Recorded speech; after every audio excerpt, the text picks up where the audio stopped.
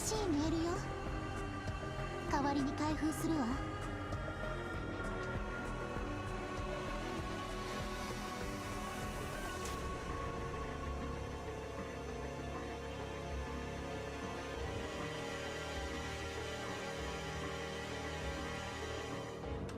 Here we are. Alrighty. Let me get this sorted here. SG が港に戻ってきている仲間たちをキャッチしたわ。 Hello everyone. 出迎えの準備をし Happy ましょう。 Friday. Or, I guess... I actually don't know if it's Friday for everybody still.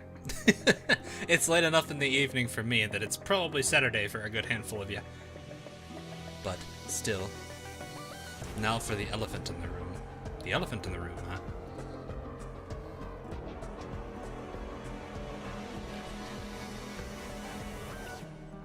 Alright. So, let me just get this out of the way. I'm trying to... It's been a busy last 2 days. My original bedroom I found that it was, that one of the windows is leaking. So, I had to move all my stuff out of my bedroom and into my office. So it's a little bit cluttered up in here, but thankfully it's not too bad. So... If you hear a bunch of things moving around, that's probably because I had to move a lot of stuff out of the room before water damage happened. So, buying the new skin. Oh, which new skin? There's like a bunch of them. So, thankfully, the place I live at, the apartment peeps, are taking very good care of it, and they're in the process of fixing it. So, I should be finished. It should be finished, being all fixed and everything tomorrow at least. So many people have failed no September. That's a thing? I was not aware of that being a thing. I know of the November variant. I didn't know there was a September variant. There's also a December variant, but the December variant is a response to the November variant. I don't know. Test. Hello, Pancake. How's the day? It's alright. We don't talk about the December variant.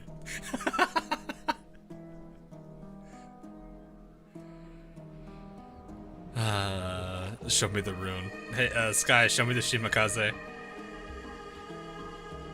Sadly ordered a chair from Amazon and never arrived. Had to ask for more. Oh, that's unfortunate. Eek. Pancake go eek. Hello, Brian. Aremia, please. I like how that snuck in through that snuck in through all of these Soryu meta invites. Which reminds me, I need to get going at that. Just world chat. Sky, you had that one coming. To be honest with you. So I've been trying to play a little bit of catch up. Like I said, last 2 days I haven't been able to really play too much because I had to worry about, well, getting my bedroom emptied out to avoid any potential water damage. It was raining the last 2 days, so it was like, ugh. So I've been busy. A bunch of furniture is sitting in my living room. So, there are a whole bunch of new skins, and I'm definitely pretty happy with some of them, though. Oh, that's not what I wanted. So. Hello. Only the true champs can complete the December challenge. I don't want to think about what the December... How do you complete the December challenge? Also, I think there's two different texts overlaying each other here, from what I can see. Alright, let's go look at these new skins first. We'll talk about those real quick. So, a lot of amazing new skins. Also, this is adorable. Oh my god. This is adorable. I'm glad it's the freebie one too, because it's actually like... That needs a head pat. Twice less couple to know your pain. Oof, yeah.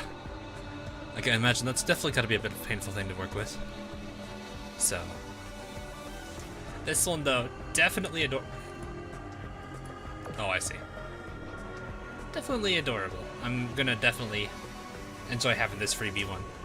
So, the Cheshire skin, what looks amazing. I'm actually really happy seeing a lot of skins like, okay, I'm not going to say that these types of skins are bad, like the ones that are very fan servicey.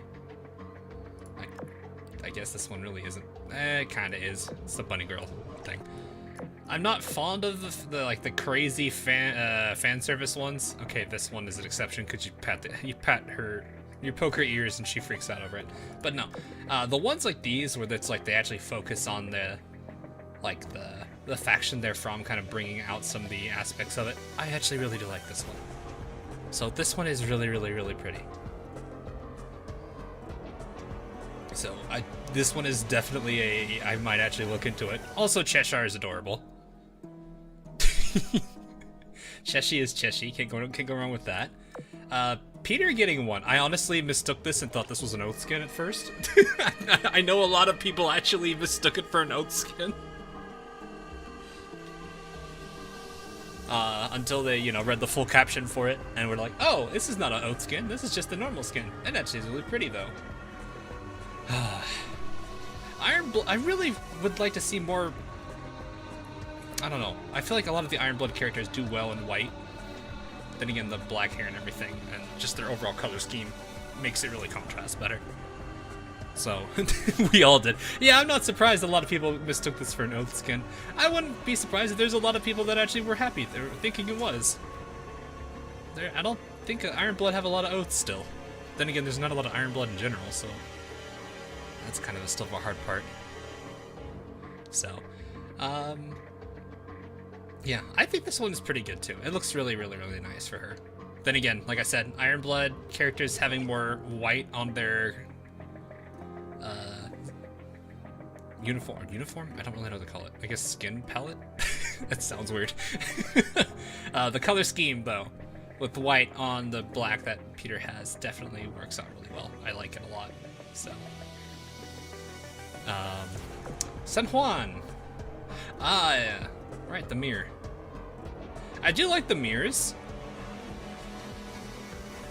What was the last one? I think the last one was, what, Baltimore's? I think Baltimore's Live 2D skin for the Gala, I think was the last mirror-based one we had. I know Monarch has a mirror in hers too, but it's not actually doing anything.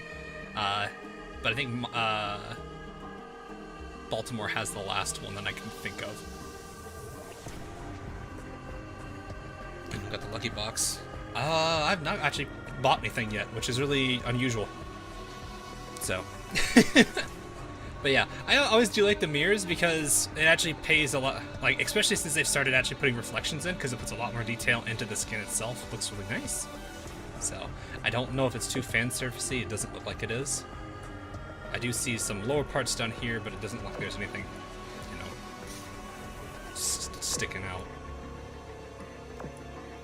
So, it looks like a good skin though. I don't know that many people that are big into San Juan.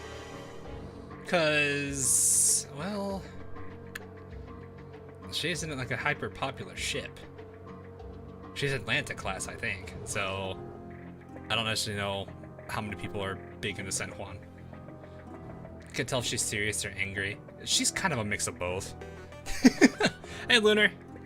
First time I've ever seen Mikaze's banner. I got 2 before Pity and 1 after Pity. Why was I pulling after Pity?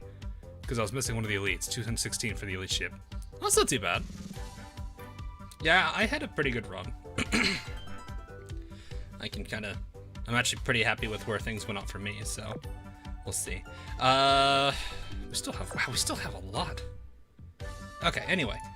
Vincenzo Gioberti, I think is how you say her last name. The manju pouring cola. I love that. The little details, though. Vincenzo definitely, I don't know, it looks nice on her. Definitely the cheerful-looking girl. She's always been, so happy with that. So, I always like seeing other the smaller factions getting the skins, so it's always nice to see a handful of them get it, like Valkylan here. I think it's Valkylan. Pretty sure it's Valkylan. But, yeah, definitely is a pretty... Is that a burger? Is that a burger box? Like an individual burger? I guess it would match with the cola. Not exactly the best, not exactly the best food to take to a gala. Burger, fries, and cola. But I know it looks pretty. I like the little touches here with the roses. Definitely brings in the Sardinian feel to it a little bit, which I definitely appreciate. For the price, Fortune got a skin. Oh yeah, a lot of people got a skin. I'm actually really surprised. Like, people I didn't expect to get skins got skins. But yeah, I think my personal favorite touch to this is the roses. Very, very, very fitting for her faction. All right, Valkyrin. Is she orchestrating here? Because I see this. I do like the music-related ones, and this one seems like I'm gonna need to zoom out to see the whole thing. There's like a whole bunch of detail into it that I can't actually see. That is unfortunate though, but hey, Valkyrin got a skin. Looks pretty from what I can tell, but I can't see, I don't know. I feel like I need to zoom out to see more of it. Actually, this looks like it's got one of those, oh, what do they call those things? Gramophones? Oh, Taiho, please. Oh god, no.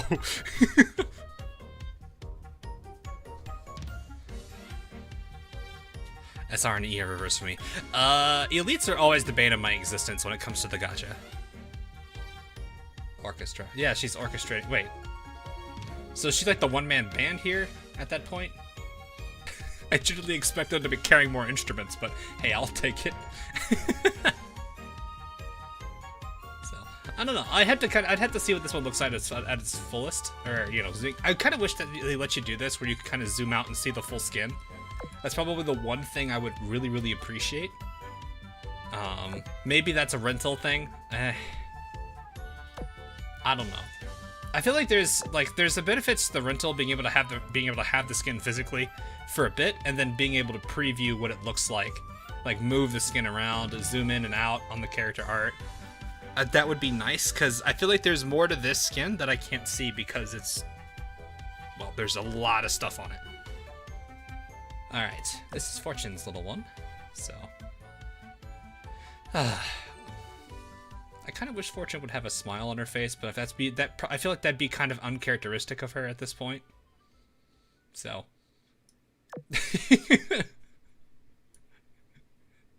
No, still though, very, very, very, very simple color scheme. I actually really do like this a lot though. So, not too much I can really point out detail-wise. Maybe this is another thing where I need to zoom out to see more, but. Not seeing a whole lot added to this particular skin. It is only 700 gems, so probably didn't get too much love to it. But I think it still looks pretty. Actually, hilariously enough, this background music right now is played during Skybound Oratorio, which actually she's in it. So this fits pretty well, actually. This is from Skybound Oratorio. So, God, the timing on the music with this one. The colors are a little odd. No, she's kind of she's got the... I actually kind of want to say it looks like Greek goddess. But, I don't know. I want to see Hawk's reaction to D3. What part? I already did the little special battle, which is Dear God. I need to actually play through the rest of D3. So I only did one full run of it. But yeah, it looks really nice. I think this looks pretty nice for her. It fits her aesthetic. The blue on the eyes matches well. This, it feels like some kind of I don't know, is it Greek goddess or something? But this kind of makes sense. The little, I guess, beige. I really don't know what color this is supposed to be. It's not Greek, but it's still Elysium. Fair enough. But yeah, I think it looks nice. For a 700 gem skin, looks pretty nice. I'm not a huge person that's big for Fortune, so I do give her a head pat whenever I do use her though, because she needs one, to be completely honest. She is like the one girl, I swear, besides what, Spence, that constantly needs a head pat and a hug just so that way she doesn't break down crying or something. So, are you thinking Athena? I guess? Maybe? I don't know. Because, like, this kind of gives me that, like, the background artwork kind of gives me that vibe to it. And then not to mention the kind of, like, this part of the dress that she's got on kind of gives me that as well. So I'm not entirely sure. Junia? I think. Juno? I forget how to say her name. Alright, another one I actually really liked. Well, okay, I should probably say there's a few here I actually really liked. Exter. My good, who is this? Is that York? Is that York's Oath skin over there? It would make sense. What if that is York in her Oath skin?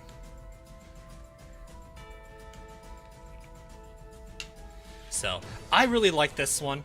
It very much fits her. Very pretty on her.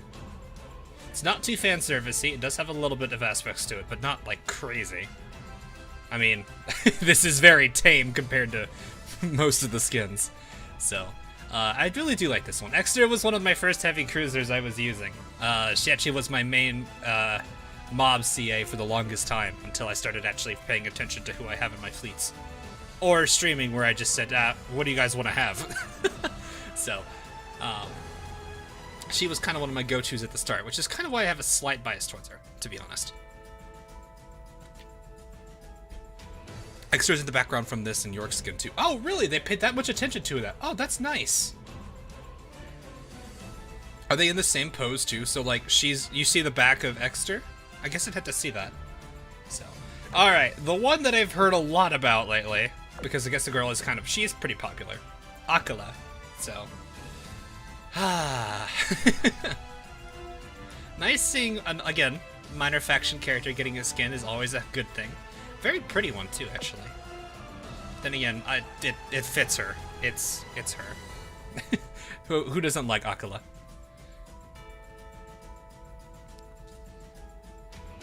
Is looking to the right in her. You can. Oh, you can't see her face. Okay. Akala is precious. He deserves head pads. Yep. A little airheaded, but it's okay. I knew about this kid without thought. I'm not surprised. It's very nice for her, and I know she's an extremely popular character. Hey, Gurren. Hey, look, I haven't caught a stream in a while because of work. But I've got a break now. Too lazy to go out and play games again. Nice. That's good. Anyways, enough with that fluff. I'm here on a very important mission to get you to buy extra skin.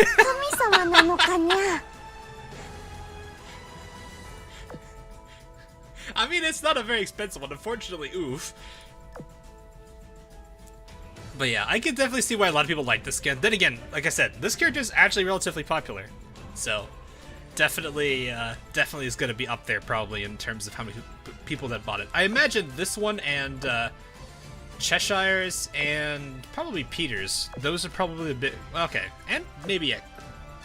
So this one, Exter, Peter's, and Cheshire's. So all four of them I would probably say have pretty good... Are probably doing pretty decently. Maybe Exter being the weakest of the four. Because I don't think a lot of people like... I don't know how popular Exter is compared to the other three. So. Objective updated. So. Anyway, I think we're down to one more. It's Emile. Looks like the artist's style changed a little bit. The way they drew her head's very different than usual. So maybe their style changed a little bit, at least from what it looks like. Almost kind of looks Barbie doll-esque.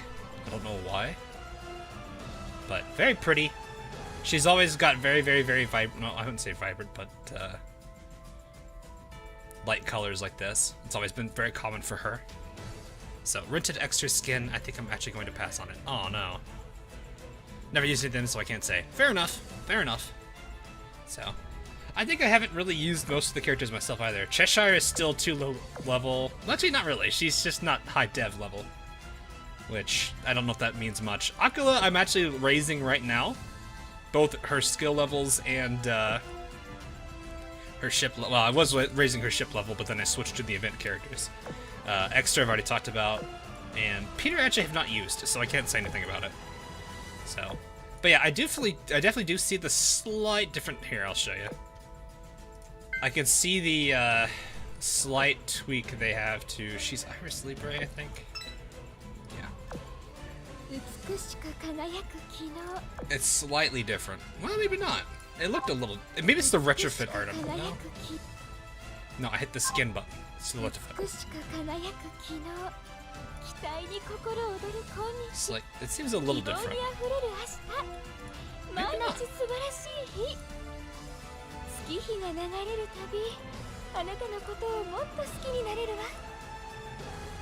I'm like trying to look through. I just realized how many skins she has. Holy crap. She has a lot of skins. But yeah, you can definitely see the light blue, white, and blonde color palette really is quite a dominant thing in her. Not a bad thing at all, but it definitely is a reoccurring theme. So it could just be a different angle. Well, even then, this is that same like 3/4. I want to say 3/4 head, you know, positioning here on the head. Is it the eyes? I think it's the eyes actually. The eyelashes are a little bit thicker. Yeah, they are. The eyelashes here is this is a little thick compared to this one. I think that's really all it is. Other than that, it looks like almost the exact same. No, the face is drawn a little bit differently. Not a bad thing though. It definitely does stick out though. So. But nonetheless, you guys could very much see that blue kicking in. But then again, it works well for her. Matches well with the blonde hair of hers, so definitely not bad. Timmy skin win? We need more Timmy skins? I mean, look how happy look how happy she is! Look how happy this little one is! I can't say anything. She actually has got a... She's actually a very, very happy little destroyer. So, hey Ika. So, alright. Well,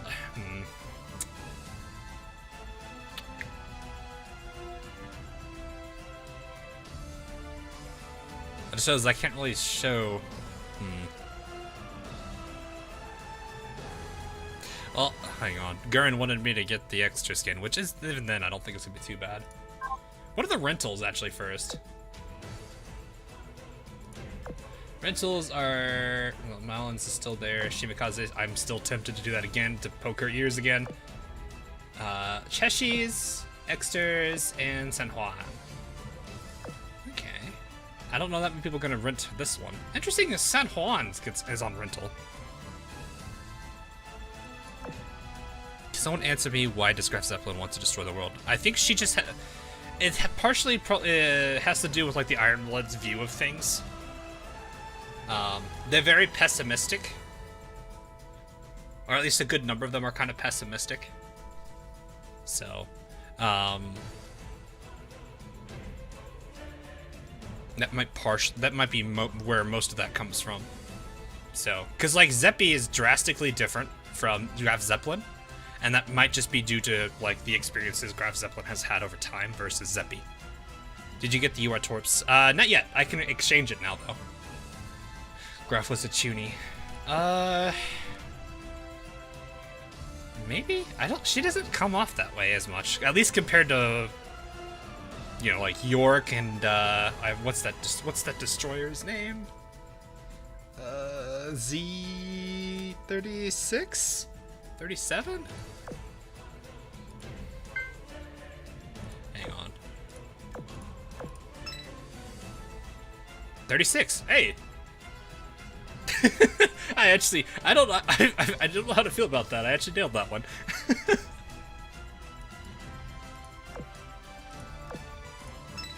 But yeah, she just comes off kind of edgy. Yeah, exactly. I think part of it also deals with a little bit of pessimism. So, who is most optimistic Ironblood? Heinrich. Heinrich. What's going on with this chat? Oh no. Oh no. It was me. Hawk and gesture that I don't think this person knows. SG が港に戻ってきている Aremia, 仲間たちを you're having a rough fight here. 出迎えの準備をしましょう。指揮官 Heinrich's probably the most, like, enthusiastic of the group, maybe optimistic to a degree. That's Soccer Empire. Z28 seems pretty happy. 35, that's also because it's just the way she is. But this is also just DD's. And this song is playing. There you go, Sky. Yeah, Heinrich's up there. 101 is to a degree. I'm trying to think, who else do we have here? That is that case. 35 is 20, maybe? I don't know. 556. Yeah, I could say 556 is, especially since she's been able to do what she needs to do.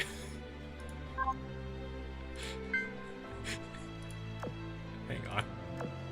Where's the tier bits one? Kona!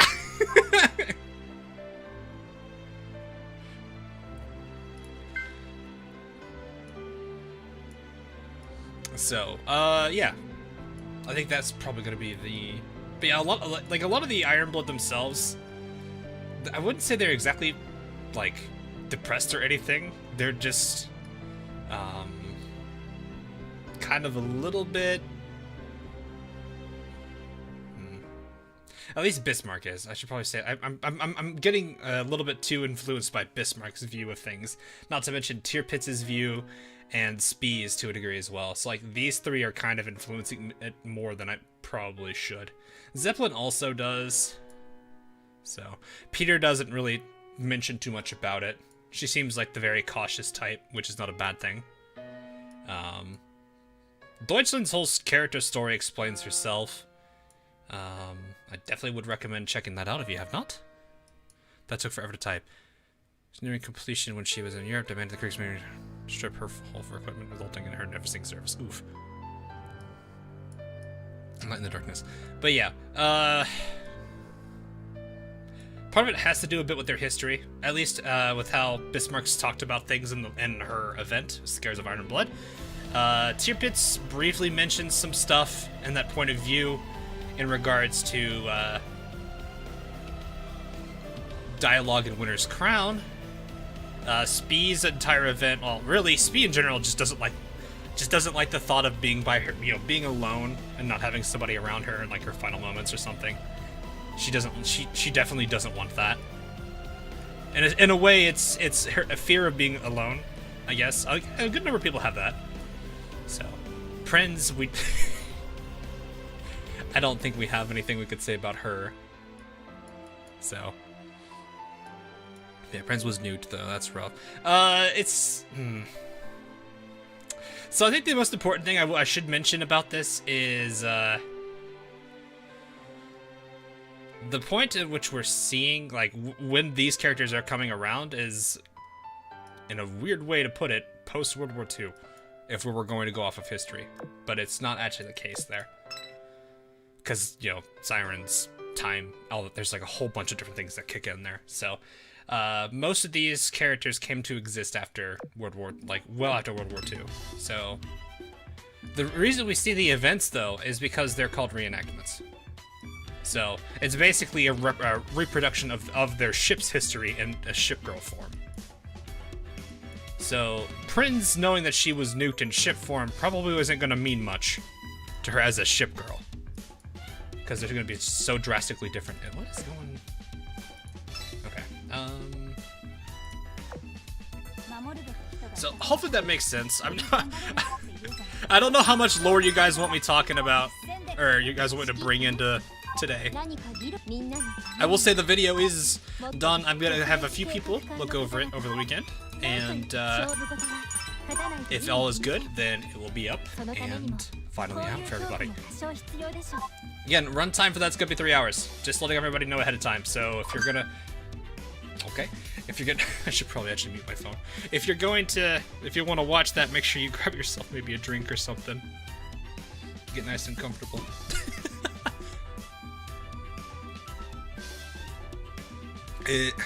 Azur Lane is historically accurate game.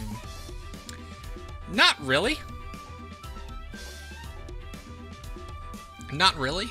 I mean, it is to a degree, but there's a the world of Azur Lane follows ours very well. But I want to say sometime after World War II, maybe Cold War era. I'm not actually sure. It kind of diverges away from ours. But that was because of the introduction of the Sirens. So there's like a whole, like, because of the Sirens appearing into this particular world, that's when it takes things in a different direction. So in a way it is, in a way it is, yeah. This became a lore channel. Yeah, that's an unfortunate thing. Or fortunate, depending on how you look at it. I don't know how many people are interested in lore. Especially with how confusing Azur Lanes can be if you're like, especially if you're, well, not just because of all the events being completely like disorganized and coming out in random times. Some events taking place before, some of them taking place after, some at the same time, not knowing which one's which. So, I got this. You watch 6 to 7. Fair. I guess if you guys could treat it like a podcast, just like have something else playing. So, yeah. It's very interesting to hear you talk about lore.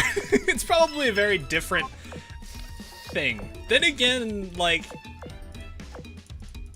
no one's really covered it.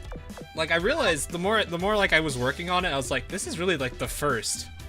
I'm sure there are people that briefly talk about it in Discord chats and everything. There is the whole AL lore Discord channel, or channel on the Azur Lane official Discord, but no one really brings up much about it. Oh, I'll show this real quick too. So, yep, 100, and so 100 pulls there.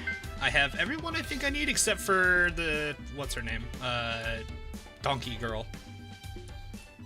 Chikuma, I think. She's in the 80s, 86. Actually, no, she's... Okay, let's just do this. Yeah, here she is. Oh, she's got a heart now. Hold up.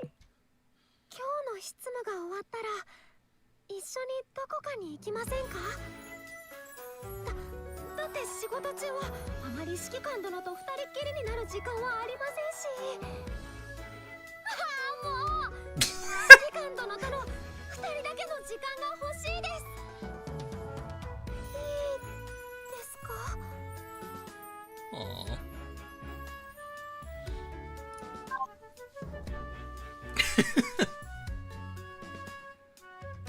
You don't like seeing that, Amiya. Yeah, I've been using her pretty heavily in my mob fleet. That's why she's level 84 already, max limit broken and everything. And I'm working on her skill right now. So I need to replace this with the newer torpedo thing. It is very direct, yes.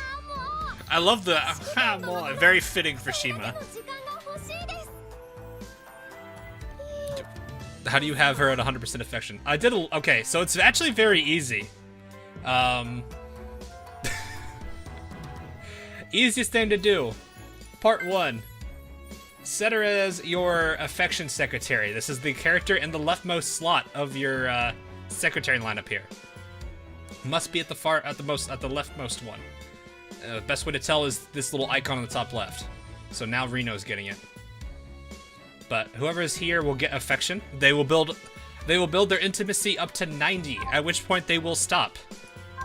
So that is just passive affection generation. So you don't actually have to play the game at all, and it will go from whatever it starts at, which should be 50, going all the way up to 90. Another thing that happens, though it's not going to be as impactful. You put her in the bottom floor dorm. She's in the second floor dorm because I'm using her more now, and she's a high enough level I'm not too concerned about her getting XP here. She will get a small amount of XP from the... it's not a lot. Don't think it's going to be major... Epsies. You'll get a little heart icon here. You'll get a little bit. Don't expect a lot. I actually don't see the dance. Go dance. Oh my god. Oh no, Pepsi took the box. So, but yeah, you can get a little bit of affection for me. That's so goofy.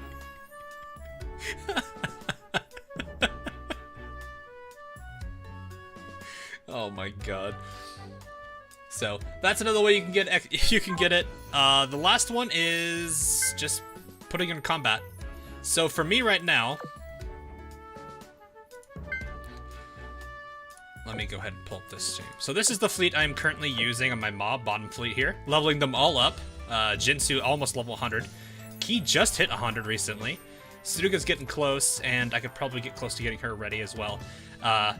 Mob fleets. So the way fighting works is, if I remember correctly, every single time you have the character in a fight and they MVP, you get 1/8 of a point. So 8 fights where they MVP in, you will get 1 affection point. So that'd be, I guess, if you wanted to MVP grind with her quickly, get her from 50 to 100, you need 400 MVP wins, I think. So she has to MVP, it has to be a victory, and she has to MVP 400 times. Just to get to 100. Now, granted, this is also reduced because she's secretary and she's also in first floor dorm. If she doesn't MVP, but you still get a victory, it's a half it's 1/16. So it's like, what, 0.06 something. So.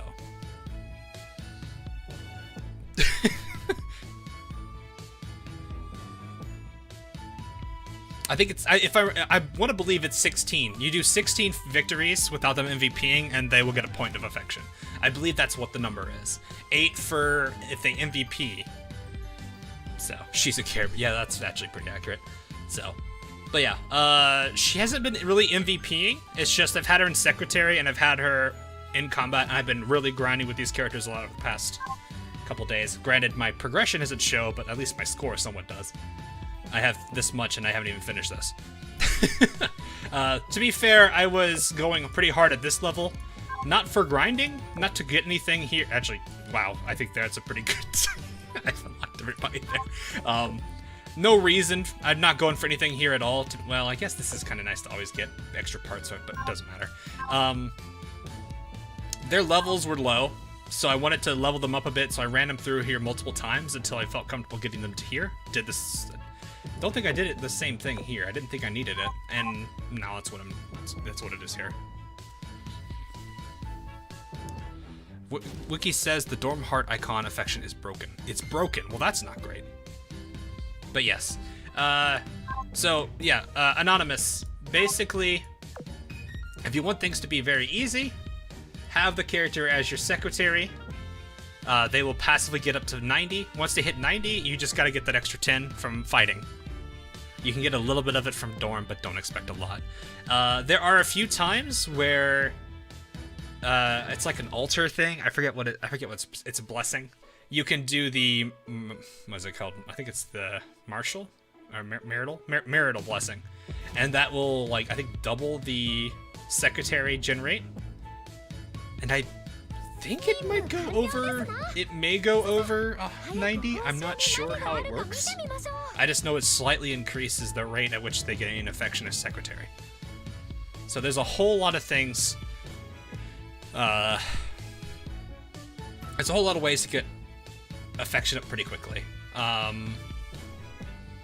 Leveling is the same way. First floor dorm. Secretary doesn't matter, ignore that. First floor dorm and have her in mob fleet. You do both of those, boom. Also, Warswift, sorry, I didn't see your message there. Hi, how are ya? Did Hawk enter channel? I have not. What is going on in this chat now?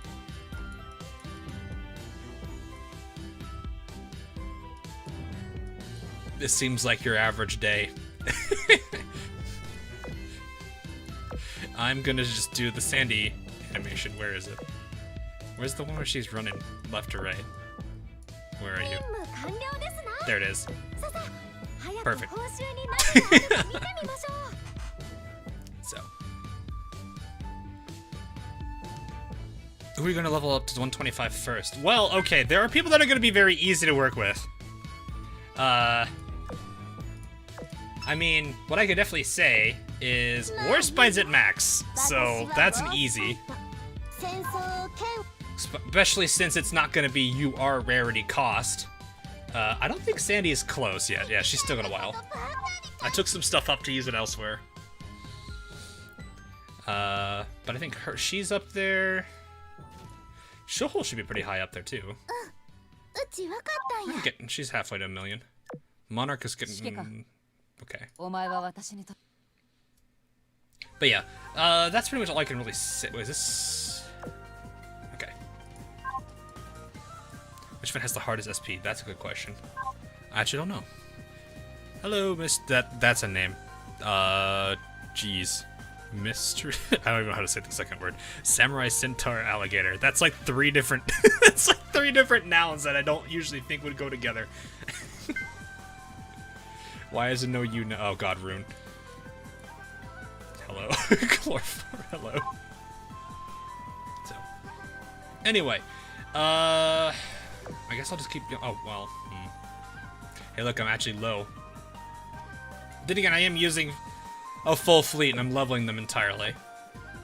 So. I need 4 runs, 28, so I need 7 fights a run. Not too bad.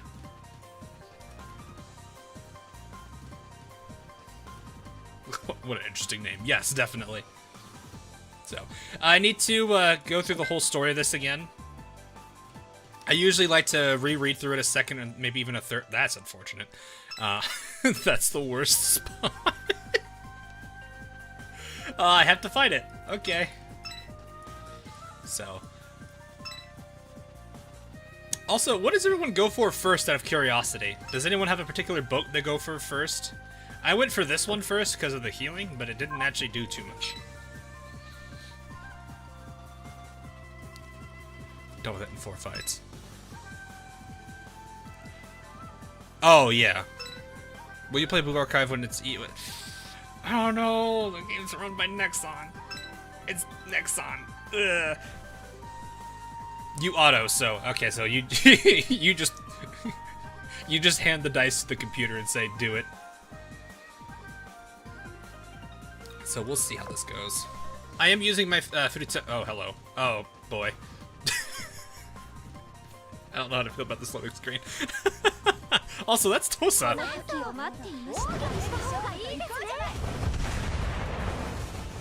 Ah, frame rate. I have noticed this event was a bit more intense on the frame rate. Entirely I mean, okay, I understand the the special fight at the end. Definitely gave a good reason why.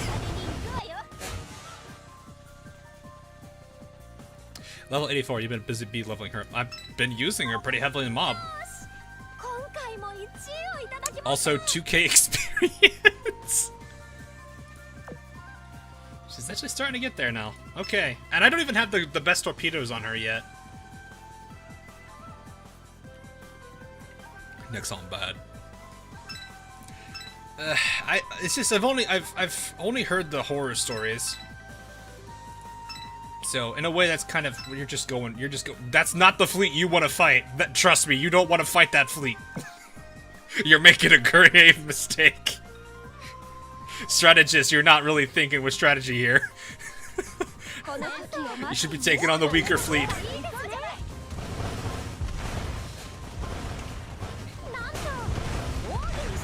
But no, I will definitely say there's a lot of, if you're unsure about kind of like how this all relates to everything, I would say the best thing to do for this particular event, for it to make more sense to people, go reread Daedalian Hymn.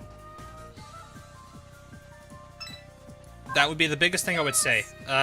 Think about the major points I would say to that would be think about what they talk about with the labyrinth, and actually, really, the labyrinth and the few comments Tester makes at the end of the event itself. What are your final thoughts about the boss in D3? I found it interesting seeing how Kiryu in here. like Odin, Hakuryu, and Prince Eugen were characters I was not expecting to see in this event. It kind of surprised me. Actually, really surprised all of the lore guys too. How much healing do I get? I actually haven't paid attention to how much healing I get.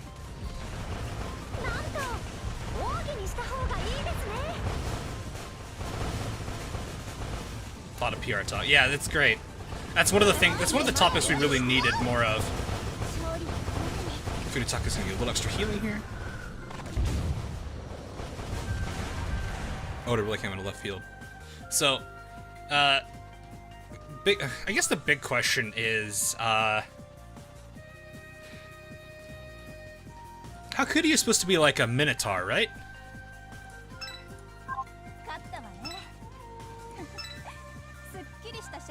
I just thought about this today when I was reading through like this particular chapter's dialogue, and I was like, she's supposed to be a minotaur, isn't she? Very little healing. Fair enough. She's an Oni, but I think an Oni can also be like a minotaur. The horns make it look so much like a minotaur, though. Hakuryu means white dragon. Well, New Jersey is is what, the black dragon, but it looks more like a bunny. Which happens a lot in myth. Well, this is also part of the reason why I think if people were to draw parallels from Daedalian Hymn, it would make a lot more sense. Because the Labyrinth of Crete, there is a minotaur guarding treasure. And that is the fable of the Labyrinth of Crete, I think. I think is it Crete or is it another? It might be a different one. So very, very, very cool. I think these are just all barrages, aren't they? Oh, that's the shield. Oh, the shield. Okay, I'm only drawing off the major fight. I don't really care.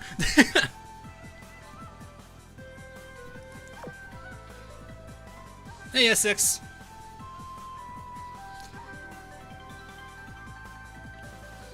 Good to know Shimikaze's personalized. I know, it is good. But no civilization. That's what I was thinking. Furutaka, you're definitely hurting a little, girl. I can't afford to lose my oath character on this fleet.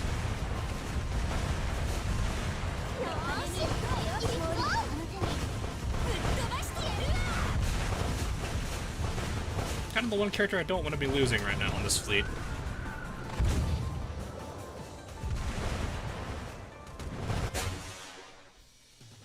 But yeah. You manage... it is fun when you do... I will say it is definitely fun when you sync up barrages. I say this being somebody who's synced up Nagato's with Erebus and Terror's barrages and just completely littered the entire screen with bullets. Is double Oxytorps on Shimikaze overkill? I mean, yes.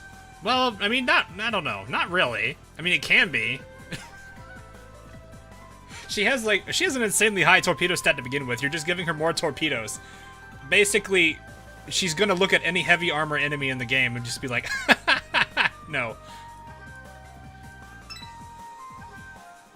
So, I mean, the only thing I would say that's concerning about destroyers having both Oxytorps can be, well, destroyers have low health pool, so it might be a little concerning. But you could totally work with it if you're not too concerned about her survival. That's really the only major problem I think you would have to worry about. I'm not gonna... well, I guess I'm gonna have to fight those two ships, aren't I?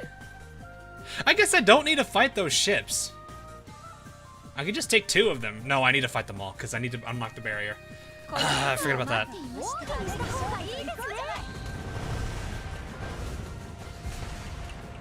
I might want to fight some of the mob fleets, just so that way I can, just so that I can build HP back up, because Furutaka taking some serious damage here. Repair and Oxy. I know a lot of people usually do Repair and Oxy. They may, if it's a cruiser or something, they might look into Evasion and Oxy. ever heard of Counterside? No, I can't say I have. よし、今回も1位をいただきました。 Who's this? Oh. I was like, who, why am I so used to hearing somebody else say Yosh? And I was like, oh wait, that's Cardigan.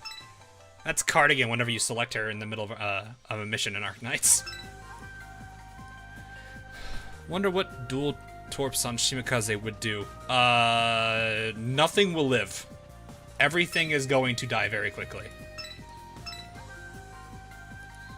Because at plus 10, it's what, 100? Isn't it like 100 torpedo stat? I'm assuming plus 10 because, God, the amount of plates you need just to get it from plus 10 to plus 11 is a pain. So let me go find... I think Ibuki is triple or double? No, she does not. So it's 100 torpedo alone, just for a plus 10. At 11, oh, I can't see it right now. But at plus, that gives a huge amount of torpedo, which Ibuki actually really appreciates that. But I think, what, Shimikaze maxes at 600 something, right? Let me look that up real quick. I'm pretty sure it's like 600 something. And that's just the stat, the base stat. Yeah, 602 torpedo. So double Oxytorp puts her torpedo stat at 800 without any boosts from skills. Which, do we have anything that boosts torpedo? I know there's damage up.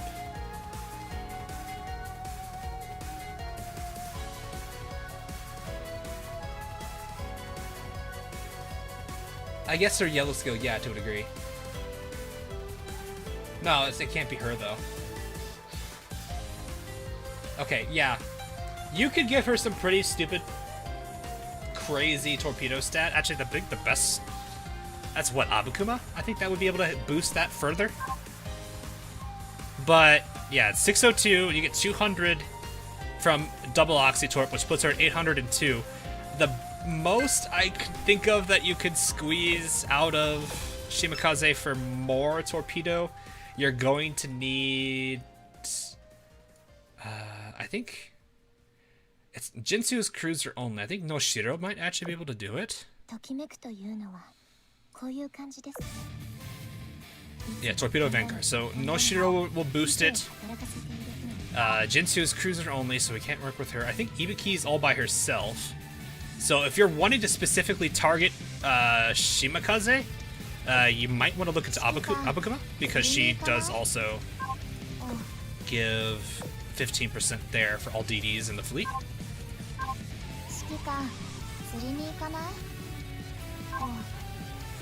That's, I think, I'm trying to think anyone else in Vanguard that does that. We can't use two command skills because they're going to step on each other, and the highest one is going to be the one that procs instead. Jinsu is cruisers in DD? I thought she was cruisers only. I'm still getting used to using her, so... Oh, it is. Okay, never mind. So it's not CAs. That's why Noshiro and Jinsu... Or, not Noshiro. Noshiro and Ibuki were pulled together, that's why. So it's CL and DDs. I get it confused. And then crit rate up. Okay, yeah, so then, yeah, Noshiro, Jinsu, and, Noshiro, Jinsu, and Shimikaze. Them, the two of them, plus, I think, Ki? Doesn't Ki do something? Yeah, Ki. Ki also does it. It's got more Sakura, which if you're running torpedo memes, you're already doing that. So Ki will do that. Wait, is her yellow specifically flagship, or is it not? No, so Ki will probably do it. I think, does Nagato boost? I know she does like some fleet. Let me double check again.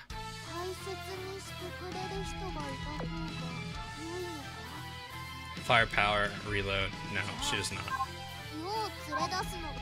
I'm like trying to think. I know Amagi and Nagato both do stuff. That's decreasing.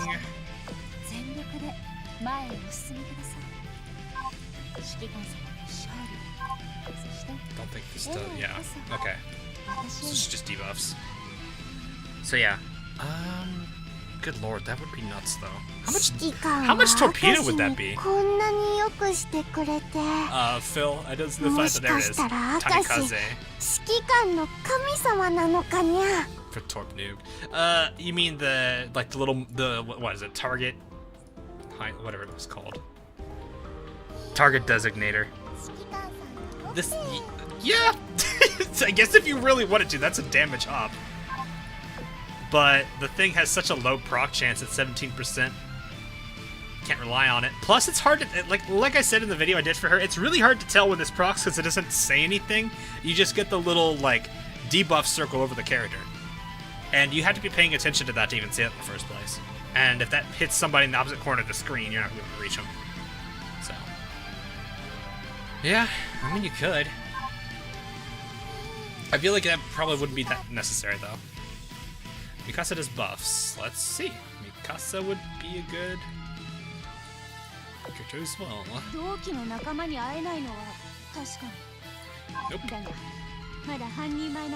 5-pound reload. Nope.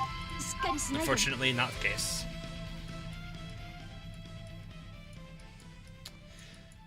Well, still. That's still, like, you can combine the two big... I mean, that doesn't surprise me. The two cruisers for torpedoes are still heavily used here. So, Mikasa flagship buff. It should be just 5-pound reload though.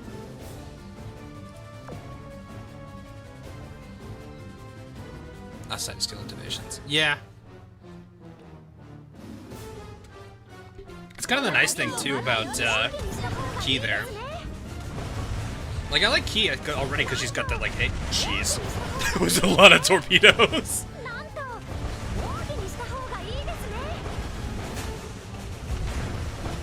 But yeah, it definitely is. I imagine you could definitely do some pretty crazy overkill with it. It's gonna be one of those things I would imagine where people may actually look into it if they want to try to go all in on a boss, especially a heavy armor. I mean, Operation Siren, that's gonna get nerfed a bit by taking less torpedo damage.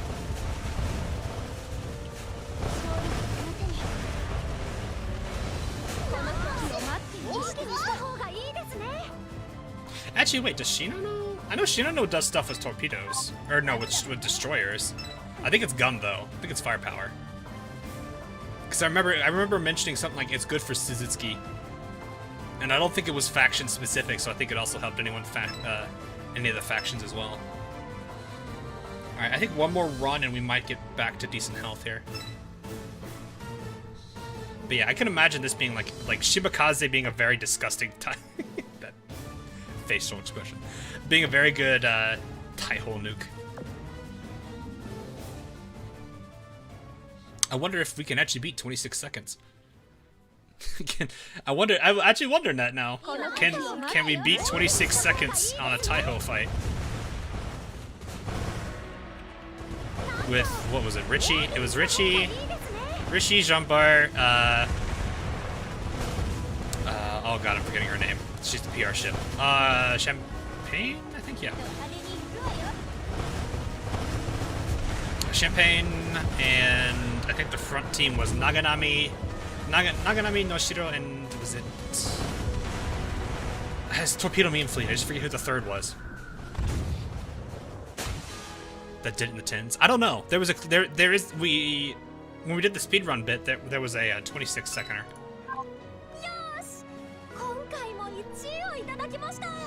Yeah, she's gonna get so much XP with this.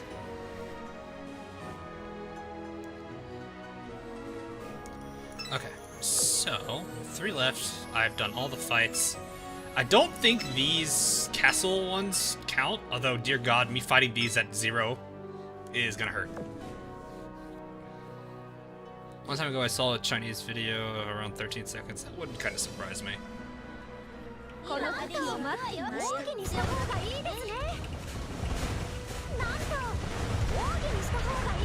Yeah, God, the damage nerf there. Ugh. I may just want to use my boss fleet on the next one. This is going to be a painful one.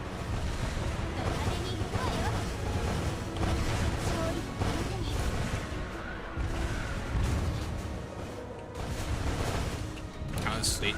They count as a fleet, like they'll still take ammo up, but I don't think they count towards spawning the boss. You actually have to fight like a whole bunch of them. That was a 30% proc.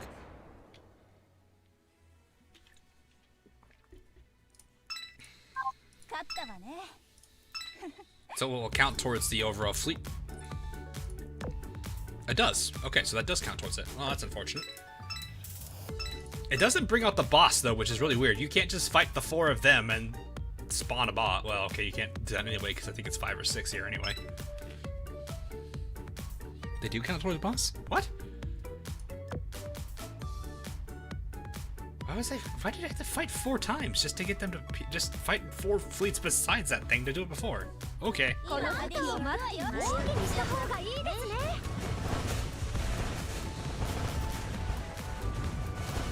They count towards it. I'm pretty sure they don't. You just get the boots right away. Yeah, I figured that was going to change that.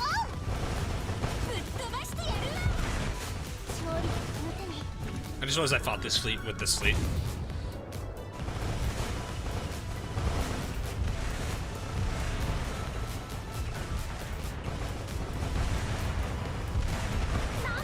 You don't need to fight the elite. Yeah, it's still going to be hard to have to move, you know, work around them. How's the lore video coming along? It is all done. I gotta have a few people look over it one more time. These are the people that have been helping me with the video project, and I know a handful of people that are very interested in the video. Also wanted to check it out too.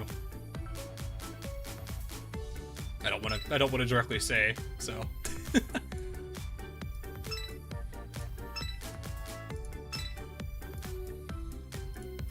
Yeah, I was just sitting there like, how they count?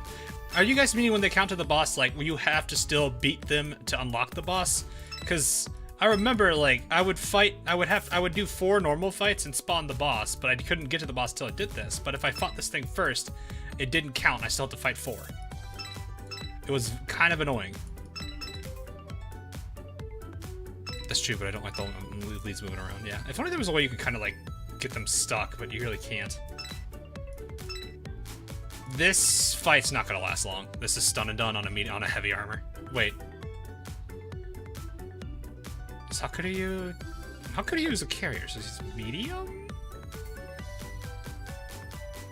Pretty sure. I don't know. I don't have her, so I can't say anything. Any spec random recommendations for Azur and BlueStacks? Make sure you have the 64-bit variant installed. Heavy armor? Oh, well that's why she goes so quickly. That explains so much. No wonder she died. Oh no, it's the boss. It's not like stun and done's gonna do anything to me. Bye.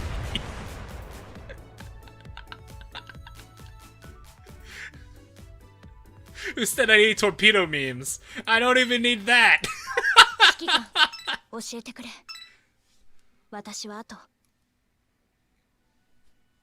Who needs torpedo memes? Just use torpedo bombers. It doesn't matter. Also, I'll go ahead and yank this. Boop. I need to work towards her, but we may be able to get her today. Maybe. Knock on wood. So, let's go ahead and see. I'm actually gonna go ahead and swap these off and put them on her. Let's put her torpedoes on here. Look at his face though.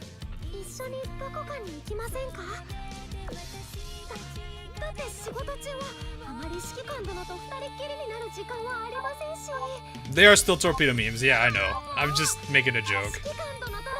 Because usually when people talk about torpedo memes, they assume, oh, right, we're talking the, that cut through about half of my yeesh. But there we go, plus 10, lovely.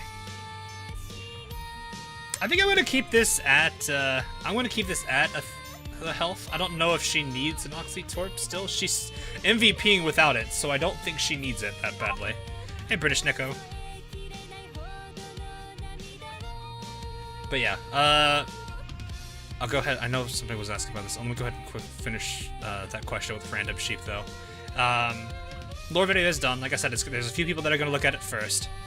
These are the same people that again helped me with that helped me throughout. They looked through all the script. They've done a whole lot of work. They also kind of gave me a general idea how things were going in terms of timeline-wise, and from there gave me a good starting point.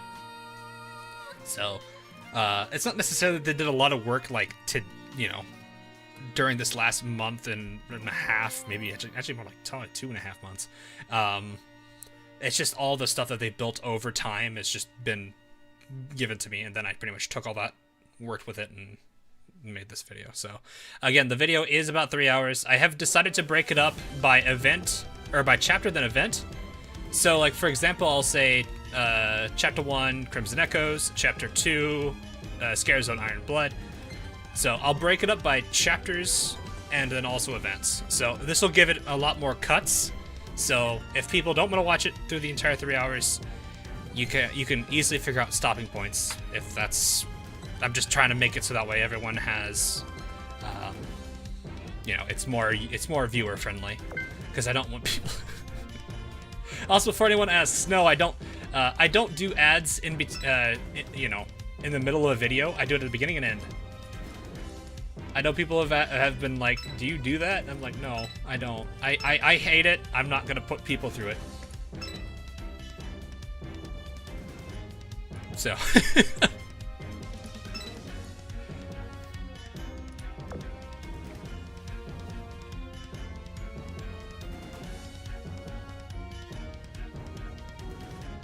How much time it'll be until YouTube renders the video? It's a huge file.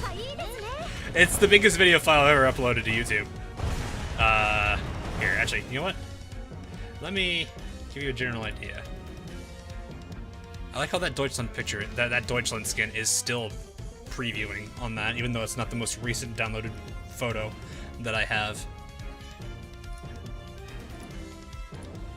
So if I were to tell you guys the file size for the video from chapter 1 to 6, so this is excluding half of the video with just chapter 7 alone. That video file is 5.2 gigs.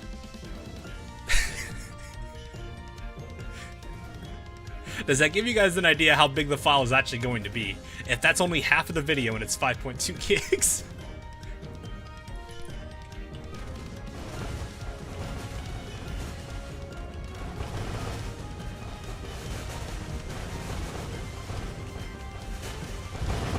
But that's also because of, like, keep in mind, part of that's to do with the encoder, the codec I'm using, which is H.264. And, obviously, the base resolution I encoded in, which is 1080p.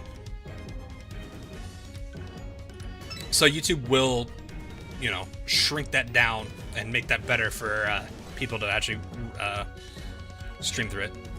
Sounds about right for 3 hours. Yeah, that's about right. So, for example, if I were to encode the same video at, like, 720p, it's not going to be anything remotely close. The best Cheshire skin review. Yeah, it's a pretty good one. I like it a lot. I should probably actually... Oh, that does... Okay, here. Let me go do... It does remind me. I know, Gurren... I'm like pretty sure it's him. Wanted me to get the extra skin here. Let me go ahead and... I need to kind of block this, though. So, here, you guys can have this. You guys can have this while I block the screen for a second.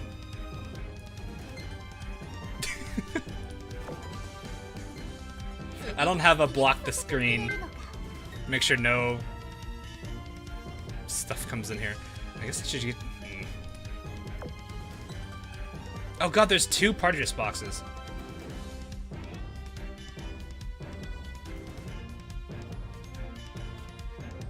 So...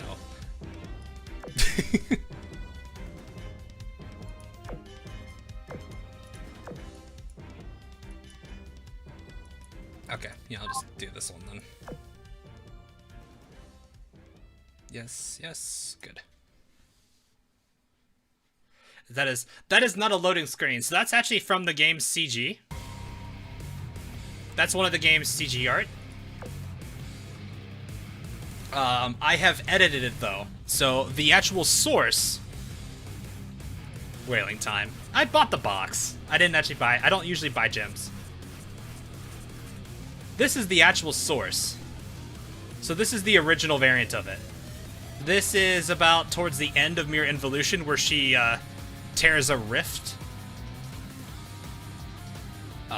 in the middle of the Mirror Sea and allows New Jersey and Ticonderoga to reconnect with the commander. So that is edited. So what you're seeing is this. What's inside the tear this time is actually a CG from Horvata Dawn's Rhyme. So that's the Russian event with the Mirror Involution event.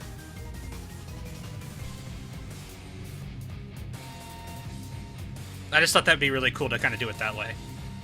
So it's actually kind of funny because a lot of people also, what was the other one? A lot of people actually wanted me to make this one. They wanted me to get rid of the text and have this one. I don't know. People just liked it. I guess it does make sense though, because it's the sister ships looking at each other. It's a pretty epic one, I guess. But yeah, some people wanted this for like a background, I guess. Even though it really didn't take that long to make it. So this is the chapter 3 chapter card I have for it. So it's all connected. Yes and no. Anyway, hey guys, I heard you like gacha, so let's play gacha. What character? All right, chat. Guess what character outfit? It's any of the new ones.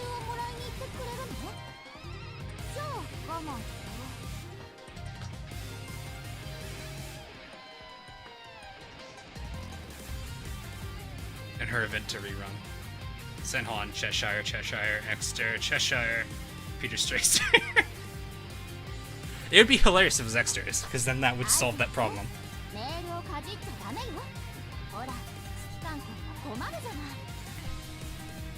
I don't think it actually tells you which ones you can get from it. Yeah, it doesn't. It does give you a whole bunch of stuff, though. Alrighty. Here we go. Bam! Oh, it's Oculus! I got Oculus. Nice!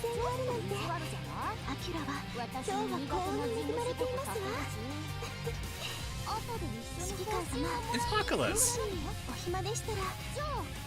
I actually am happy with this one because it's actually a pretty good one. So I have nothing wrong with this. Yeah, let's slap that on her right now. Perfect. Alright, and then to also solve the other problem, I have gyms again. Oh god. ALM approves of your rent. Yeah, I know he was pretty big into that one. So, yeah, I usually buy the I will always say this. If you wanted to spend money in the game, go for the packs. These packs are so good. Like, they're pretty worth, I'd say. So, definitely go for these. You'll get more out of it than anything. Now, I'm not saying you have to buy every single one of them. You can if you want. That's up to you. You spend your money as you want to. But if you want to get the most value out of things, go for those packs, because those packs are actually really, really, really good investments. So, and there we are. Yes. I actually kind of, I might keep that on her, because like, honestly, her retrofit art was very interesting. So when I had to do like a double take when I saw her retrofit art, because I was just like, holy crap, that looks nothing like her originally. For those that haven't actually seen it yet, base art, retrofit, like, it was a complete facelift on her.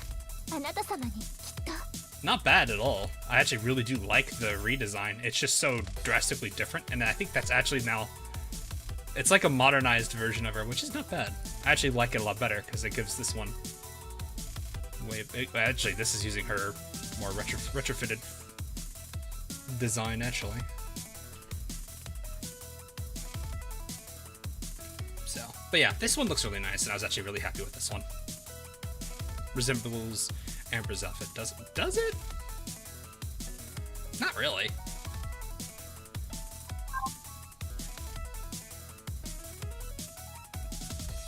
But yeah. Never played the game, but you understand that humans live there, serve as operators. I'm sure they, and whoever they are, in the Lost Raiders will be destroyed. Oof. I don't think they're actually humans. Because there's like multiple races involved in there. So that's what everyone.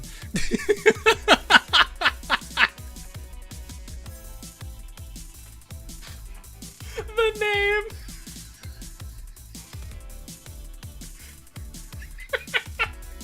I don't know why that's so funny.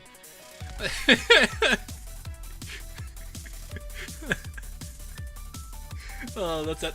Like, we have so many degenerates. Oh my gosh. That person has an amazing name. Oh, I haven't even finished that part yet. Here. Okay, this. Okay. Okay, back to this then.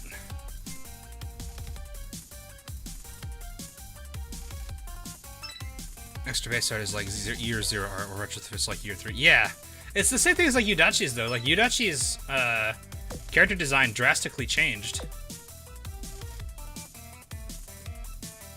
This is so cute though. I don't have Anchorage, but I know a lot of people actually like her. That is a very, very head-patable happy face that she's giving right there. Though what little I know of her, I think that would actually please her if anything. Good lord, that barrage.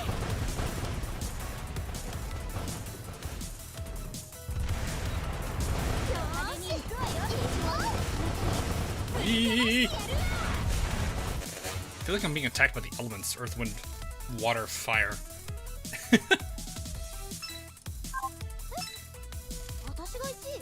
Really? You pulled MVP over Shimakaze there. I know you've got like 30 levels on her.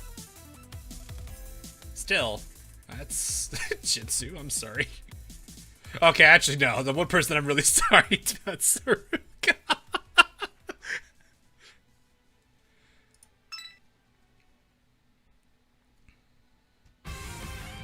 The element of meatballs. Yes, the element of meatballs. Oh god, now I'm thinking of Cloudy with a chance of meatballs. Hey, Prince Eugen. She's just as surprised as you are. Yeah, I know, right? Eh?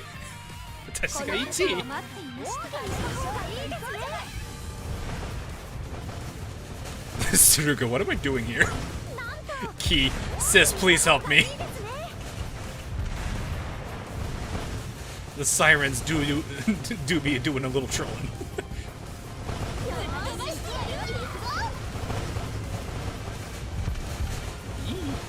By the way, I will also say the lore video does not have this event in it.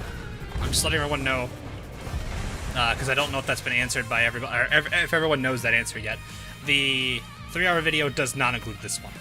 I do make some points to it. I don't talk about the video like it. I'll just say there's one, you know, with the IGN event that's coming, or with the new IGN event, or blah blah blah blah blah blah. So what I'm going to do for that is I'll make smaller videos. This kind of is going to be a bit nicer, so I don't have to like keep extending how long this video spends in post production.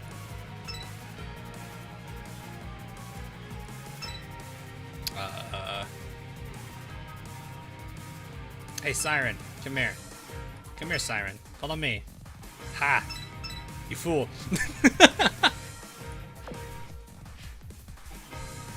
Your reaction to her MVP is how I react when my Monarch out damages my New Jersey. Guess that can happen. Do your thing so that way I can approach. Hop. Hop. Hop. Hop.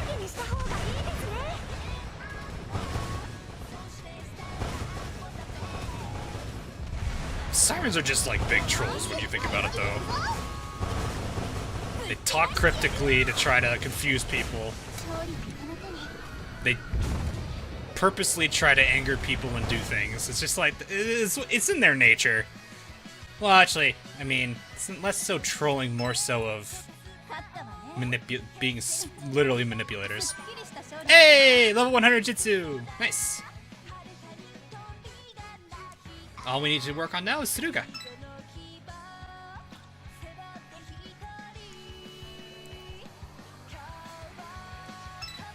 So, I'm actually pretty happy. Ki is 100, Jinsu's 100, she got to 110, she's at 115. It's pretty nice. I feel like I should want to fight the elites when alright, yeah, I'm not gonna fight the elite. Well, I'm gonna have to fight one of them. This is how it's gonna be, huh? Oh yeah? Well, you can't move in one turn, so ha! I win. I win.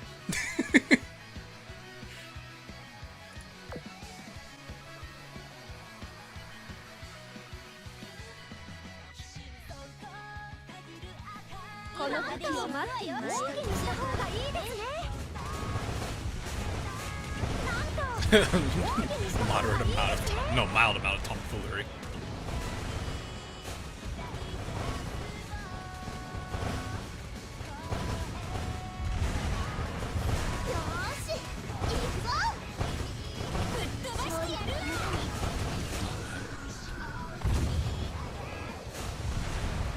Don't speak German, Sirens, bruh.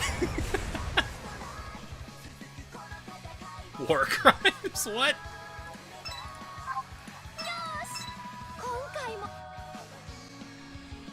Alright, you know what? Ha! What are you gonna do now, Siren? Oh. Oh, that's a bold move, Cotton. That's a bold move, Cotton. That's a bold move, Cotton. Let's see how that pays off. Oh, no.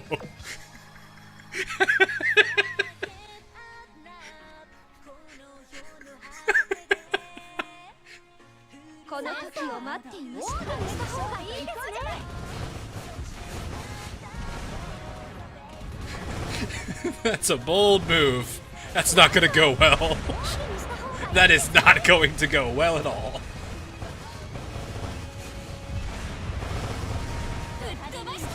The one fleet they should not be attacking is that one. Because they are not going to last 5 seconds.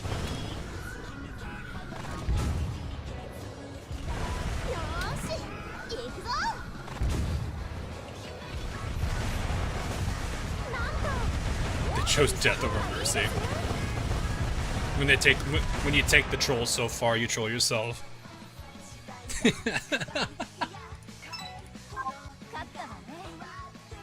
Ki with the MVP though. That 3k XP though, holy crap.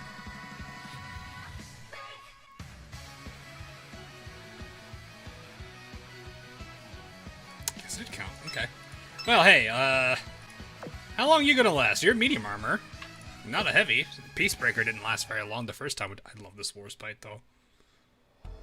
This war spite though. Goodbye. Goodbye. Here, take all the torpedoes. Just take all of the torpedoes. Just take. Bye.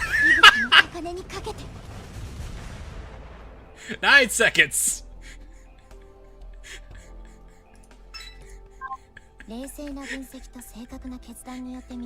Noshiro.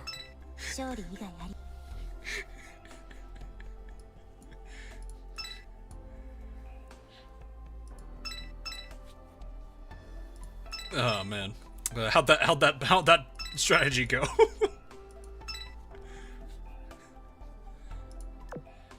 Well, I still need the SR from this map, or from this from this particular map, so I could get lucky and drop her. I'll hope.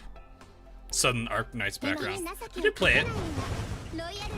Which reminds me, I'm trying to think of what content I want to make for that. So I was thinking about something really stupid lately. I was going through some of my older, auto plays and reminded myself that I have a lot of, like, ones where I do it more of it's a meme, but, what was it? Unnecessary overcomplication. I was thinking I might do something like that, like make the series or, like, make my runs so that way people look at the run and be like, why? Why? Like, they succeed, they 3-star, but they are things that are just like, why would you do this? That was one of the silly ideas I had for Arknights.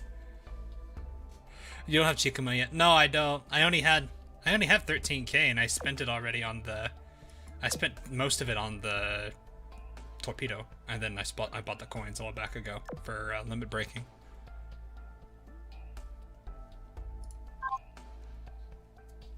Let's get the fleet to engage the enemy, and it's over. Exactly. Over before it even started.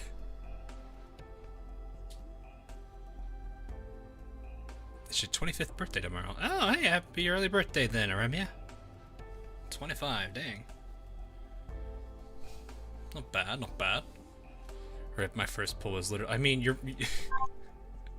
I literally have no reason to pull. There's no reason for me to pull on this banner anymore.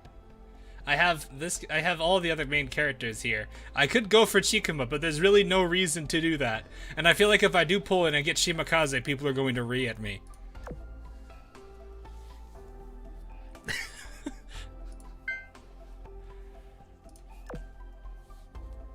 Don't you love getting Chikuma before the UR? I've done it before. It can happen. Just not something I usually end up experiencing.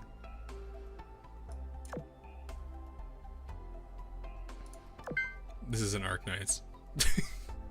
I know, that's what I was saying. It's like I have no reason to actually do that though. That's what I almost went with my boss fleet.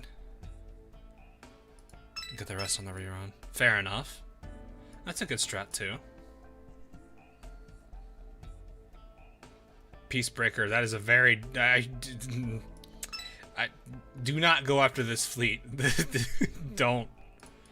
That's like trying to fight... That's like the constant trying to fight the Arbiters. Oh no.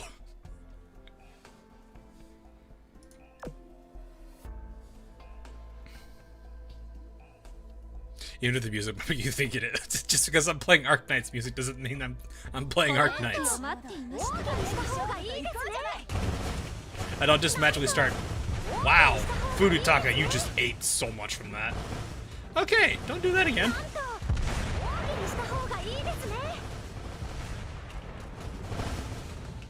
Half of her health gone in like a second there. Beautiful, we'll fix that right back up. As if nothing ever happened.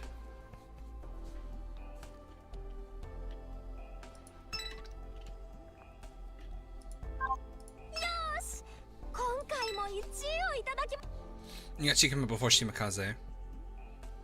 0.5% up. 0.5% rate up. I like those odds. XCOM players start sweating. You're telling me 99.5% chance to hit. So you're telling me there's a chance to miss. Oh no.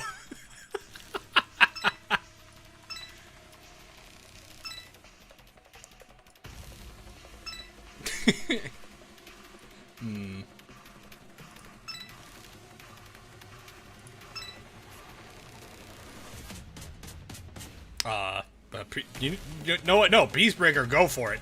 Go for it, Peacebreaker. That's a bad move, but you're more than welcome to do it. Oh, I missed those, rip. At least it's Furutaka's. There's our line. Actually, what is the spread for the okay, it's just like the whatever the US variants are.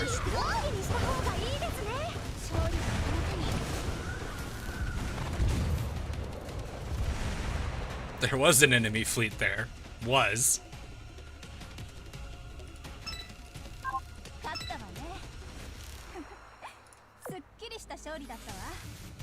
Oh, it's nice I have key. I'm getting key leveled, so, well. That heal. Yeah, Ryuho's got that advantage with it. Very high concentrated healing. Right, you go have fun. You go have fun with that boss fleet. Go ahead, knock yourself out. Go, go ahead, champ. It's a good idea. You're totally not going to regret every bit of that.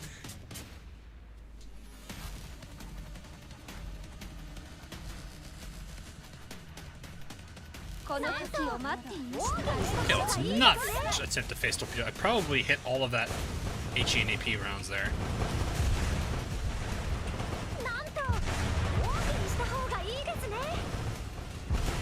That's a good amount of damage there from Shimikaze, so she's definitely going to MVP here.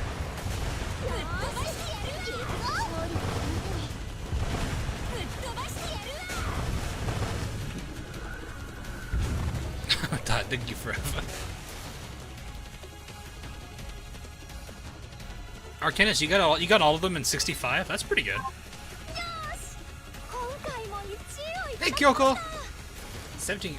These two are surprisingly close. Like, I know Shimikaze is a UR and all, but I'm actually kind of surprised Furutaka is actually somewhat keeping up with her. Like, I honestly do expect Shimikaze to completely take it, but I wasn't expecting that to be that close.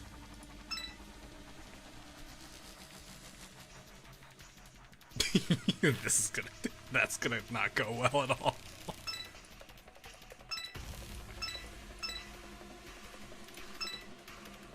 DD low firepower. It's still high damage torpedoes though.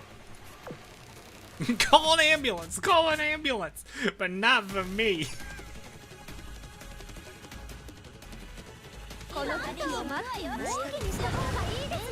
Oh, I did it again. I pulled away fast, quick enough to avoid a lot of that.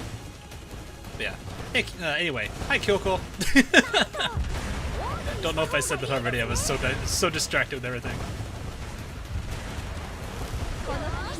How goes the Kyoko today, tonight, this morning, whatever time it is you're playing this. Am I enjoying Shima? Yes, I definitely am. Also, because her animations for when you poke her in the when you touch her ears is funny. How close are we looking still? Yeah, this is what I was expecting more. Not ready yet. All right, thanks. What? What's not ready?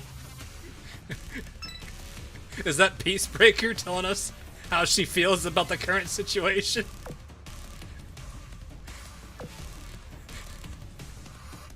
I love when I get that. I never understand what causes that, but something does.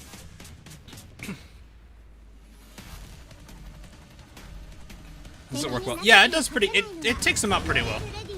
All right, goodbye. It was nice knowing you, buddy. It was definitely nice knowing you.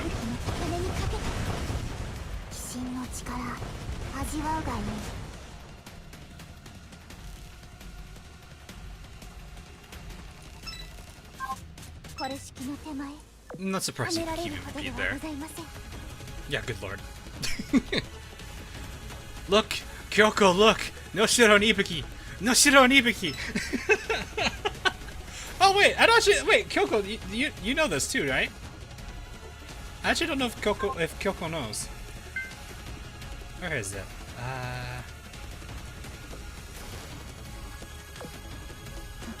Looky. Looky. I know I talked about it to you before, but still. It has happened now. I don't know if you were there for that.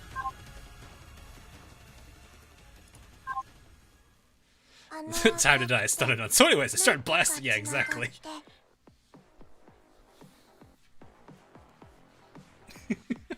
I know like I said, I know I talked about it a little bit, but it finally happened.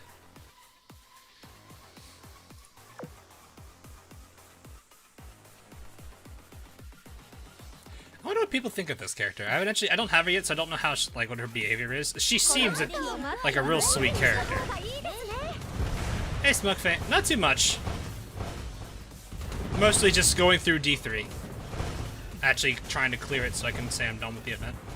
Well, kinda. I still gotta do SP and EX. Well, SP, not necessarily EX. I don't care too much for that.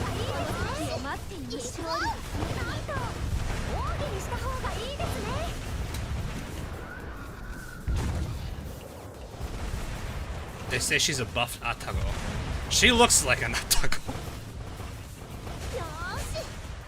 Like, I know, obviously they're not the same, like, animal girl type, but still, I wouldn't be surprised if somebody looked at the portrait and thought, oh, is that Atago for a second? Shikuma does seem like a pretty sweet character, though. Excited for your take on the... Oh, really? Yeah, I still need to, like I said, I need to go through this entire event again and just reread everything. Also, just realized Vanguard's 12.8k power. Shimikaze's so many levels below all of them, though. The thickness is comparable. I mean, you're not wrong. I'd say that that's what the Takao class is known for, but, poor Maya.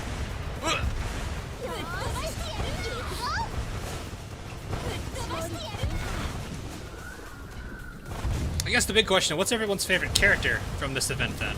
Obviously, I know Shimikaze is going to be pretty high up there. So...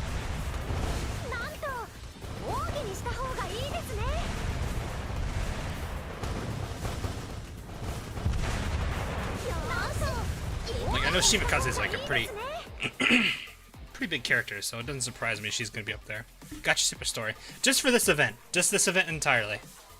If you want to, you can give 2 answers. For those of you who are gonna say Shimikaze, you're welcome to say it, but if you also want to give it like a second placer, that's perfectly fine. Because I know a lot of people are gonna say Shimikaze just because she's a UR. Katsuragi. She seems like a funny character too. I'll definitely give it that.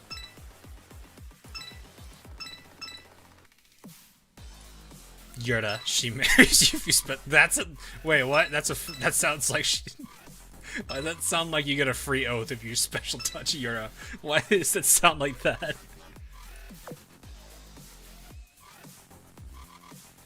It's just a respect to come early. Sky, I am definitely feeling a bit of anger in that. In that answer.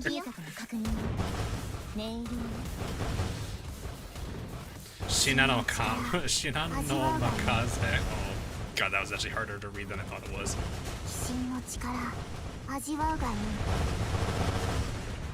Yeah, just hit them with all of the elements.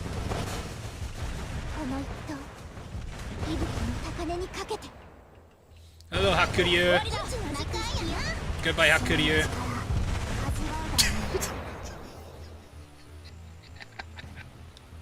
It's so quick. God, I love stun and done.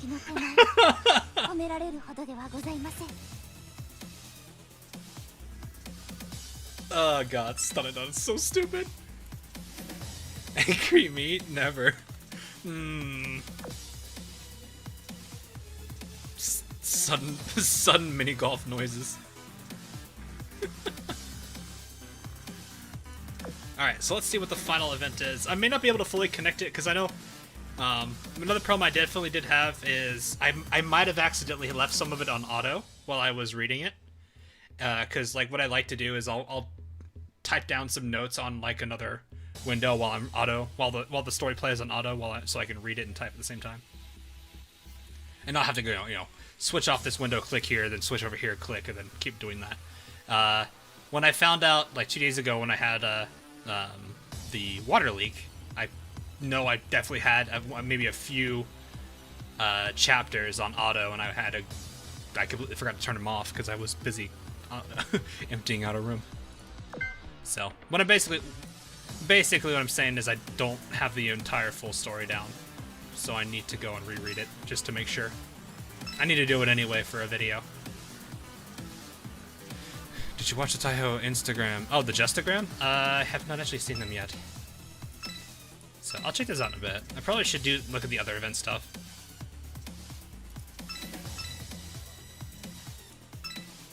When they spot your stone and done fleet. Strategist, that's not a good idea.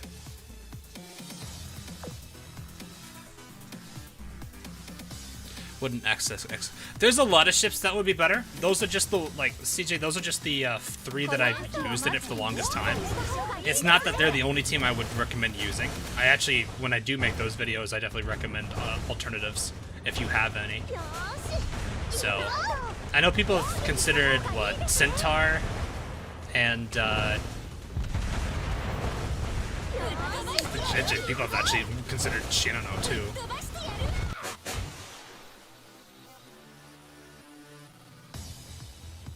So, yeah, there's like it's the same thing with all of the fleet videos. All of them have I definitely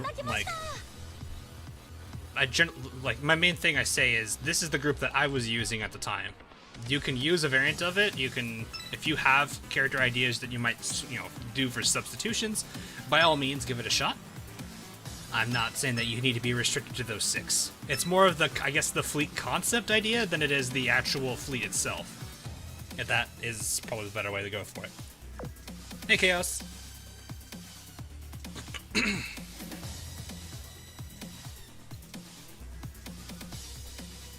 So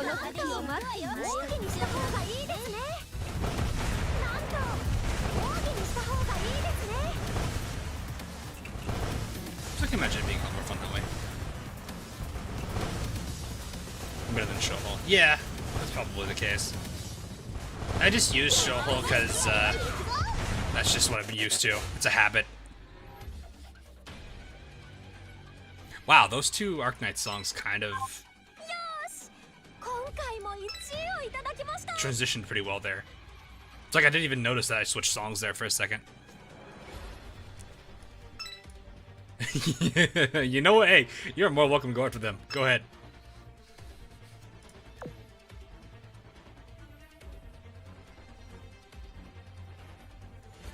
Wait, well, hold on. What are we talking about? What are we talking about infection for? Ooh, that's unfortunate.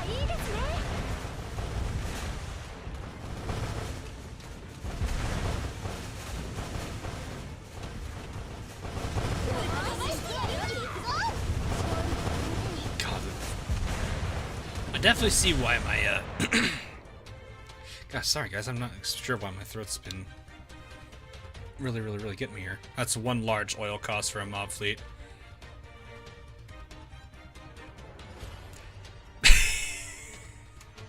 Yes, it is. Yes, it is. I'm just waiting for someone to be like, you must be new here.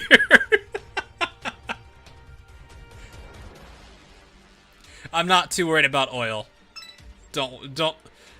Generally, when I'm live streaming Azur Lane, oil is not something I'm concerned with. It's a little bit low, but I easily can restock it. It's not gonna hurt me at all. I'm not saying I'm gonna do this. I'm not gonna spend 50 gems to buy oil. That only buys 800. What? That's not an that's a pretty bleh rate, honestly.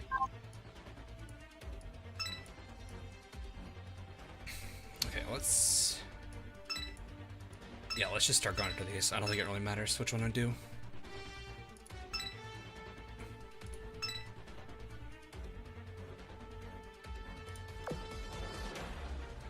Latest Justigram response by Albacore meme. Oh no. What worlds are you comparing, 2K?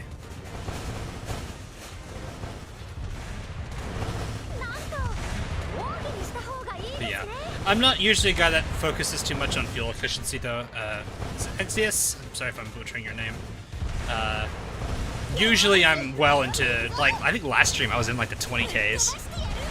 It's not that I don't play a lot, it's more of I generally like stockpile oil so that way when I stream, I have plenty of oil, there's no concerns on to who I'm using, and if people want to see their ships used, that's perfectly fine by me. That's generally how I am. So, actually, this fleet here, for the most part, The backline actually was chosen. I think chat chose the backline if I remember correctly. Furutaka was a switch in by me. Jinsu was there ever since the start, and so was Shimakaze. But so, and then of course the boss fleet is the boss fleet. Everyone was kind of like, let's just go ahead and do that because it's funny.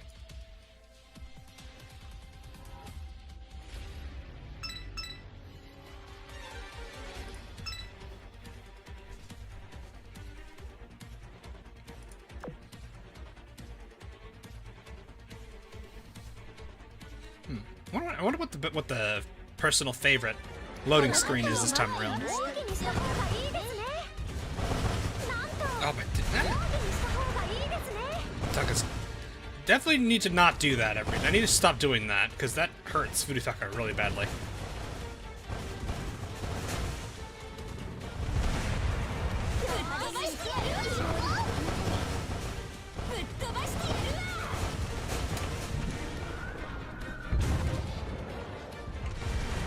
Am I on the 50? I probably am on 50. So he goes to the Abyssal Fleet Hell. Yeah, I guess I can see that now, where you guys are talking about that. So I will say, if the problem I'm gonna have is I need to you'd have to figure out where the meta girls fit at.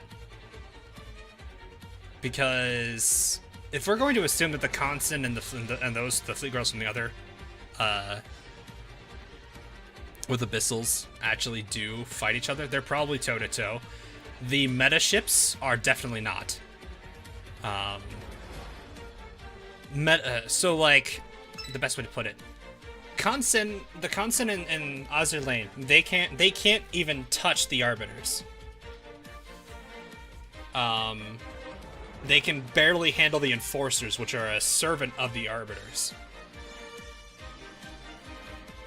Meanwhile, the metas, we believe the metas can actually go toe-to-toe with Arbiters.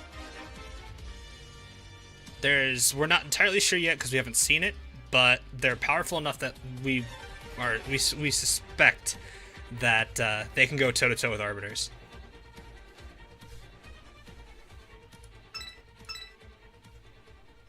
Buddy, I want you to go down here. No, go down. Fine. I'm gonna go fight this.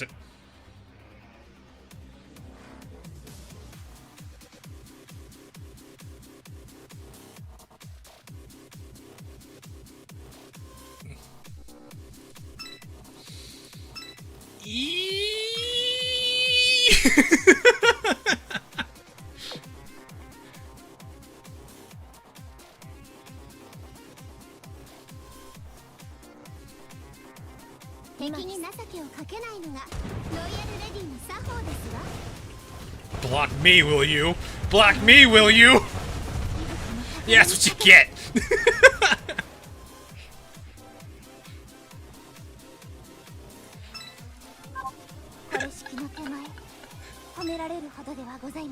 What are Consent? Consent is these girls, the ship girls. So if you ever hear anybody in the overall story, or if you ever hear me or any other content creator use the word consent, we're talking ship girls.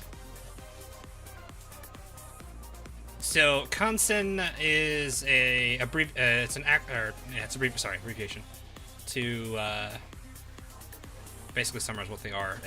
The whole thing consent expands outward to kinetic, artifactual, navy, self-regulative, and lore node. This was something that I believe was revealed to us on the art book, if I remember correctly.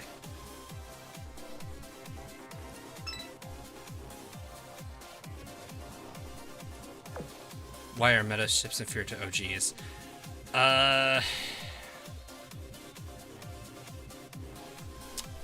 That's a gameplay question? So I don't necessarily know if I can answer that honestly.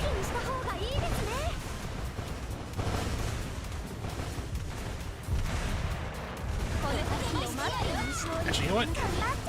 Bring you in here. Because you don't have the damage down.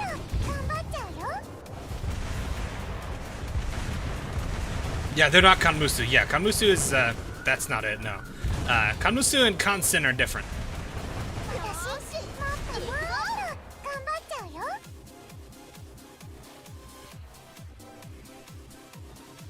Arc Royal meta, or was it Observer? Warned Enterprise about the Arbiters being too much for them in our... okay, so if you're talking microlayer, that was Observer talking to Hiryu, Arc Royal, Takao, and Enterprise. But those are the meta forms, not Enterprise as in our Enterprise. Hiryu actually warns Enterprise in Opsai.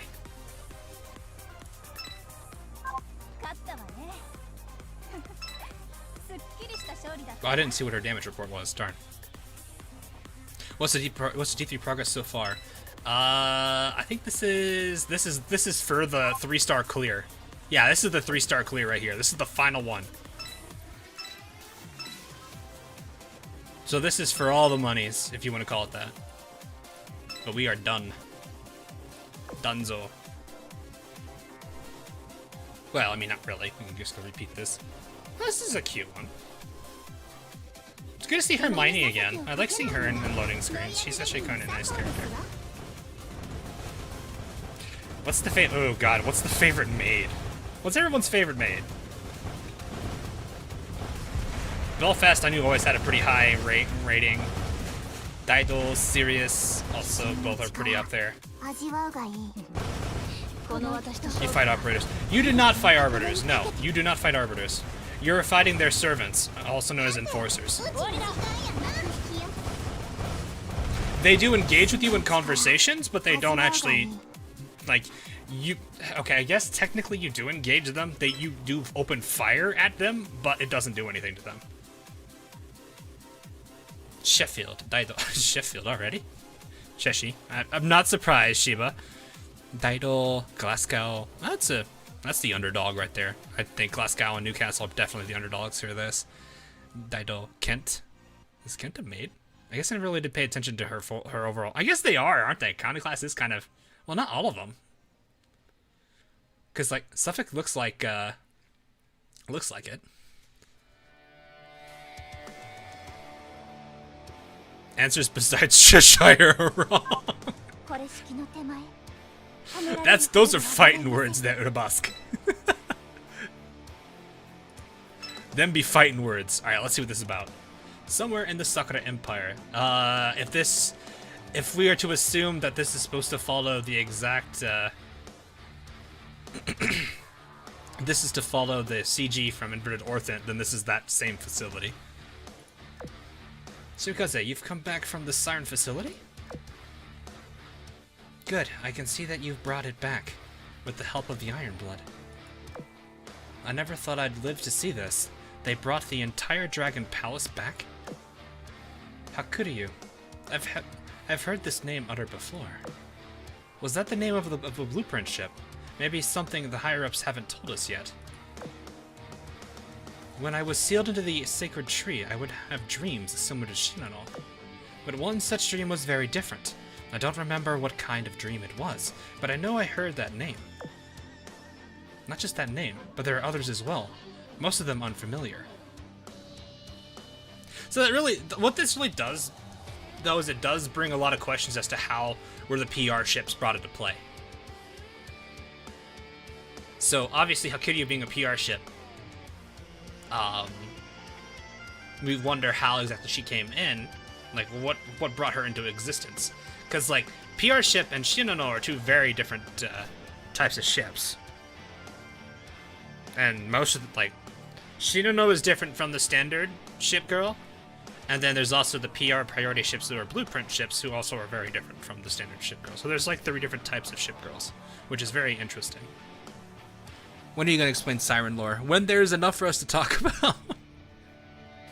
I can only give you my my guesses up to this point. There's not enough we know yet. I think we have a general idea how like the hierarchy is. I believe we do, but there is a little bit of animosity between some of the Sirens. Observer and Observer Zero seem to be button heads a little bit. Not like to the point where they're you know, at odds with each other and don't want anything to do with each other. But I think it's just Observer isn't too fond of Observer Zero because of some of the stuff that she's doing.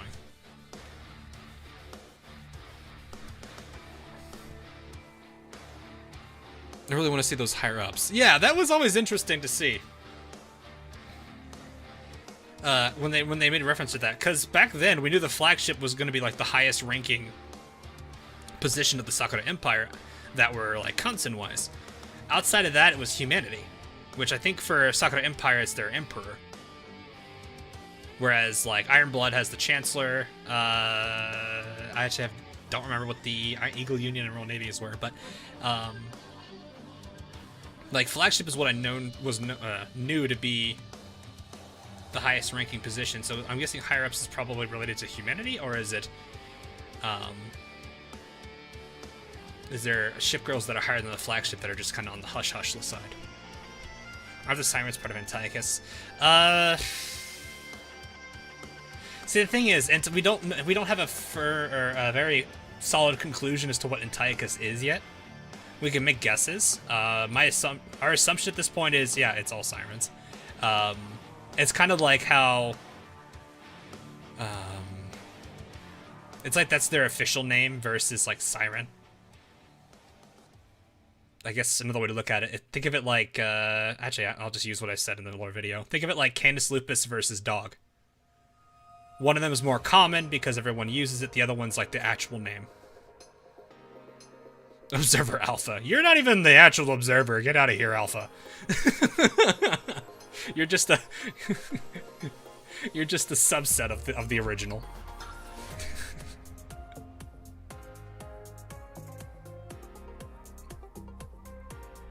Nagato was this flagship. There was another ship that carried, say, Admiral Yamamoto.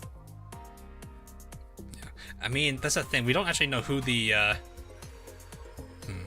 I'm not entirely sure who's higher than flagship. If the higher up includes Kansen, then what are those roles? So, I mean, it's kind of the same thing with this one. We don't really, like, what is Hakuryu to the rest of the Sakura Empire?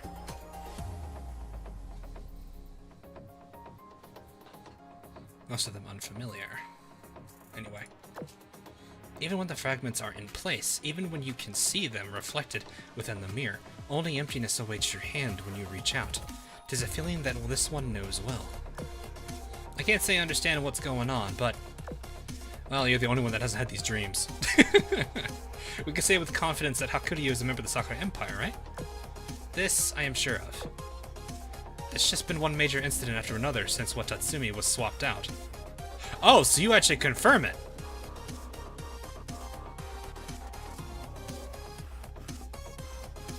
Well, actually, you know that I think about it? Kaga and Akagi aren't in this conversation, so it's probably at the end of Sword Lane Cherry Blossoms, Mikasa is convinced that Akagi has something to do with Watatsumi, so it's possible that she believes that it was swapped out. Because, and that is true, Akagi does have Watatsumi, or either her or the Iron Blood still does. I'm not entirely sure who has it right now. It's not been answered. God, it is really weird seeing these like minor glitching bits out. So this is probably just these three talking together as part of the Reborn Confined Fleet. So the Splinter faction of I don't really want to say Splinter faction because it sounds like they're at odds with each other. The other like sub faction within the Sakura Empire, which is led by Mikasa, Zuikaku, and Shokaku. So anyway, it's interesting that they're saying it this way. So this would make sense though, because Mikasa is suspicious of Akagi. With Watatsumi gone, no more rituals can take place, and my dreams can no longer guide the Sakura Empire. Oh, yeah, because that's right, you were connected to Watatsumi. But alas, even this one, who used to mourn being lost in the currents of fate, can surely move forward. Well, even then, you still have, like, she was still able to reach out to the commander, Archerfish, and all of them Amir Involution, so it's not like she's completely lost all of her powers. Fair enough. I'm sure there is something we can do about Watatsumi's fragments. Fragment? I think I might have missed a chapter. Crap. I might have missed a chapter if they said that it was destroyed. Yikes. I'll have to rewind. I'll have to reread this now.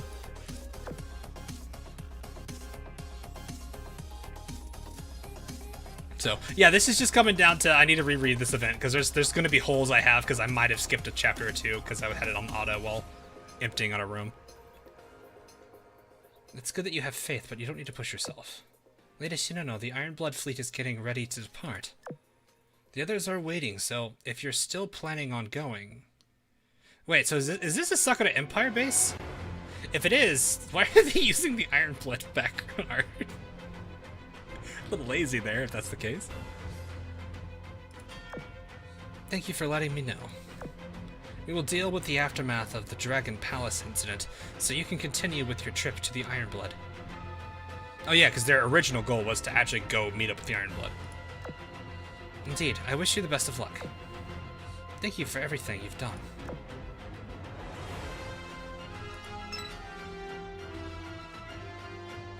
We're going to the Crosswave game. Crosswave game? Ember wasn't in the Crosswave. Yeah, none of the ashes were in Crosswave, the game itself. You might be thinking... Are you thinking Swirly Cherry and Blossoms, actually? Because that's, like, the only time Ember was ever there. Crosswave, Crosswave, the game, did not have anything to do with the ashes.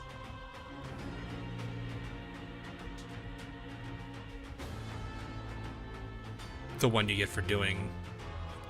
Oh, you mean like the little bonus dialogues that you get from just bringing this down to safe? Which I normally do anyway, because I just rerun this. Speaking of which, what even is the gear drops here? Oh, it's Ryusei. Not the most amazing plane, but... Or, not, it's still a pretty good plane, just not the most amazing one. Oh, Ryusei and Barracuda? That's actually kind of nice, actually. Alright, is it just from doing it one more time? Because we can go ahead and, let me go ahead and enhance and clean my dock up a little bit, and then I'll go ahead and, run it again. Yeah, because I only got 4 fights I can do.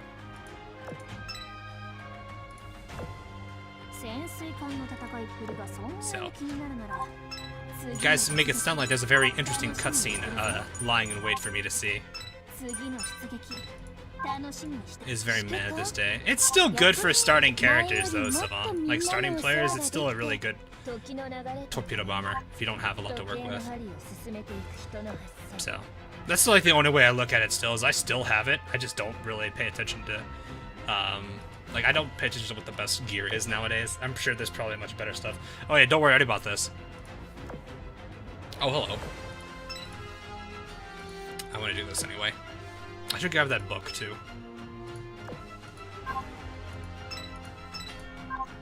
So, all right. Well, let me go. Let me quickly get this. Then I'll go look through that cutscene with everybody here.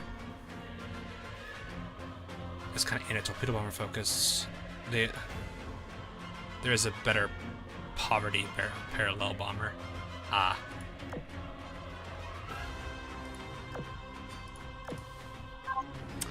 I would not know, because I don't pay attention to gear, which is why I don't do gear in my little videos. I just talk about the character themselves. Ander does gear guides. Though I think Meta does to a degree too. But I know Ander's been pretty big into the gear guides. And I don't want to step on his toes or anything. So, but yeah, like, I mean... I know it's the same thing I would say for like the Seafang, the Repu, I just said the Barracuda. Like they're still not bad for where they are. It's just, yes, there's a lot of alternatives now that are ultimately better, but considering they were around since the base game, their availability is orders of magnitude better than a lot of the other particular planes in existence. So, like, Seafang and all those are going to be pretty easy to acquire versus a lot of the new end-game stuff like Core. Like, I don't know how many planes that are amazing from the core shop that are like top cream of the crop, but obviously a new player is going to take a while just to get that much core.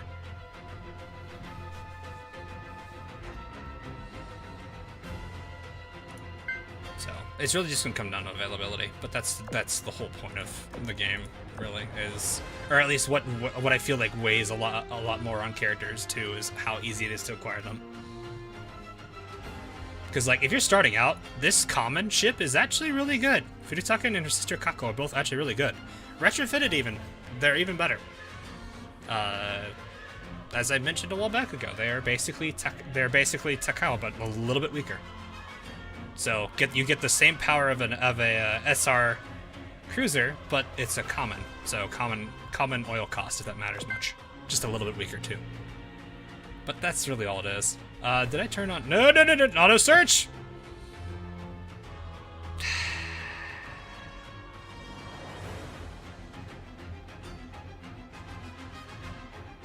We do not play.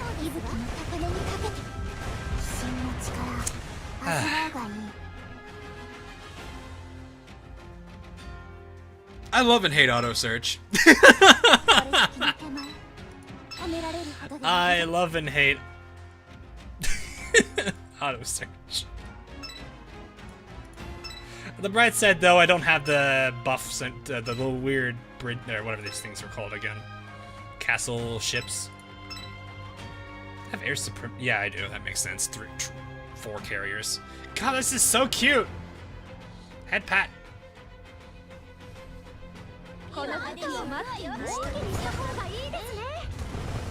Oh no! Like, auto search is an amazing feature. I can't at all like slam it. It's just, God, there's a few times where I just like absolutely hate its existence because it does stuff like that. I think it's one of those things where as soon as you clear a map, it should default as off, not on.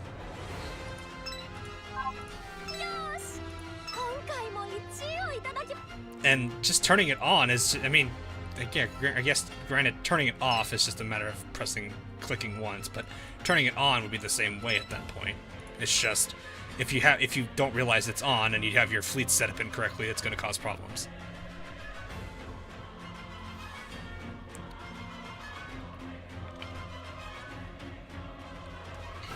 This is Sarker fleet. No, this is, I don't think they move anymore. Once you clear it, I think the mechanics change.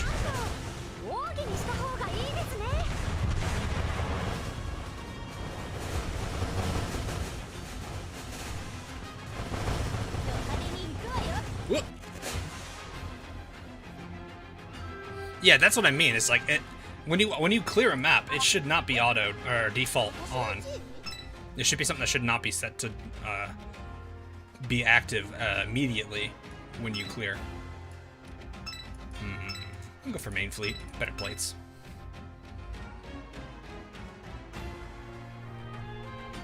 This is fine. This is fine, head pat. Just keep head patting her. A happy anchorage is a good anchorage, I think. Anchorage stands be like, yep, I totally agree. This is not disputable.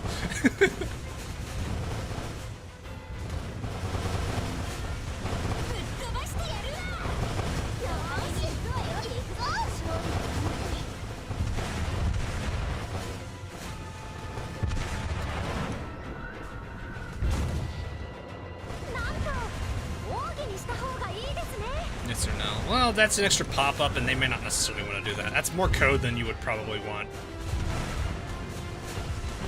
You gotta remember, there's a lot more. There's like every pop-up window has to be coded in, and that can get very annoying if you don't like. You know, like how when you turn on auto, it pops up that window every time. At least I think it does. I don't. I usually manual most of the time, so when it pops up, that just tells me I'm actually autoing for like the few times that I do. Because I don't usually bother to change it. There's a lot of fleets in the middle here, except for this this one guy that decided to be out on his own. Something else. I've looked at a little bit of it. This is kind of why I kind of liked one of her posts. It's actually kind of cute. Also, the I forgot, running in the 90s reference was pretty great.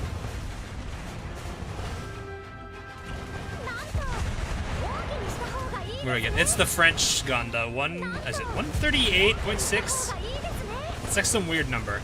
You can get it from the French events. I think Iris of Light and Dark is archived, and you should be able to get it there, I think. I think it's the very last map, though. Hey, Nepgear. Foodie, what? Shifuri? What? I don't know kanji, so I don't know what that second character is. Oh, something Shiburi. Oh, it's D2. So yeah, sorry, D2, not D3. So yeah, go to the archives if you got keys. Feel free to. I would probably do it right now. Maybe, I don't know. If you want to spend your oil on it, sure. But you have to go all the way from C1 to D2 just to even start grinding that. The tier list just says to just use the 76. You could. I mean, that's not a problem. If you want a bit more oomph at it at a cost of firepower, or at a cost of fire rate, then yeah, the 130 is a little bit better. Why is this ship? Why are these ships all the way out in the middle? Like you got all these ships in the middle, then there's just these guys that are. You have these fleets that are wanting to be like tier pits and Graf Spee on their own. But yeah. Yeah, the 138.6 is still a rather fast-firing gun. It's not as fast as the 76, but the 76 is also weaker. So it's really a toss-up. I guess if you want the quickest rate for barrage, go for it. I'm not too concerned about it. At least not yet.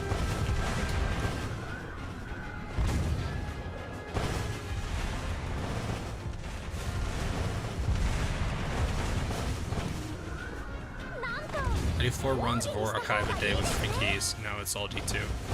Ah, well there you go. Yeah, that like it's a really solid gun. Like if you're not using it for destroyers, gun cruisers will definitely appreciate that as a secondary. Are there any vanguards that buff battleships?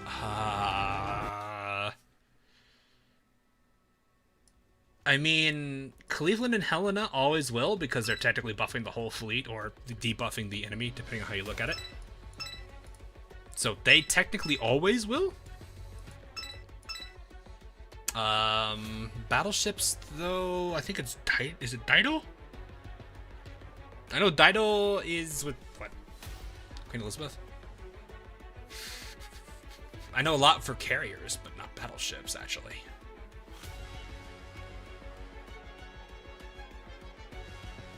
On the West has parts of deep PvP scene that you might be more than we expect. I'm not a huge guy that's into PvP. I don't know. I never really got into it as much. Like XCOM has PvP, which is hilarious that I had to remind people of that all the time. But no, I usually don't. I don't play it. I don't play XCOM PvP at all.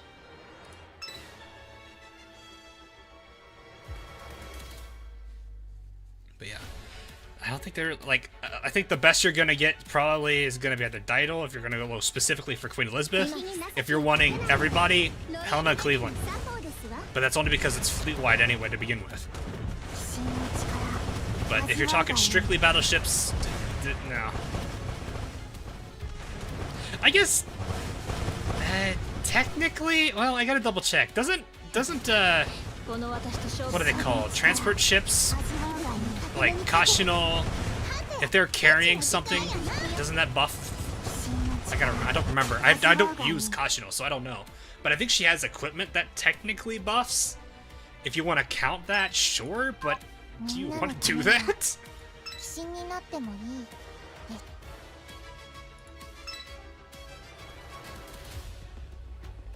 Oh, I thought you didn't like Osling PvP because it wasn't as deep or involved. It's just auto PvP. Well, okay, I don't really... I'll get to this in a second here. Osling PvP I just don't like in general. I mean, it's fine. It's I guess free resources for those that want it, and I can't really argue against that. It's fine if people want to do that for that. But for me, I just can't take anyone who goes for like the Admiral, the Navy thing and like boast about it. Seriously, because of just like how it's designed. Then again, this is me coming from an RTS background where, you know, not committing to one, you know, to whatever happens at the match and, you know, bailing out and restarting it. I see that as what we call ladder dodging, which is a very bannable thing in RTS games. So that's just from my perspective as an RTS player. I just didn't like that.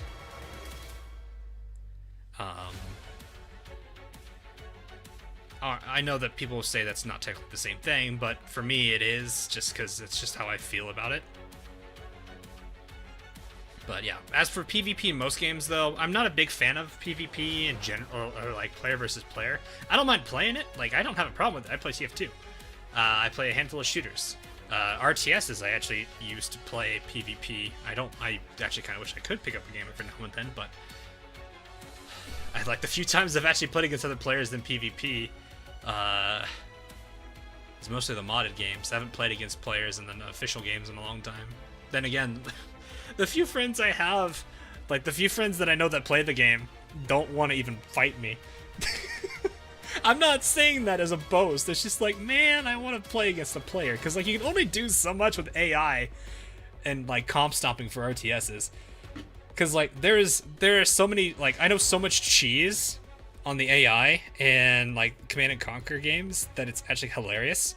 So like for those of you who play CNC3 or Arcane's Wrath, if you know Decoy Army for the nod, if you're playing against a hard AI or even a brutal, decoy an engineer near one of their buildings. Even though it's a fake engineer, they'll auto sell it because they think it's an engineer. So if you want to kill an enemy AI very quickly, decoy army an engineer right on their MCV, and they'll force sell their MCV. It's really stupid. It's one of the dumbest cheeses you can use against AI in Command & Conquer. But you know, I don't know. I don't mind PvP games. I don't mind simple shooters. I'm not a guy that's into the big shooters nowadays because they're just. I feel like we're going down a weird path where it's all about twitch and reaction shots rather than strategy, which is why I kind of liked Rainbow Six Siege a long time ago, but then it got too toxic.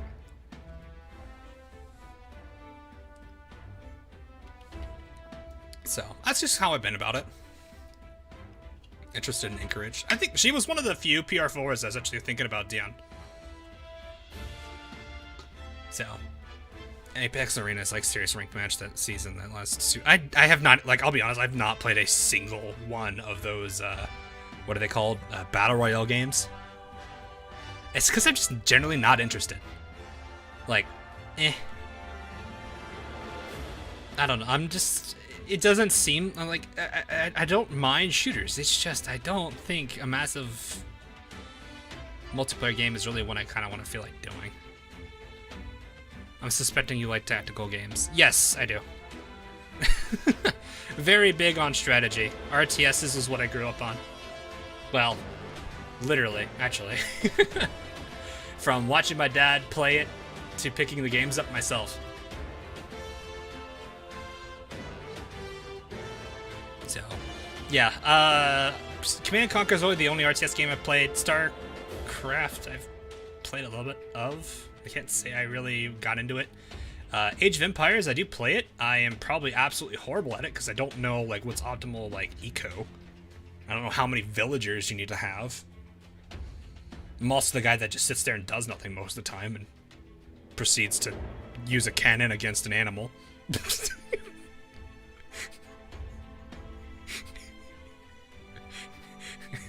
Okay, Age of Empires 3 has a cheat code you can put in where it has this one cannon, I think it's a great bombarder for the Ottomans, that shoots a boar out of it, and whoever gets hit by it is just sent flying. It's hilarious.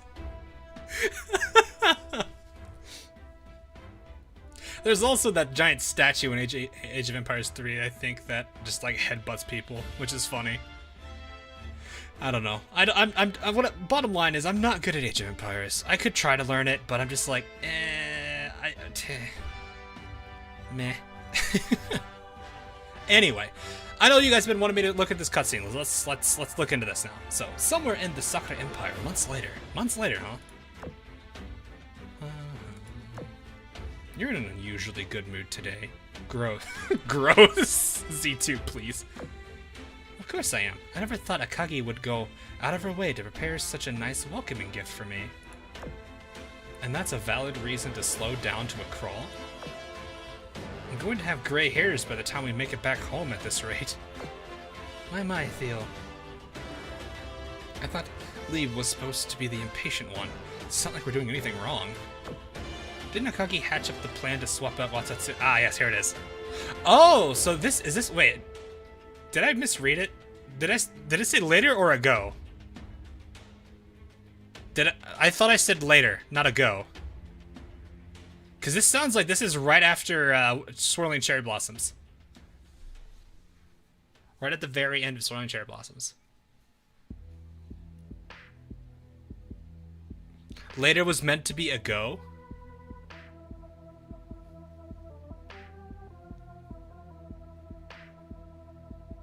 Wait, so is this a typo?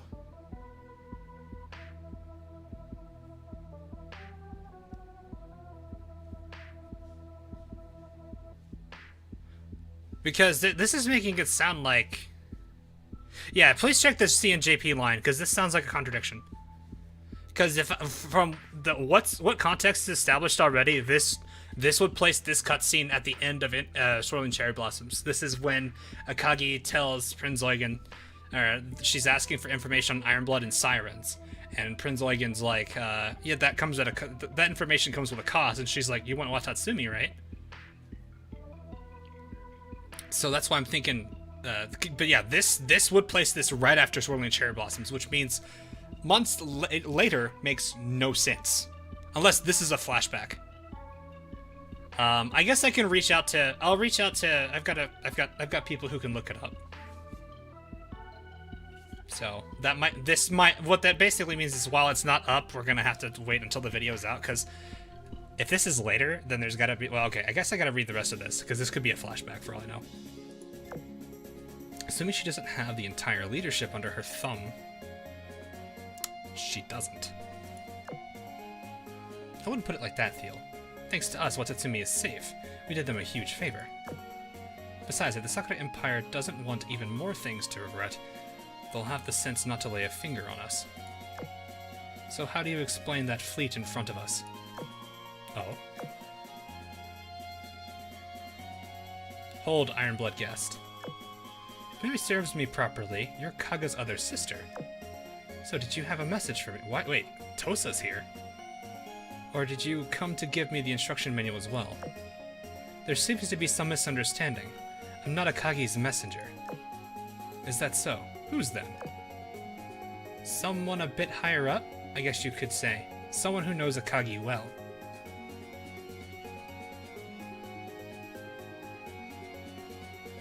I don't like this. There's only 2 people I know that do. One of them should be dead.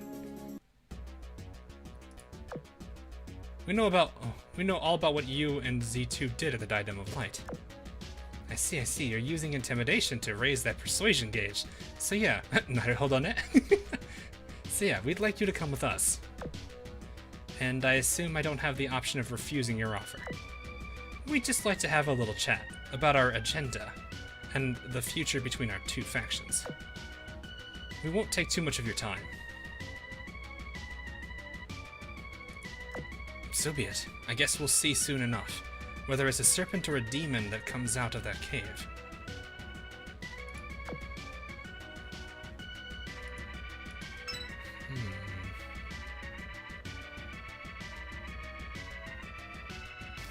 I think I have a better idea of what's going on here. That's interesting. Tosa shouldn't be around either. Someone who knows Akagi well would mean a Magi, but...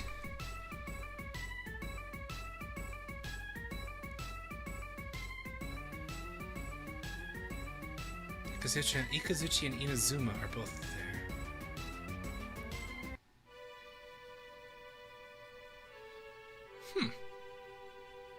Yeah, I think the next question is who are the higher ups? Who exactly is Sakura Empire's higher ups? And what do they know that they haven't told Akagi? Because like that's the whole thing. Like people were kind of surprised by Hakuryu, right?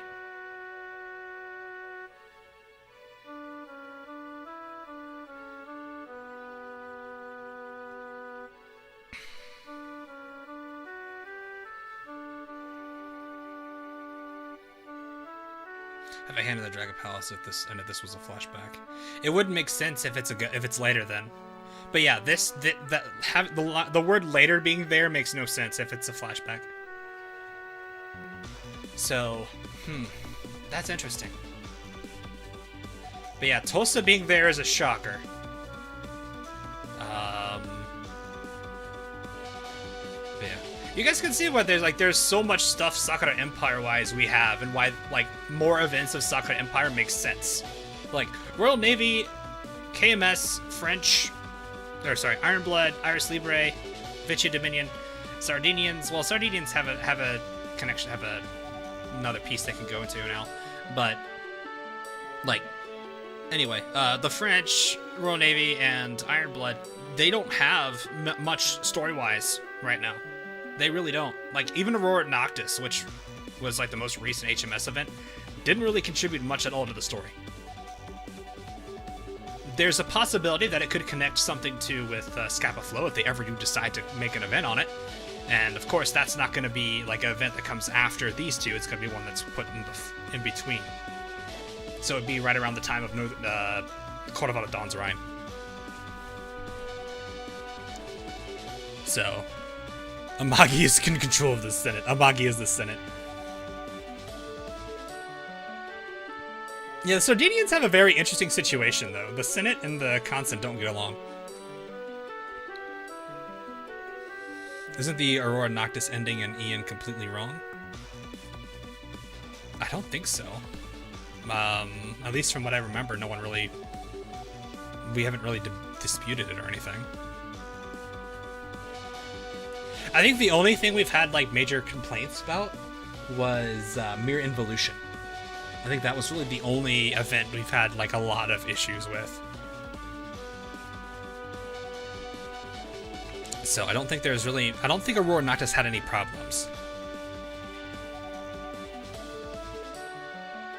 Translation being wrong. I think you're thinking Mere Involution, Savon, because JP and CN and Ian all like, okay, well, Ian followed JP, but JP and CN didn't follow each other in Mere Involution, which is why there's like so much like headache from that event. But I'm trying to just be objective as to how Ian puts it. I do mention some stuff with CN, like for example, I think I mentioned this already, the Inquisitor plan. So, yeah, there's a handful of hiccups. I've been in Mere Involution. So apparently I don't know the best way to describe it, honestly. I think it's like JP wrote the story this way, and then, CN wrote the story this way, and then JP was like, nah, we're gonna do it this way. And then Ian's just like, who do I follow? Follows JP. So now it's I think the story-wise, there's some points that are contested between CN and JP.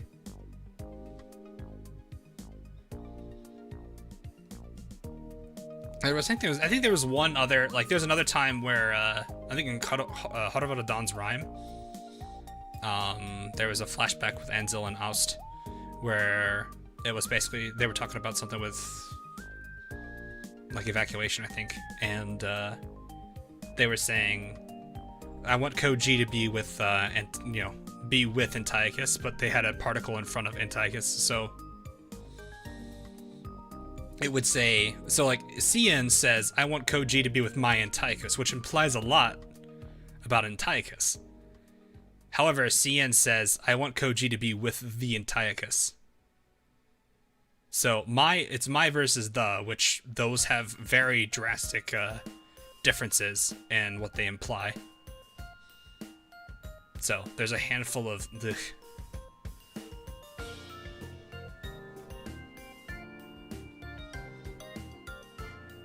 But Yeah, I don't know, there's a whole bunch of bits and pieces I know that were frustrating between Mirror Evolution. Outside of that, though, I haven't heard anything about, anything major about Aurora Noctis. But I know of a handful of things, like I said, the Inquisitor plan, the Antiochus bit in Call of Dawn's Rhyme. I make sure to address both of those. I need to double check and make sure I said something about Mirror Evolution, about how some stuff was missing from it. Or about a little disclaimer for it. So I might actually need to go back and edit that if I don't have that in. So, yeah. We'll see. So yeah, hopefully that explains it. But yeah, that little extra bit is, I need to change the auto deploy anyway. Well, I actually don't even want to use it. But yeah, that's fascinating though. I really do wonder what, like my next thought now is who are the higher-ups? Like, what exactly is the Sakura Empire higher-ups? Because I know Akagi doesn't fully agree with them on two, so that could be another major rift there. It's interesting to see Tosa, though. Tosa was not somebody I expected to see there. Because I don't think Tosa is supposed to be around. Because if I remember correctly, she was around when Kaga was still BB. So, I'm pretty sure...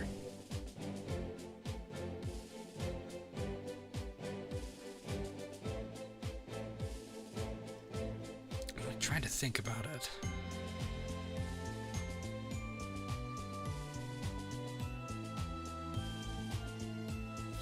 Because around the time of Crimson Echoes would be when Tosa should be around with Amagi, and they had the treaty that they made, which is similar to the Washington Naval Treaty, but we're not gonna draw parallels there. Basically saying that they had to scrap people that they didn't want and keep a few to be converted to carrier, which is what happened to Akagi and Kaga. So that really does make me wonder, like. Tosa I'm guessing, just didn't have any involvement in that story, which is really weird. You would think she would, because she's a sister to Kaga, and that's a pretty big event with Kaga in it. But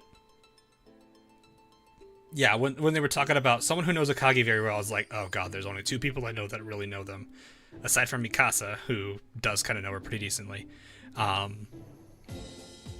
There's Amagi and a Kaga. Kaga isn't doing that. Kaga's not going to go behind Akagi's back, at least not yet.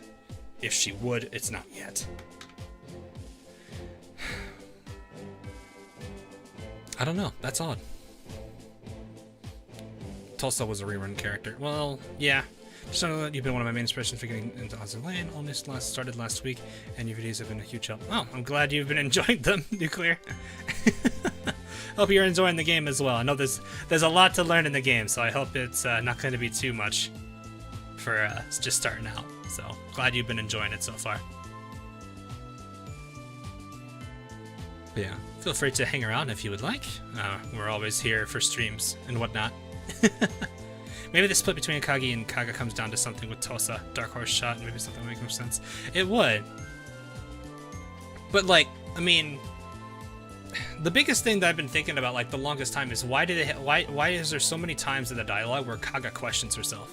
Like, is this what, like, Amagi, if you were here, is this what you would do? Like, she actually is sitting here wondering, are we doing the right thing?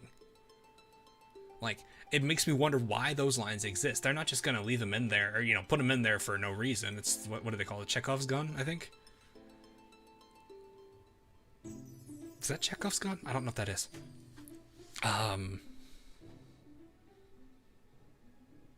It's just there's a lot of things that are just kind of like it really just shows like how much story there is, story potential there is just for Sakura Empire stuff. And I think once people start to realize that, it makes sense why there is I mean, okay, there is an IGN bias because that is kind of what happened in the storyline, but it's the fact that because there is so much stuff going on with IJN, there's a reason there's so many events that are needed for it to cover all of that. Also, dear god, this looks terrifying with this like little dark beam. So, did you mention a gun should go off? I think that's what it is. But yeah, like, there's a lot of things that make me wonder. Like, this also goes into, like I said, the like crazy, like, I guess conspiracy theory level thing, where I mentioned that Leviathan picture looked like it had some inspirations to Akagi. So, this is also part of that involved Akagi being betrayed by pretty much everybody in the Sakai Empire. So, remember, Amagi's cube is broken. You know? Okay. So, there's a theory. When you retire, like, retiring a ship doesn't kill the character off. So it's possible that Amagi still is alive, just not as a Kansen. Think about it like, so like at the beginning of Skybound Oratorio, Jambar is still alive. Like, she tried to scuttle herself, but she was rescued completely. It's the same thing with Bismarck, too. Like, they don't have major presence in the story anymore. They still are alive, because U-556 saved Bismarck. I don't know who saved Jambar, but she was saved. So maybe in this case, Amagi is still alive, she's just not a Kansen anymore. Or at least, not entirely. More of a historical thing. But that wouldn't explain why... At that point, then, that wouldn't explain Hood being alive in Operation Siren. That wouldn't explain Chart Horse being alive in Aurora Noctis. Or Organizenal being alive in Aurora Noctis. Or Spee being alive in Aurora Noctis. It wouldn't explain why there's a lot of characters still alive. So I don't think we can really necessarily say history matters in this, because like I was saying earlier, we have to throw out history. You can't keep referring to the game's events as history. Yeah, they're reenactments, so they are kind of one-to-one, but there are still elements to them that make them separated, that separate them from the actual historical version of it.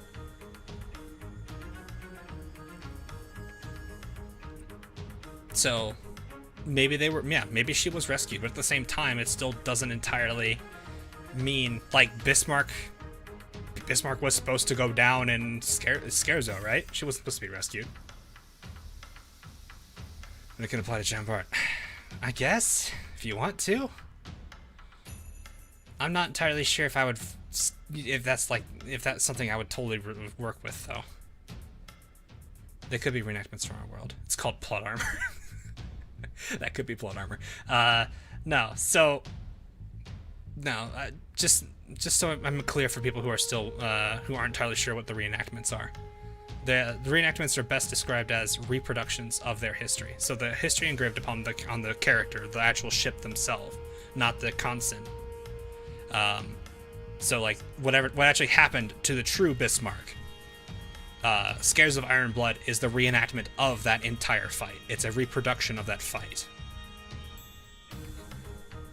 So whenever you hear the word reenactment, it means something that has happened in the past and is being played out again.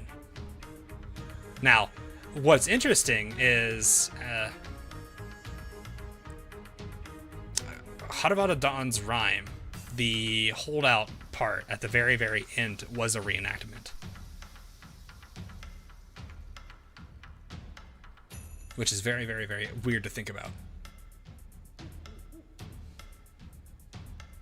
So, yeah. That kind of goes, I think, back into the whole time thing and the whole weird anomaly that happened in Harvada Dawn's rhyme, which is a whole thing to worry about.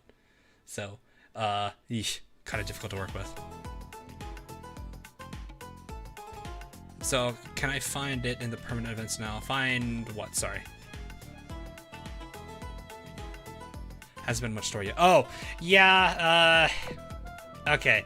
So, since you are relatively new, I'll go ahead and talk about this real quick. Sorry for going on a tangent here, guys. This is what normally happens, though. So, once you finish Chapter 3, that pretty much is the end of, like, the main storyline story, if you're going to go off of this as the main storyline. At this point, it's going to come down to events themselves. So, all of the events that we have, like this one, for example, Upon the Shimmering Blue, is an event that's going to give us more story. Those are the ones that are actually going to be what you need to follow from here on out.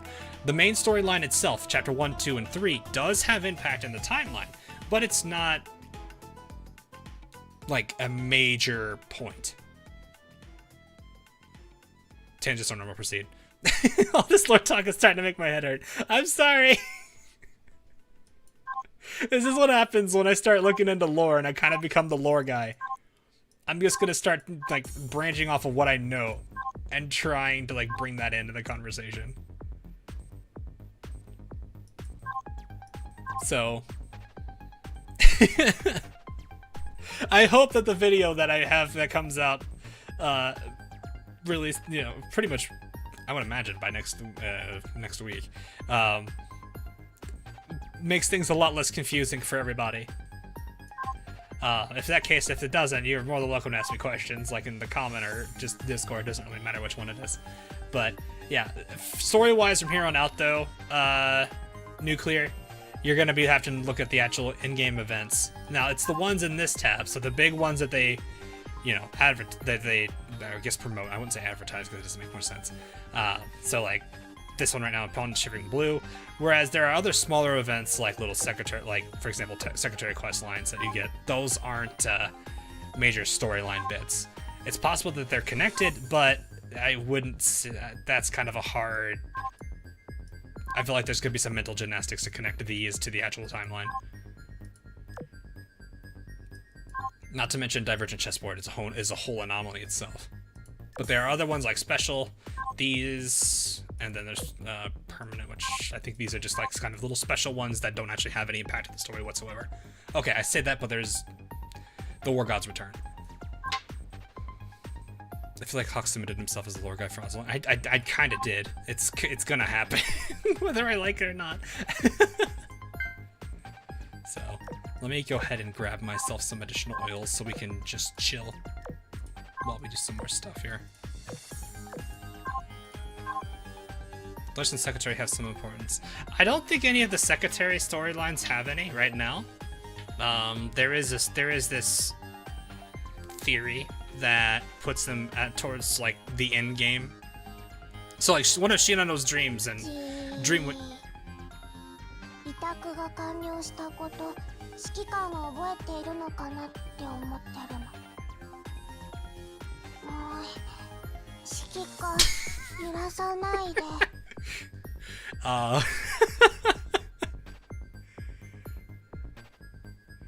The first half has so much theory. About strong rivals appearing, referring to Blue Ghost.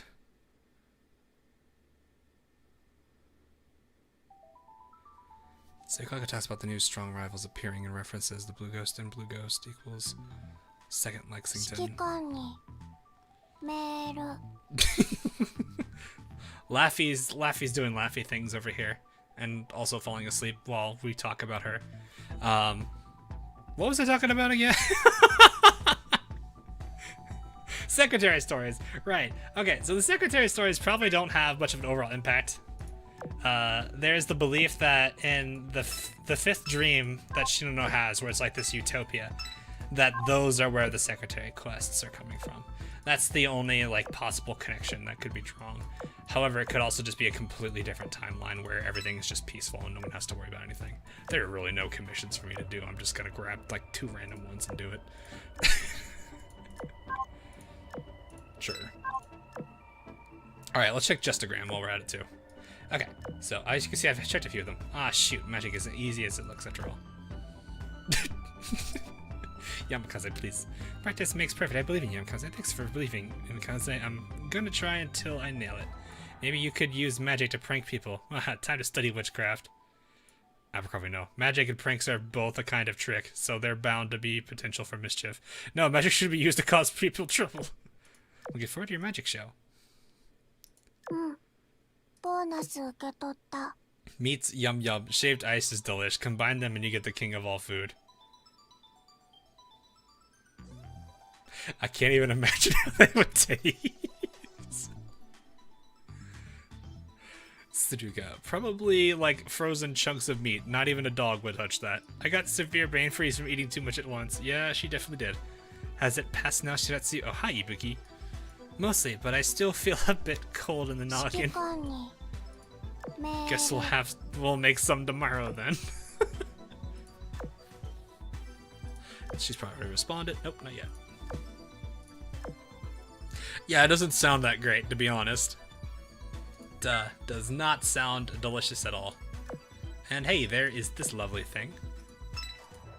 So, yeah. For this event, though, I'm gonna have to go through it again. I'm gonna have to also double check and see if that... No, right, Laffy. If that one special scene at the end is supposed to say ago and not later. Because that would be very confusing if it was later. But we shall see. Ooh, nice. Okay. Oh yeah, I totally need to rent this, guys. This is still tempting to rent. Alright, let's see the Cheshi one.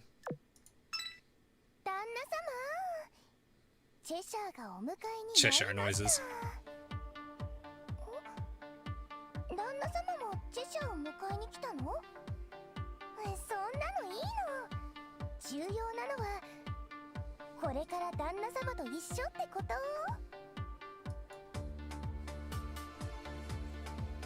You plan to get Yudachi's retrofit eventually. I need to spend time to actually put resources back into retrofitting. I got so used to not having to worry about retrofits that I haven't been having to worry about retrofits. And now that I have retrofits again, I kind of am forgetting about them. Helen, I need you to stay here so that way I can get your intimacy up. You also need to head pat this Helena. More than likely, she's the reason Soyu is the thing. Alright, where is Cheshi? You know what, let's just do this the easy way. This off, I think she's CA, Royal Navy. I think she's under the super rare category, yes.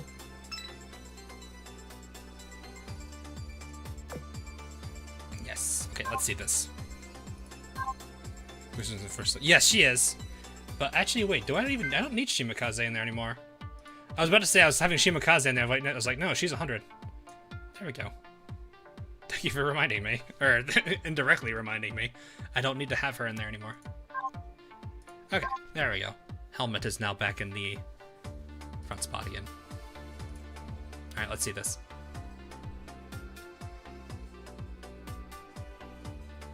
Ooh.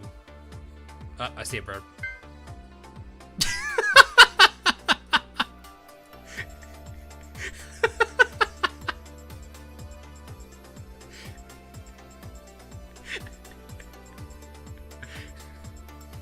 Ah, yes, the burb in shining armor.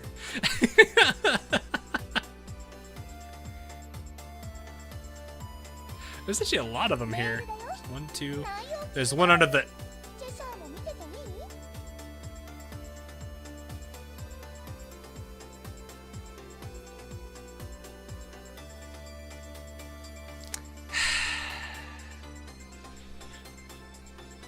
There's 1, 2, 3, 4. What are you doing? 5. So, this is the strong... Beware, chat. This is the world's strongest burb. Alright, let's see if I zoom in on this. How well is the zoom in quality? Oh, that's as far as I can zoom in. Okay, let's turn this off and check the tracking. How's the track?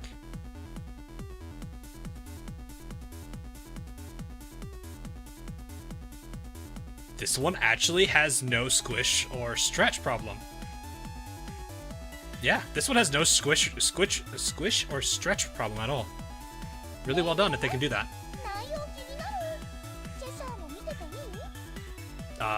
Well, you're not getting that mail back.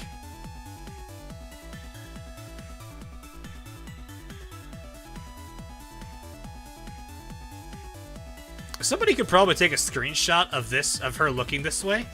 And I feel like this would be used as a profile picture by somebody. Just like have her looking this direction, and you can just take a screenshot like right now. Yeah, they're doing a very good job with that. よくわからにゃい。旦那様とは普通に手を取って普通にスキンシップしたいもん。スリスリサワサワ。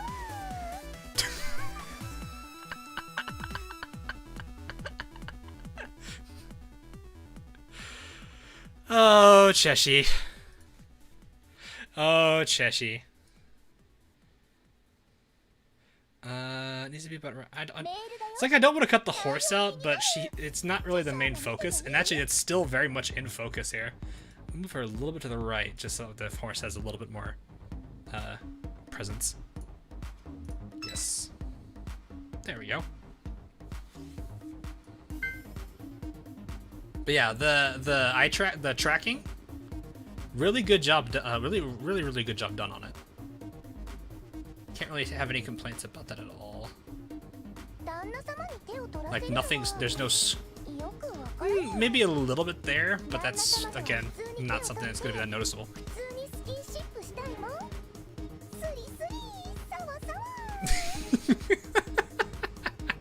I also like how the shadow disappears. Yeah, goodness. Yeah, actually, here, let's just do this. We have Laffy still here. So for those that have not been able to see this,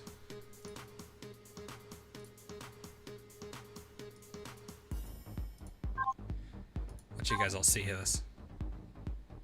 So let me show you guys what then used to look like for live 2Ds. This was then for live 2Ds back then.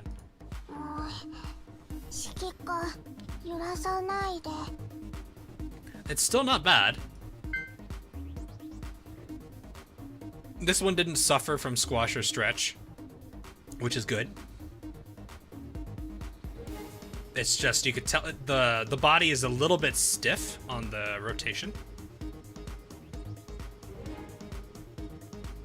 But it went from something as simple as this. Whoops. It went from something as just simple as this live 2D to as complex as, well, this Reno one or even the Cheshire one itself. Though, to a degree, the increased amount of stuff they have for the live 2Ds themselves is a little bit...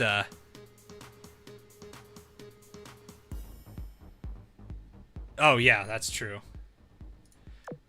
You know what? Let's bring that one back into play then too. For those that don't know what I mean by stretch and squash, it's something that specifically happens with 2D animation.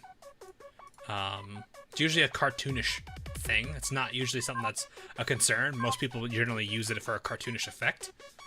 So like, imagine Tom and Jerry, you know, the classic cat and mouse duo. And Tom hits Jerry with a giant mallet, and he just kind of turns into like a pancake.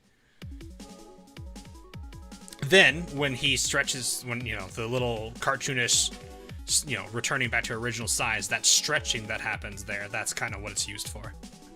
So, a really good example of stretch, though.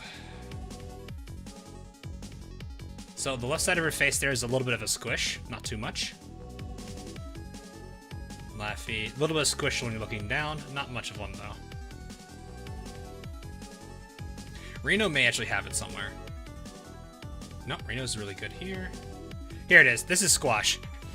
So that's unfortunate squashing. Yeah, it's because you're trying to maintain all the items that you have for the character's head, while trying to, you know, keep the perspective that they're looking at. It kind of makes this weird looking squash feel to it. So, most cases it's not a major concern.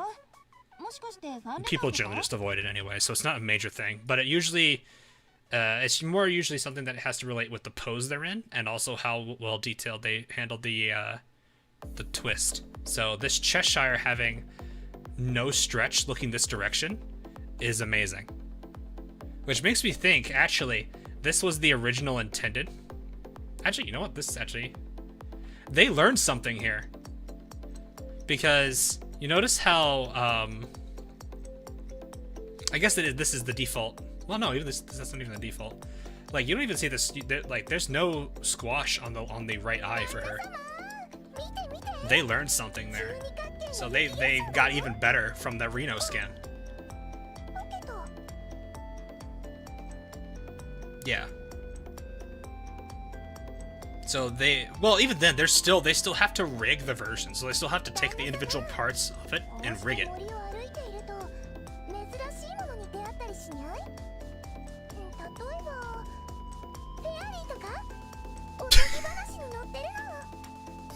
I could definitely tell the voice actor had a lot of fun with this. So, but yeah, it's yeah,